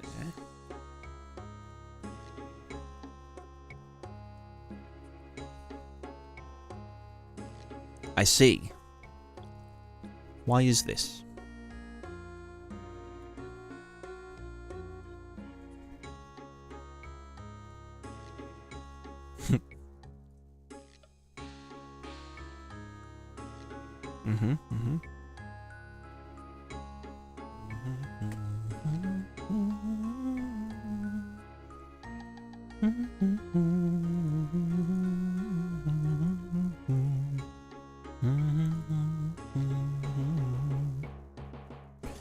We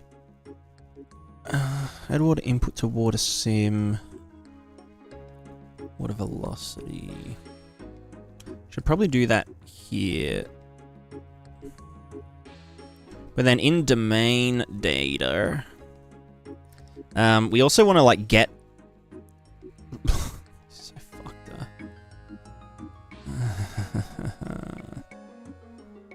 The other thing is like a lot of this.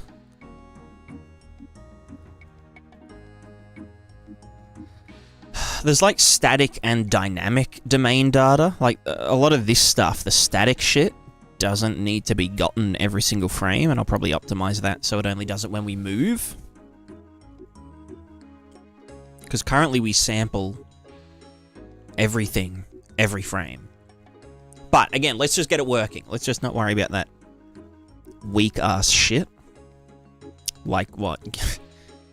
Optimization? Cringe. Actual legit cringe.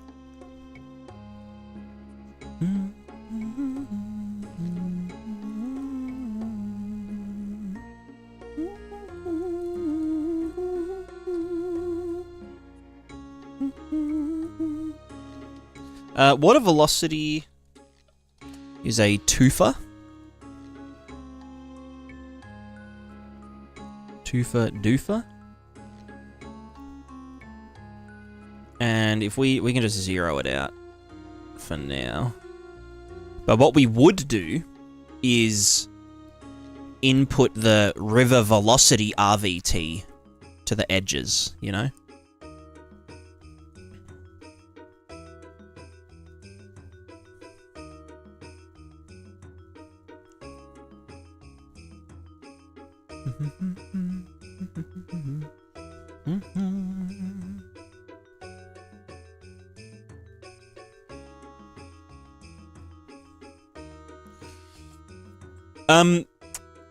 Tadorpa.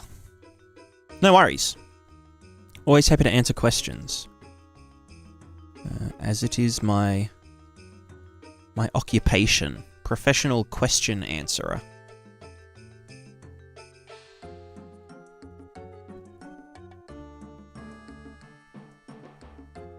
Bish with a...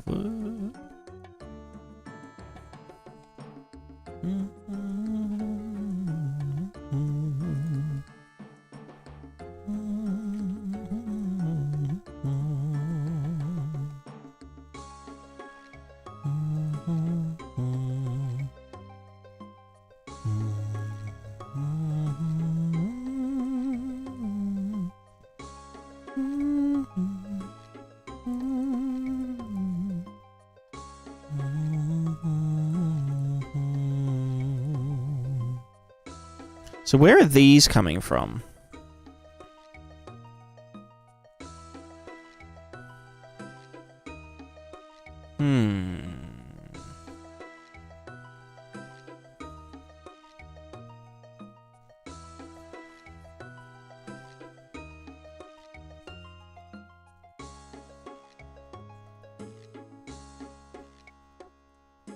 Chinese UE.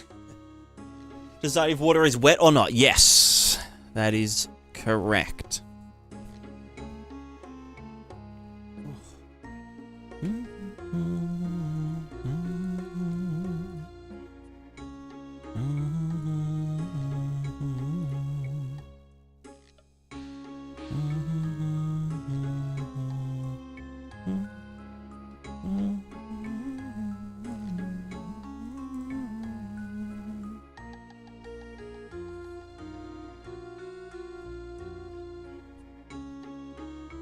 It looks like this is a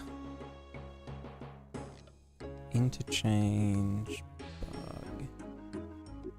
If I just said chill TF out, you're going to ban us. That's fine.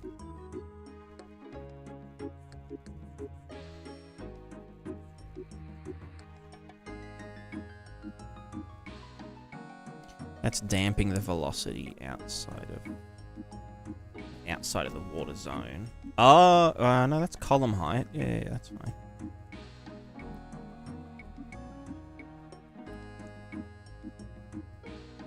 I guess because we're starting in... You know what I mean? We're starting in the fuck zone. Is it going to do it? Yeah. Yeah, okay, so we're still getting some weird stuff when we move for whatever reason. Where's this big velocity shit happening from? Let me also just go here and put this guy back into the Z so that our height is, you know, is real.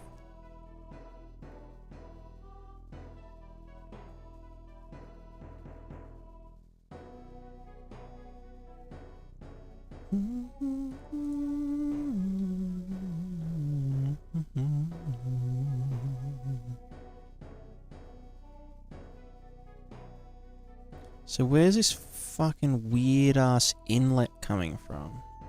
And why is it so crazy? Now why is that happening? So much edging.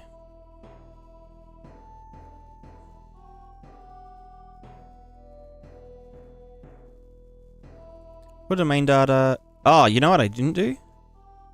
Set the fucking water velocity to 0 here. Water velocity.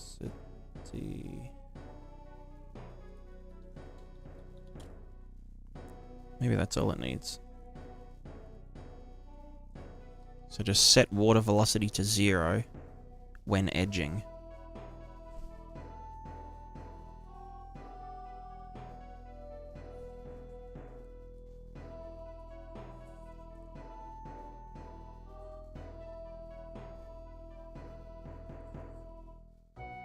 Ugh, why is this shit happening again? Eh?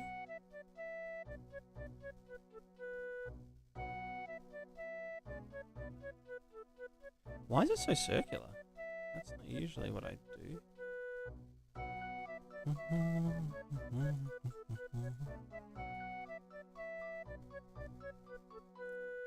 Okay, there's like a tiny bit of flow happening on these flat ass surfaces.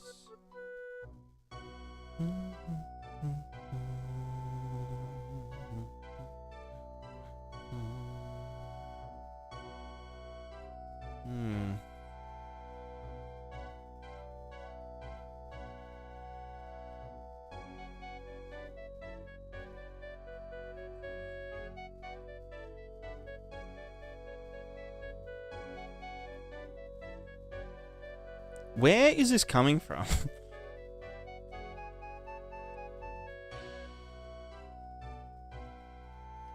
Let's put a flow.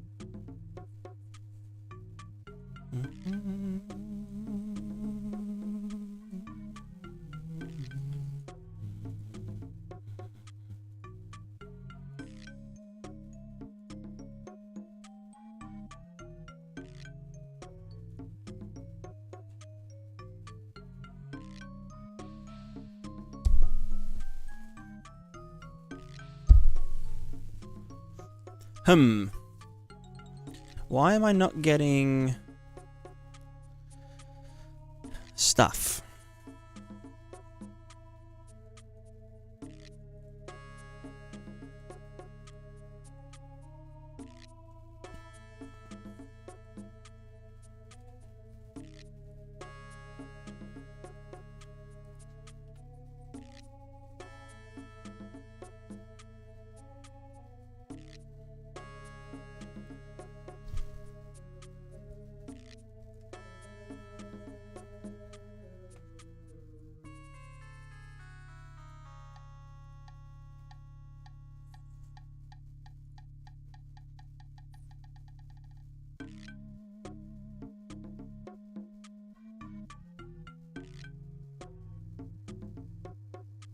Ethan, I'm currently working on a water simulation.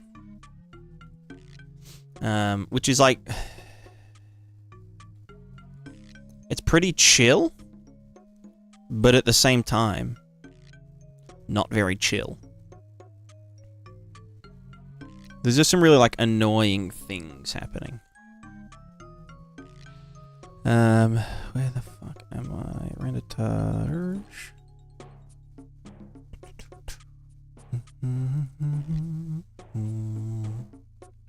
Okay, so these are drawing in.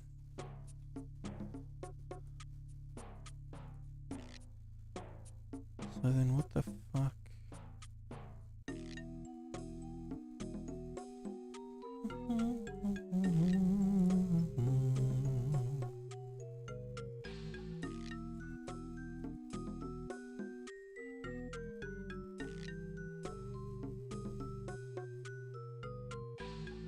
Internet? What?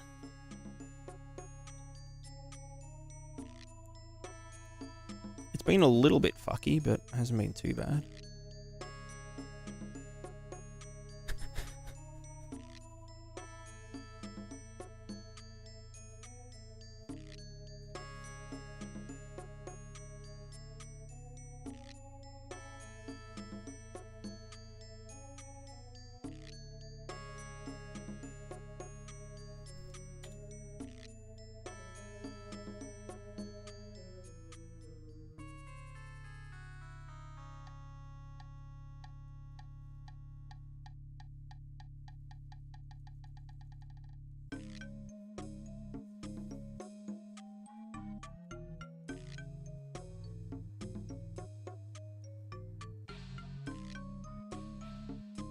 Is it?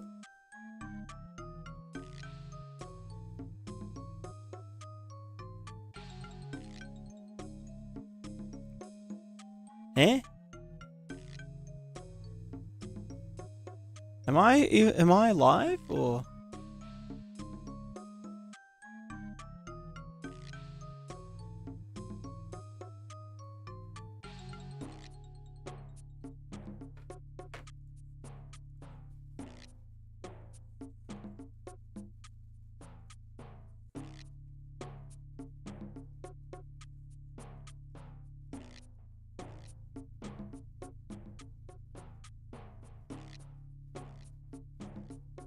No, it's live. No, it's live. Yeah. What? So confused.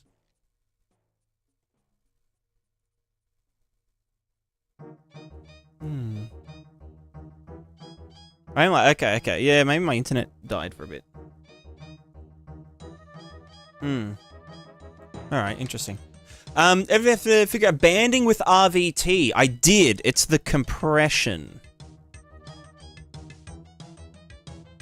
The damn compression.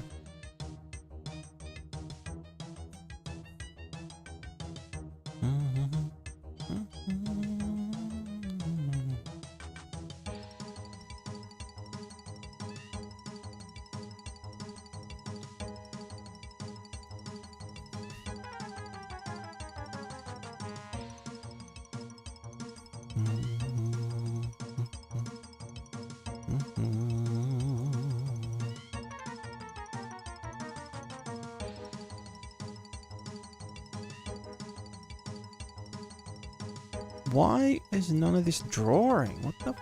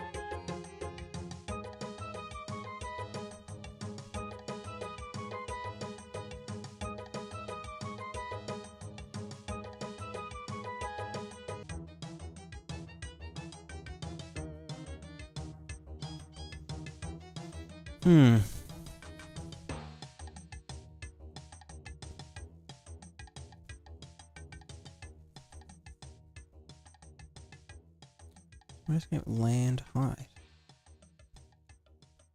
You've got land, you've got water height, you've got water data.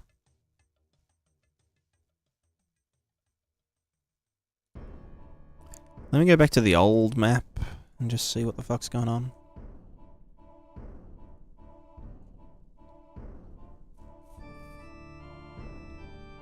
Okay, what the fuck's the difference, huh?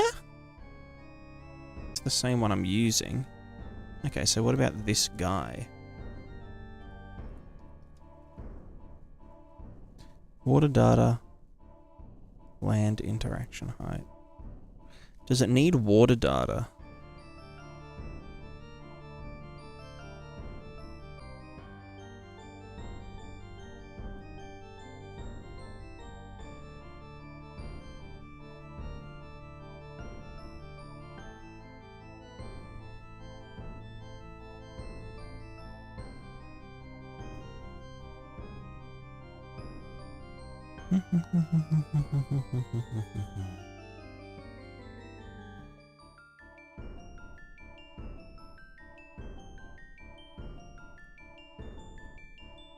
So confused. Maybe it's because I don't have like the default plane in here. Like there should be a kind of like this.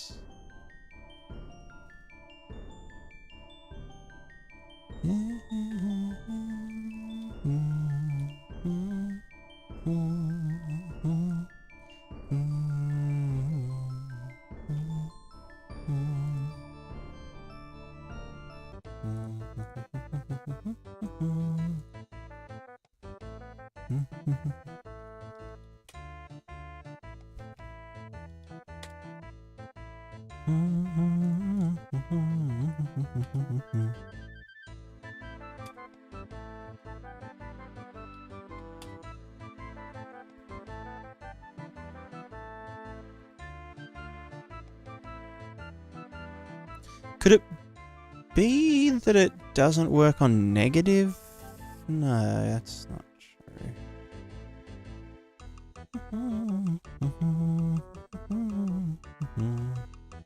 Keeps dropping. Yeah, it's a bit fucked. I can try drop it down to like 1500. I think I might wrap up soon anyway. And just tinker while I watch other better streamers.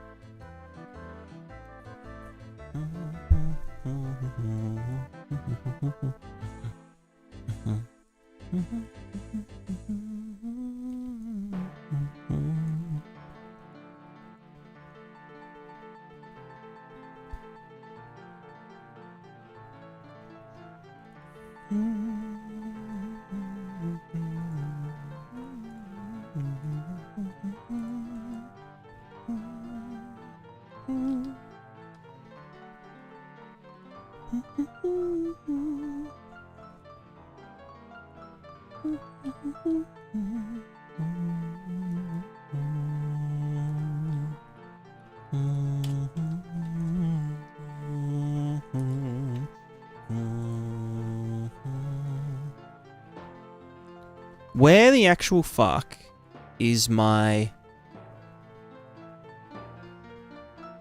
anything? Velocity.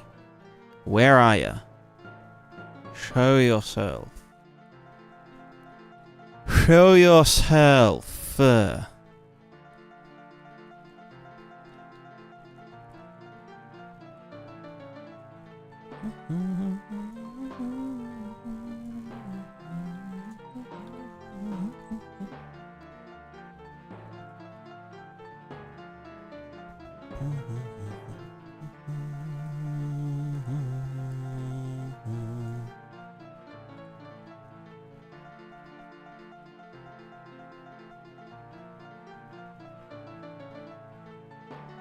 Why is it confused? Okay, you know what? Let me just fucking...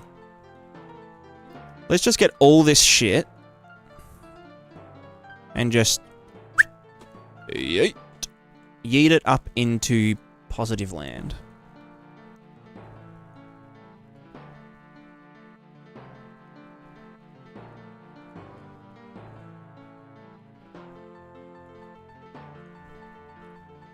And the runtime virtual textures need to come up with.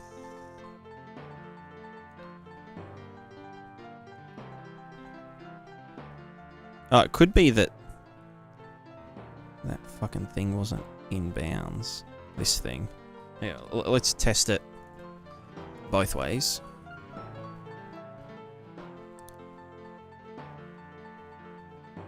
Huh. Am I just a fuckwit? Question mark.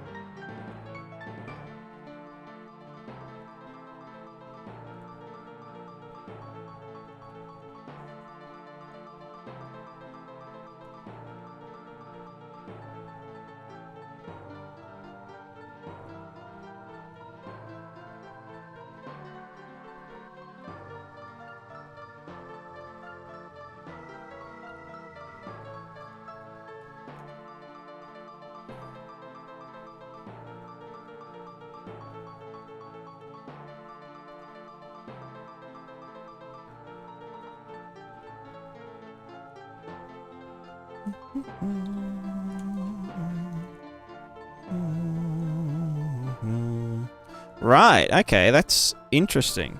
I mean, that's a bug. I mean, it's not a bug, it's a fucking... I'm just too fucking dumb.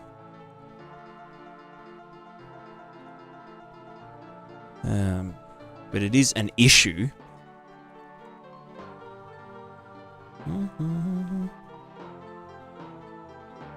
Oh, notice how it's less fucked up as well? Like, it's just not fucked?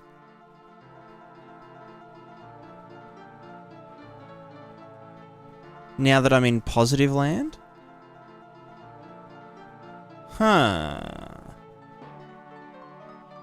Interesting. Very interesting.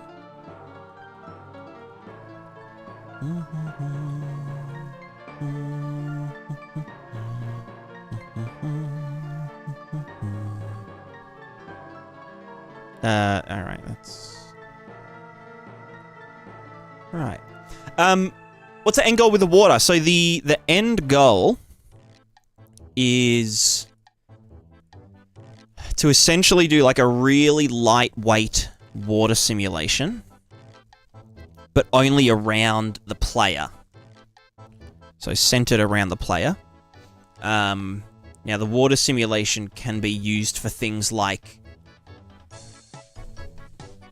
It'll be used in a lot of different scenarios. So for example, a river or a creek or a stream, you know, it can just meander and look really nice.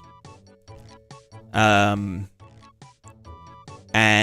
so, like, streams and creeks, large rivers, so, like, big bodies of water, lakes, ponds, puddles, and oceans. And I guess pools and fountains, I guess, if you know. Bathhouse simulator. And so, yeah, it'll all be centered around the player.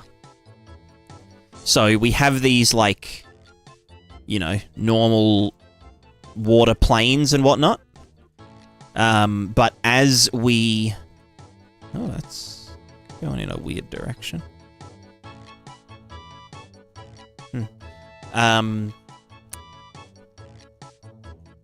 Yeah, as we get close to it, they become simulated. So we kind of inherit their height at the edge of our simulation. Like this. And then we can interact with it, you know, however. And that also goes for the rivers and all that other stuff. Which means that you can have simulated water in an infinitely large game world. As long as you're okay with it being only simulated around the player. But we can do other things like... Actually, does this even... I don't think this...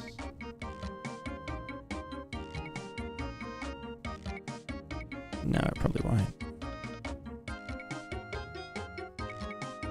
Okay, well, usually we would be able to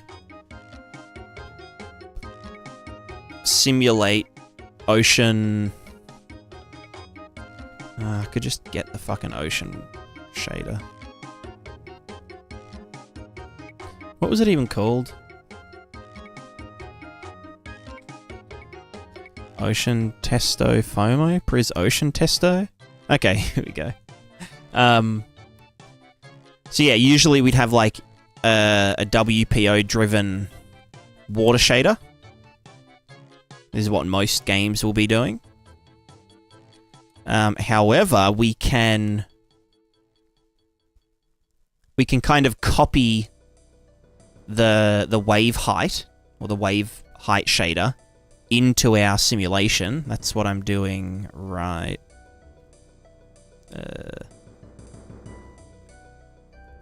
Here. Ocean wave, velocity and height. Well, I guess this one is particle mass, grain to target. No, water velocity. Do I not do the other one? No, I guess this is it. Yeah. So. Yeah, so this is like a copy of this, which we can then, again, use at the edges of our simulation. And so we can still have, you know, at a distance, these really nice deterministic waves, but then they turn into a simulation, you know, near the edge, when we're edging.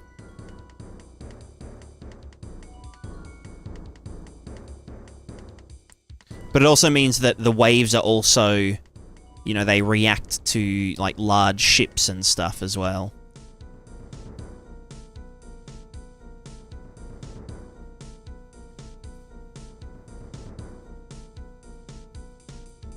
But yeah, it currently, I mean, when I've kind of broken it right now. But I did take some footage. I uploaded this to Discord. So this was like how I had it last night. This is just characters spawning water, you know, periodically. And this is, again, like, it just shows that the water can be... The water's, like, volume preserving. And it can flow out and do, you know, flowy things. Can form streams, creeks, rivers, and like actually like, you know, be turbulent and whatnot.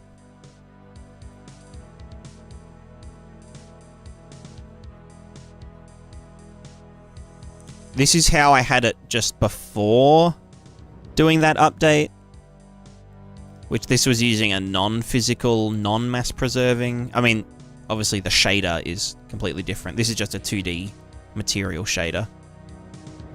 But we had it kind of interacting with the shoreline sort of nicely. But yeah, we've got to...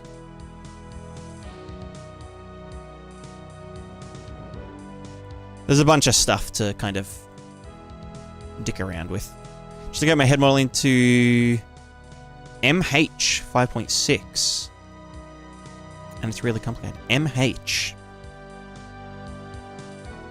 Is MH Monster Hunter?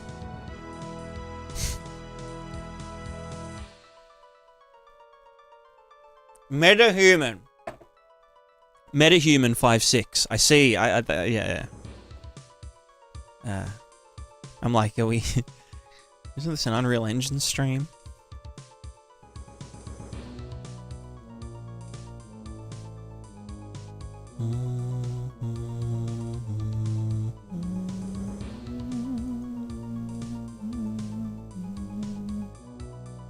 The Metahuman.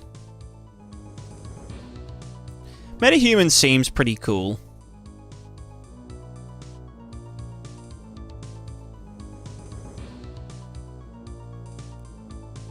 Where is this? Yeah, where's this little fuckery coming from, I wonder?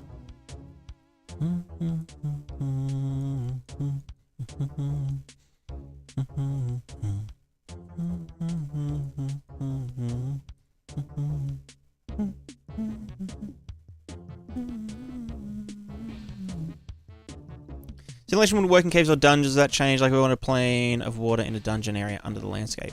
It does work perfectly fine. It's just that you can't have it simultaneously under and above. And that goes for the entire Prismatascape plugin.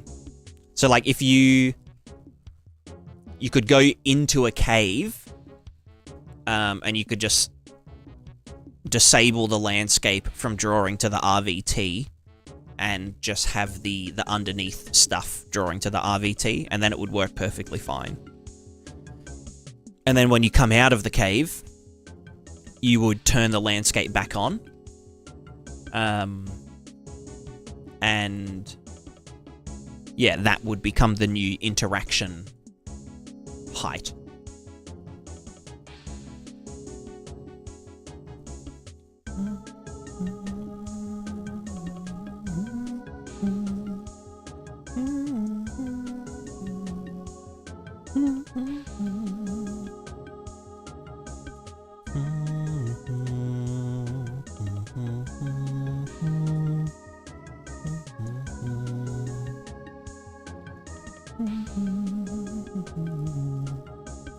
Two pools of differing height in the same room. As long as they weren't one above the other, then yeah, that's totally fine.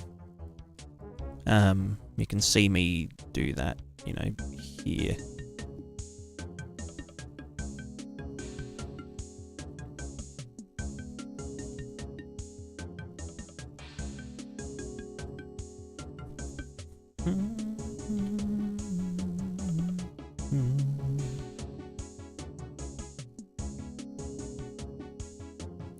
I also wanted to... It's this shader, right? Where I'm... oh my god, how many fucking things? Okay, go back.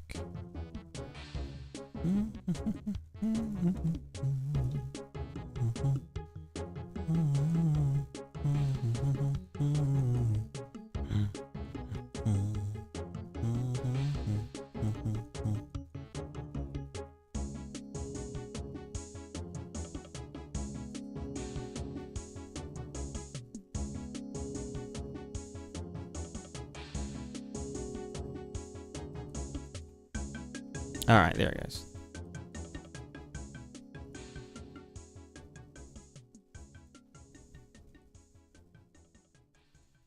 That's gonna fuck it up here though, isn't it? I need a better way of doing this.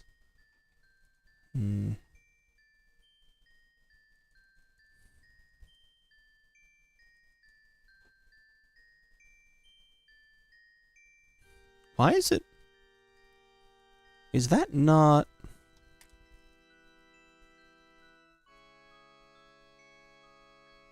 at the edges?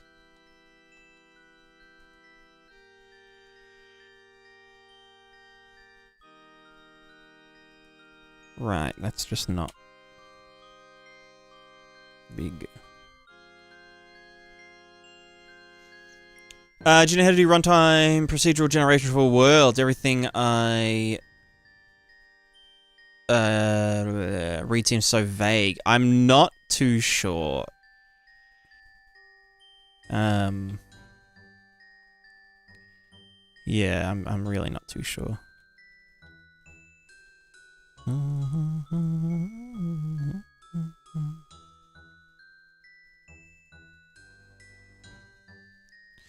Look at there's a few people on Twitch that are doing procedural stuff.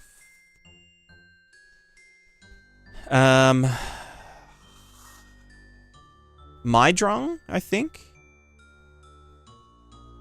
is doing some like procedural world things, like runtime procedural. Although it seems very like zone based.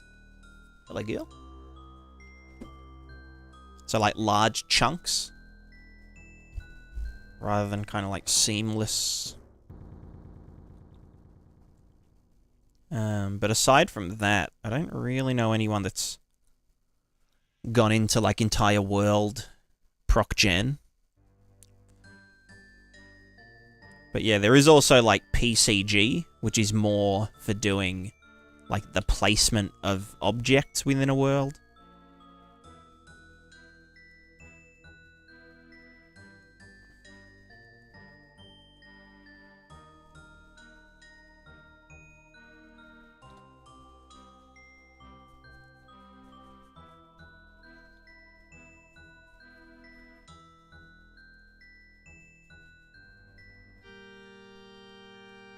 Yeah, right, I need to mask that out by the water height. So this is where there is column height, do some shit. So column height, saturate, then multiply, let's get water height. Do I want to just multiply that by this? No, because that's going to say...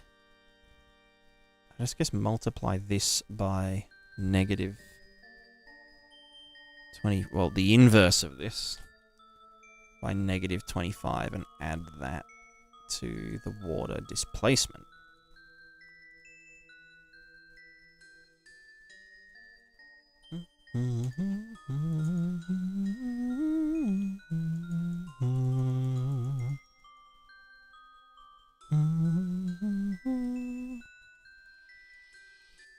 It's not terrible. It's a bit fucked up. Let's go like negative 50. So anything outside is gonna... Well, how far down is that going? Yeah. Not super fucked up.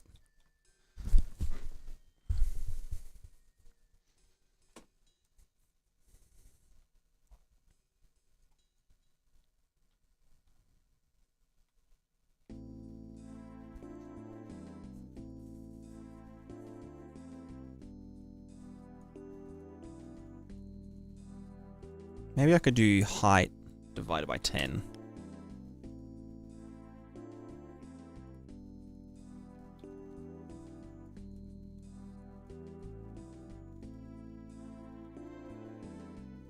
We're always going to get this fucky stuff, though.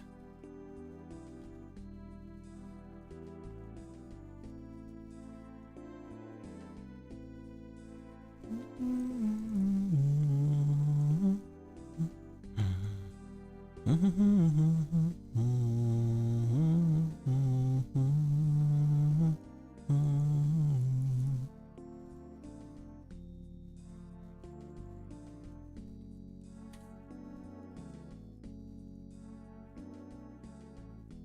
mean, that should be -50, and then in here do +50. Oh, no, I guess +25 is fine. I don't know. With some masking, it wouldn't be too bad.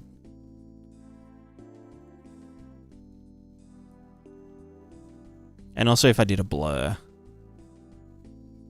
then it would likely be okay. It's just a bit odd looking. Yeah, why is this happening? Where's this stepping coming from?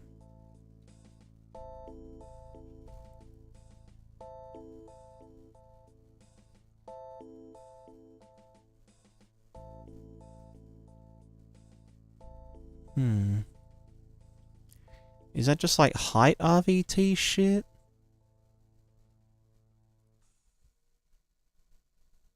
This is land interaction height.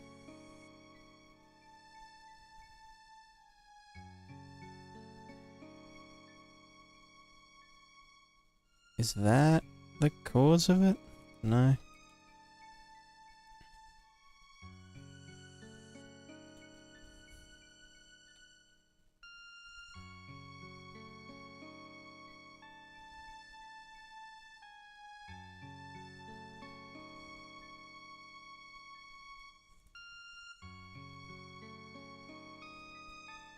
That's so fucking weird.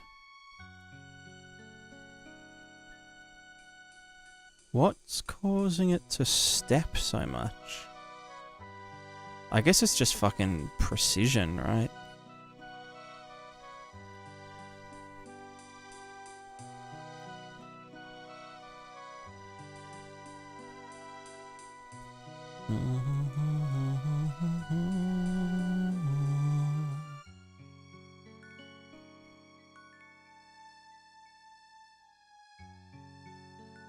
Right, because I guess we're adding a fucking giant value to the render target itself instead of rebasing it. I mean, if the render target was 32-bit, it would be fine. Maybe I need to, like, have a player height value.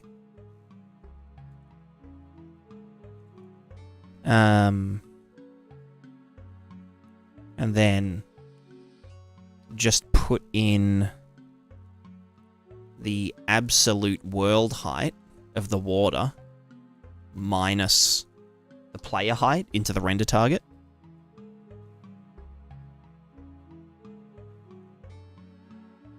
I mean, I could do something dumb as fuck, like, no, that's done that way. Yeah.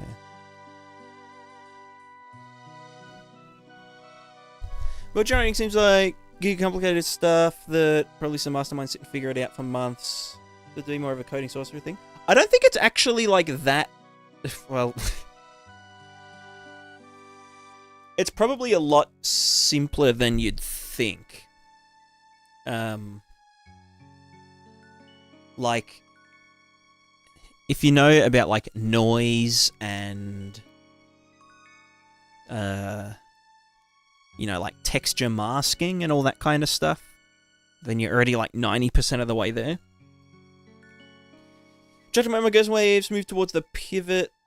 Ghost Waves to move the pivot of the mesh by doing direction equals pivot minus world position. This creates chaos. How did I do it?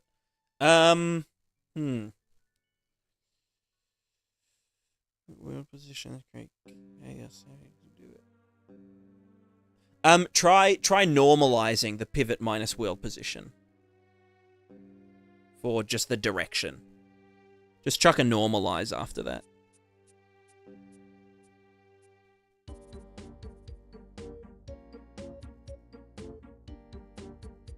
And that should be fine. if you're like following a tutorial and you just want to change the direction. In my system, my like function has manual inputs for the wave direction and the wave gradient, which is like the, like usually with a Gerstner wave thingo, you would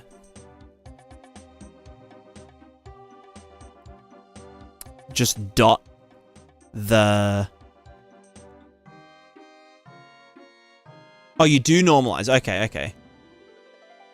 Yeah, so like the waves need a gradient. So like, you know, a world space, essentially a length from some direction or some place.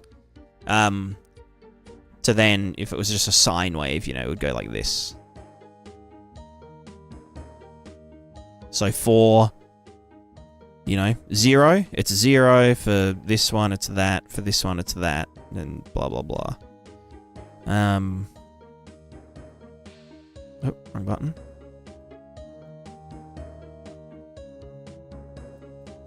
So what I do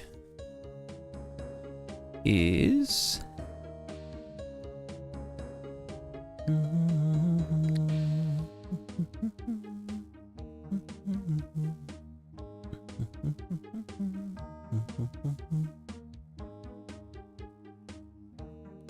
Where the fuck did I put it?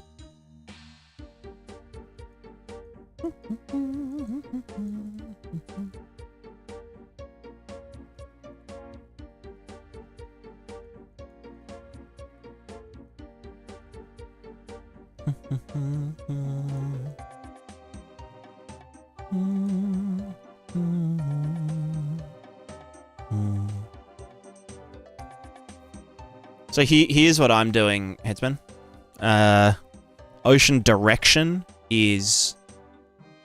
Well, yeah, you could do pivot point minus wheel position, normalized, do the thing. And then for the gradient, you just get the length of that. If you wanted it to be radial. Oh, wait, do you want it to be radial? Or do you want it to be... a direction, like you know, straight waves, but in a specific direction.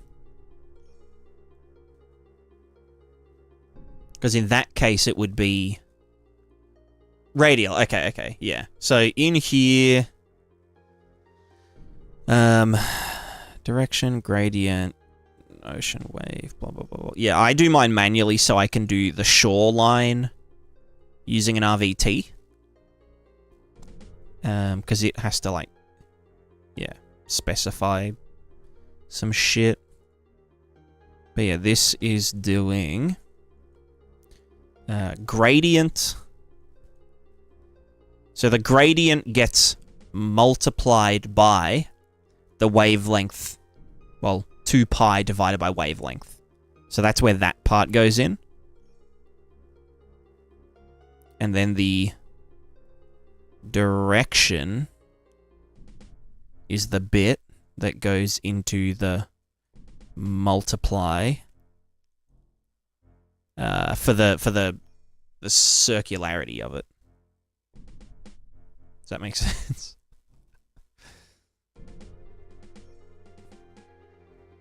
Do you want to just have a look at this? Just grab a spaghetti screenshot. Let me tidy it up a tiny bit. And ignore all of this. It's all... Just get that out of the way.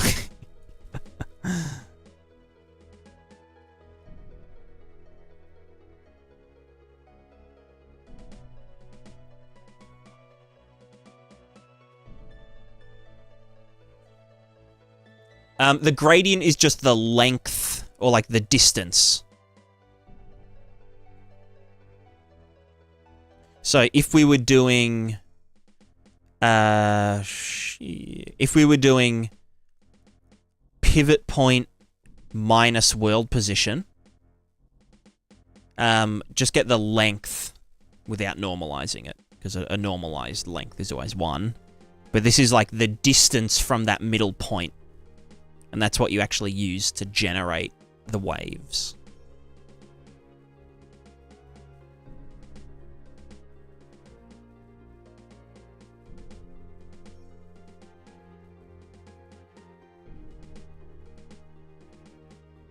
And the reason I specify it manually is because I blend a shoreline RVT,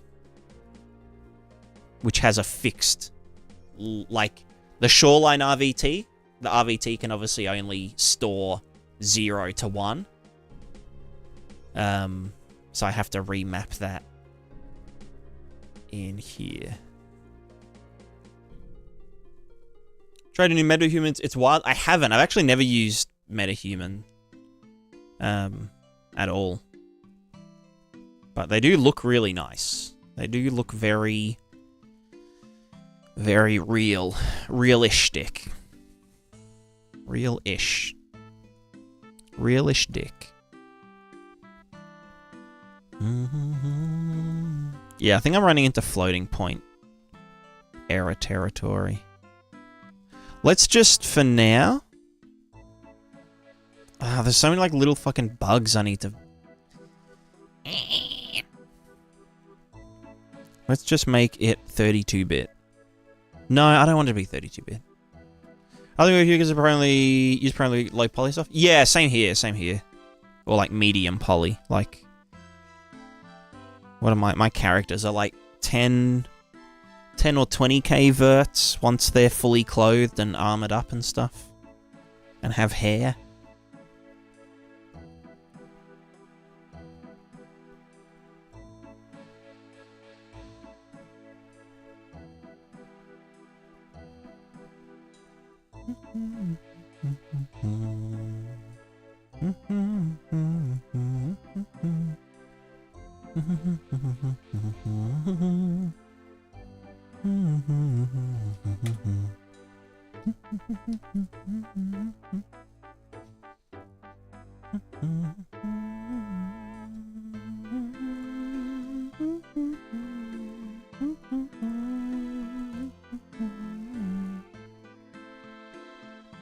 I swear the refraction is broken.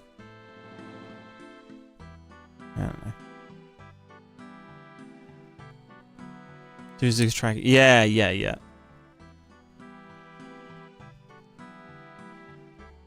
Okay, that's better.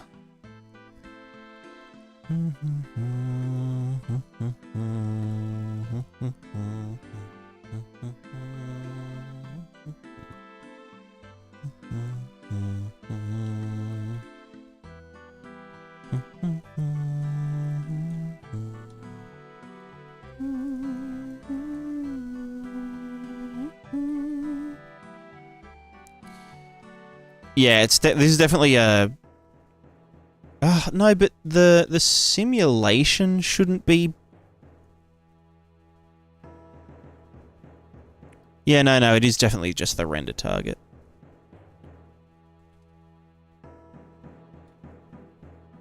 Yeah, see this weird banding happening? That's just because 16-bit precision.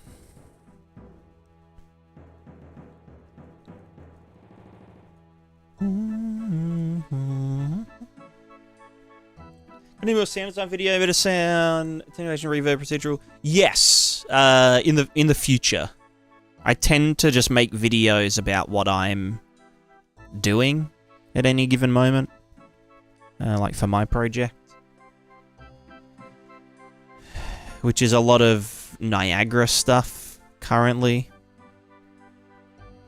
You know, doing water and Niagara grid and all that kind of stuff. So there'll be a lot of that for the next little while. Yeah, how am I going to do this bit precision shit?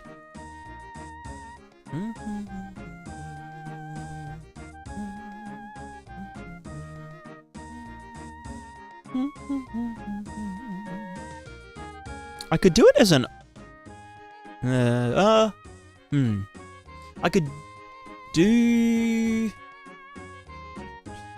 Because I know the water plane height... Oh, fuck. I could probably send it through as an offset from the water height. Without any shit about the landscape. Would that work with... So if it was the water, and the water is flat, or the water, yeah, is flat. Yeah, let's try that, actually. That makes way more sense, because, yeah, then, as we go over here, it's like, yeah. But yeah, I wanna do a video at some point about like procedural music, or like procedural, not procedural music. I think procedural music is kind of dumb, or like it's novel, but it's like I don't know, it's dumb. But doing like, you know, dynamic scoring.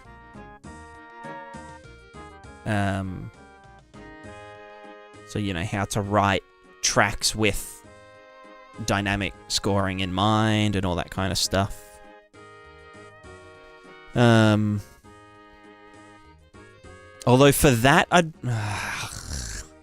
it's probably hard to do, because, like, I'm a musician of, like, 30 years, right?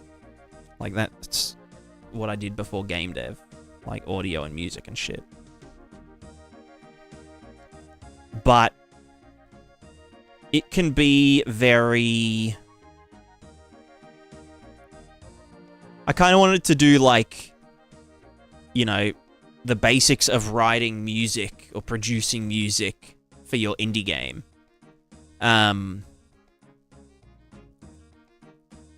For, like, doing, you know, how to make, like, a soundtrack for the thing and blend all these things together.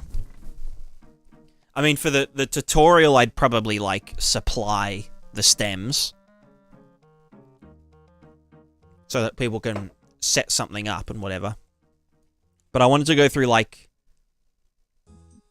Because obviously if you're doing dynamic scoring and whatnot, like, the music needs to be written and produced in a very specific way. You need to think ahead, like, okay, well, we've got, like, this layer for when, like, it's really calm, and then when we, you know, when we start moving around and exploring and whatever, we, like, add in some percussion elements and this extra little doodad and shit, and then when... You know, when we enter combat, we, you know, change the bass to be like, you know, a third position down. So it would, like, turn major into, like, major with, well, minor, a minor 7. And, like, things that you might need to, like, communicate to a musician about. That's, like, you know, that you're commissioning. And, like, what they would also need to consider. That kind of shit. I don't know, it's kind of like, it's like tech art, but for... music and audio. It's like the equivalent, you know, like a tech artist's job is to kind of do fancy shit that, like, bridges the gap between the computer and the art. Man and machine, you know? And I think as an indie dev, you need to be able to wear that hat if you're ever you know, employing someone to do some work.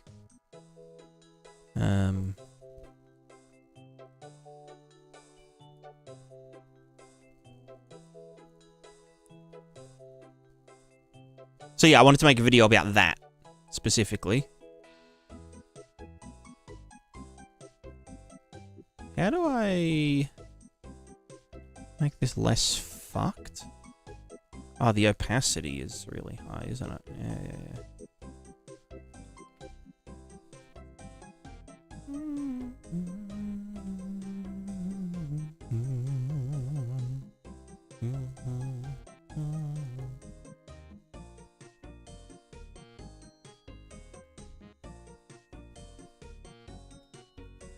Now that's some water.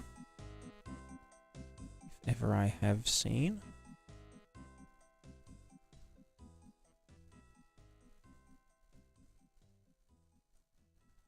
Yeah, you know what? Good on you.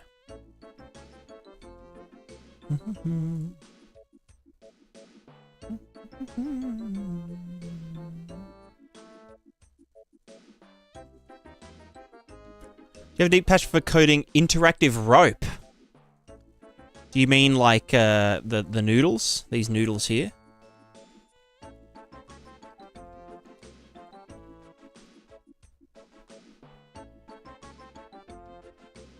I love the blueprint noodles.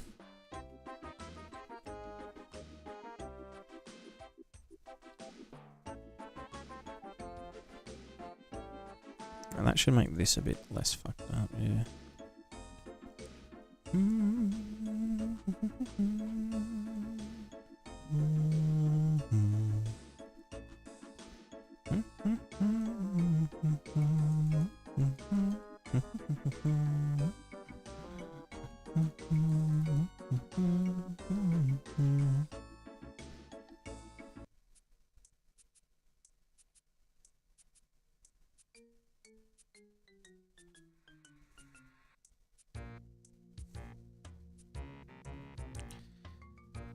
No, I don't. I've never I've never modeled a rope before. Unfortunately.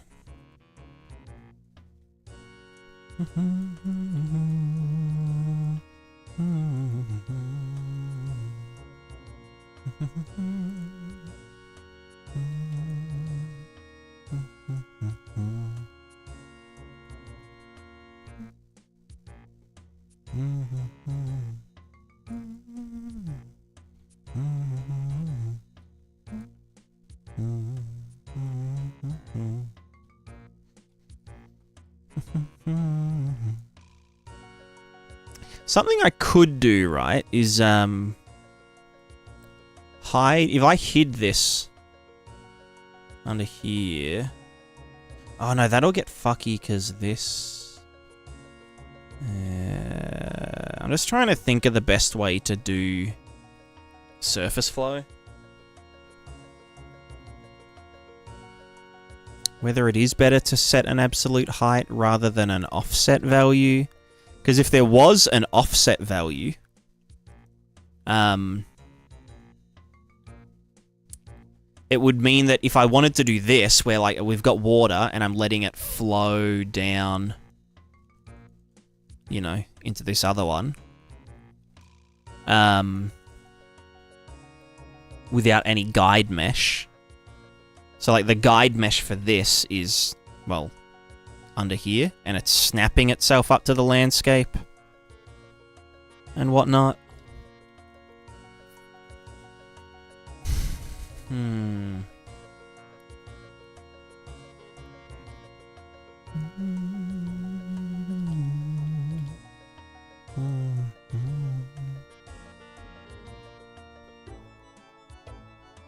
I don't know.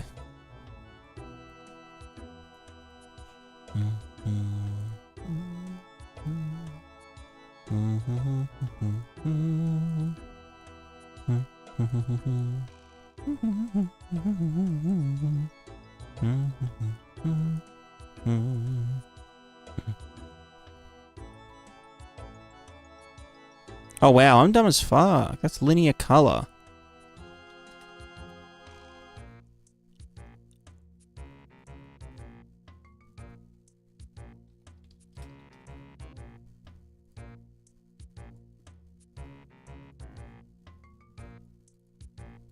You know, wonder the refraction was all fucked up, because the normals are just straight up fucked. I'm a fucking moron.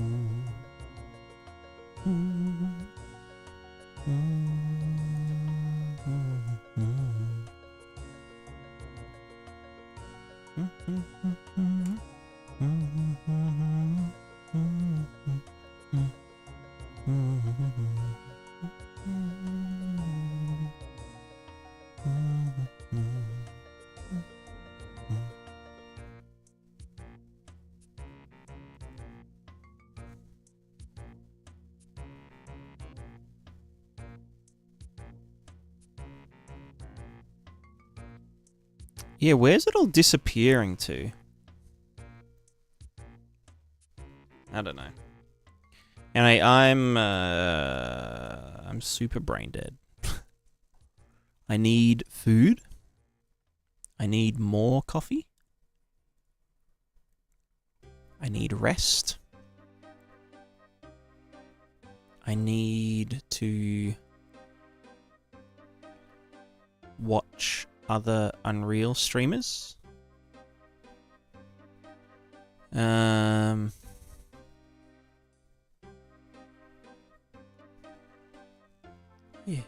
Yeah, I just, you know, I just want to,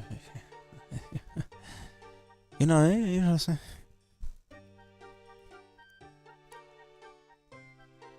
I'm pretty confident I can get this working well enough. There's just a few little things like, yeah, the edging. How many fucking times can I say edging before it becomes not funny? So we've got such bugs or such issues as storing the water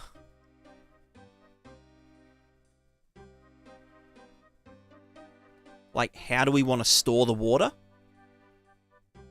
Do we want to store it as a mesh offset value? Or do we want to store the absolute height? The benefit of storing it as an absolute height is that when we can do a blur on it, like a maximal blur,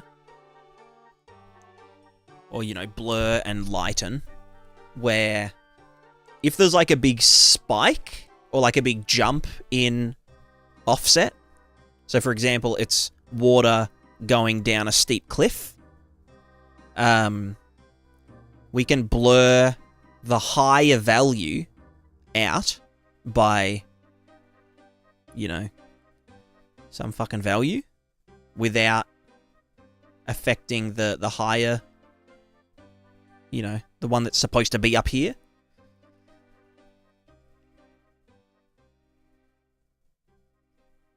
Because we'd have to have the... Yeah.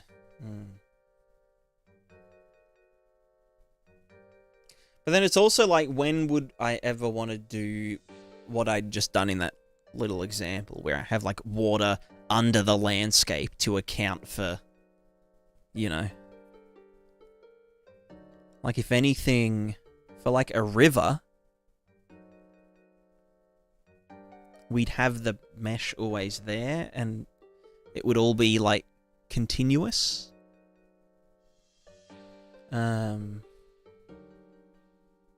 So maybe an offset would be fine, which would also mean that, yeah, so that would stay within 16-bit float, you know, within floating error, acceptable float range.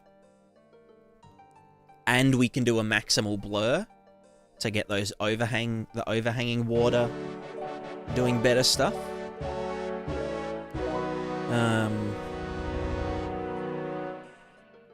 Yeah. Erendus, hello. Welcome. How's it going?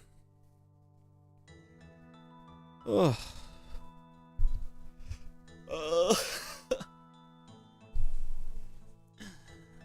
How was the stream? I was actually just about to finish myself. I was having a very early stream. Optimizing a mesh inside Blender. Nice. What kind of mesh were you working on? I've been working on a bit of water stuff. A tree. Nice. Mix of Fortnite software and get everything. Nice. I've been doing some silly water stuff. This is from yesterday before I broke everything entirely. Where this is just water in, well, yeah, a volume preserving water simulation. 2D, it's just top down water. But we store the height in a texture, which is the blue. Oh no, that's the foam. Oh, I can't remember. But yeah, it's a lot of fun when it works, and then when it doesn't work, it's just not it's just not fun. It's just not fun. It's not too bad though. I'm excited to, I don't know, I spent today just kind of making it work in an actual game setting. So for example, if this was a pool, or a bath, or a fountain, or a pond, or a lake, we'd want it to already be full by the time, when we move over to it. So we need to, at the edges of the simulation zone, we need to set the height to whatever the mesh, the water mesh would be. But then from that point onwards, it should be simulated water so that it can splishy splosh and all that kind of stuff. Run down rivers and streams and the ocean shoreline waves and all that kind of stuff.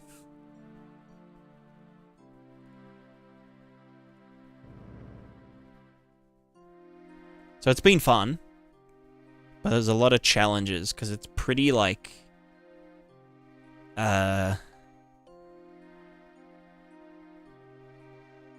I guess it's sort of unexplored territory. Or at least it isn't a solved problem, There isn't one perfect way to do it. So it is kind of fun trying to hack something together that works for real-time game stuff.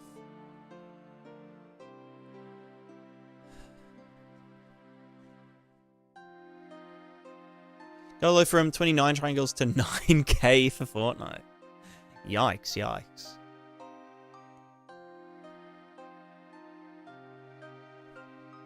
What kind of method was used to make the tree in the first place? Or is it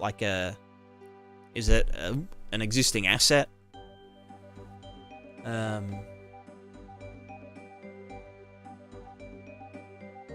you just need to optimize where?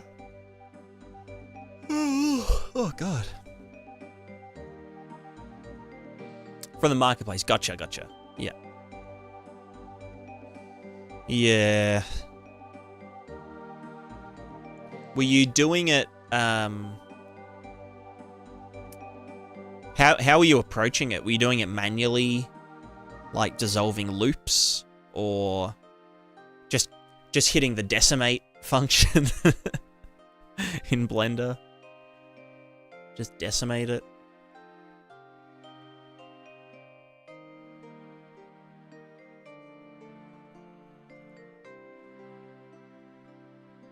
Or I guess there are a few, like, smart retopologizers.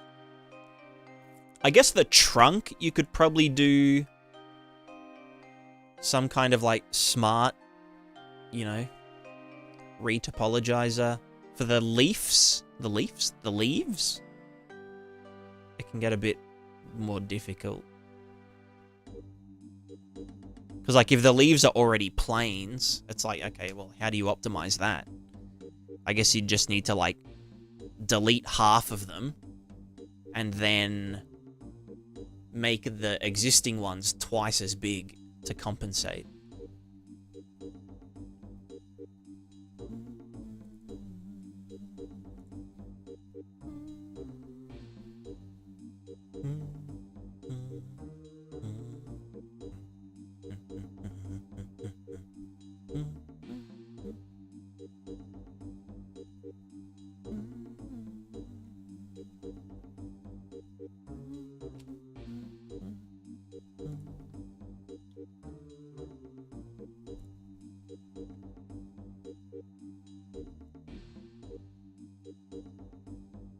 Alright, LED. Yeah, true. I mean, you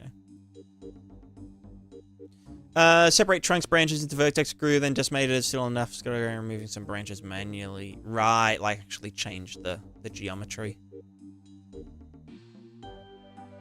Yeah, yeah.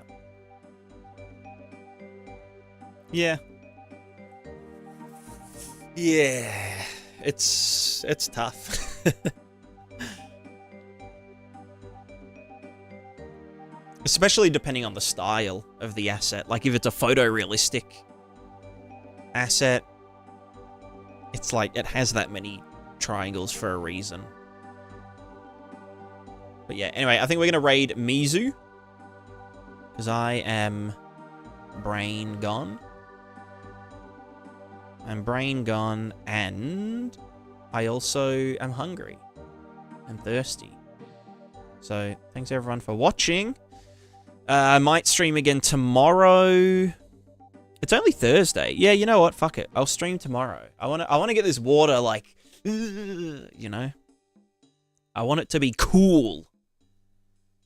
I want it to be cool and good and usable. That's the main thing. So, thank you everyone for watching. With that, we say goodbye. Goodbye.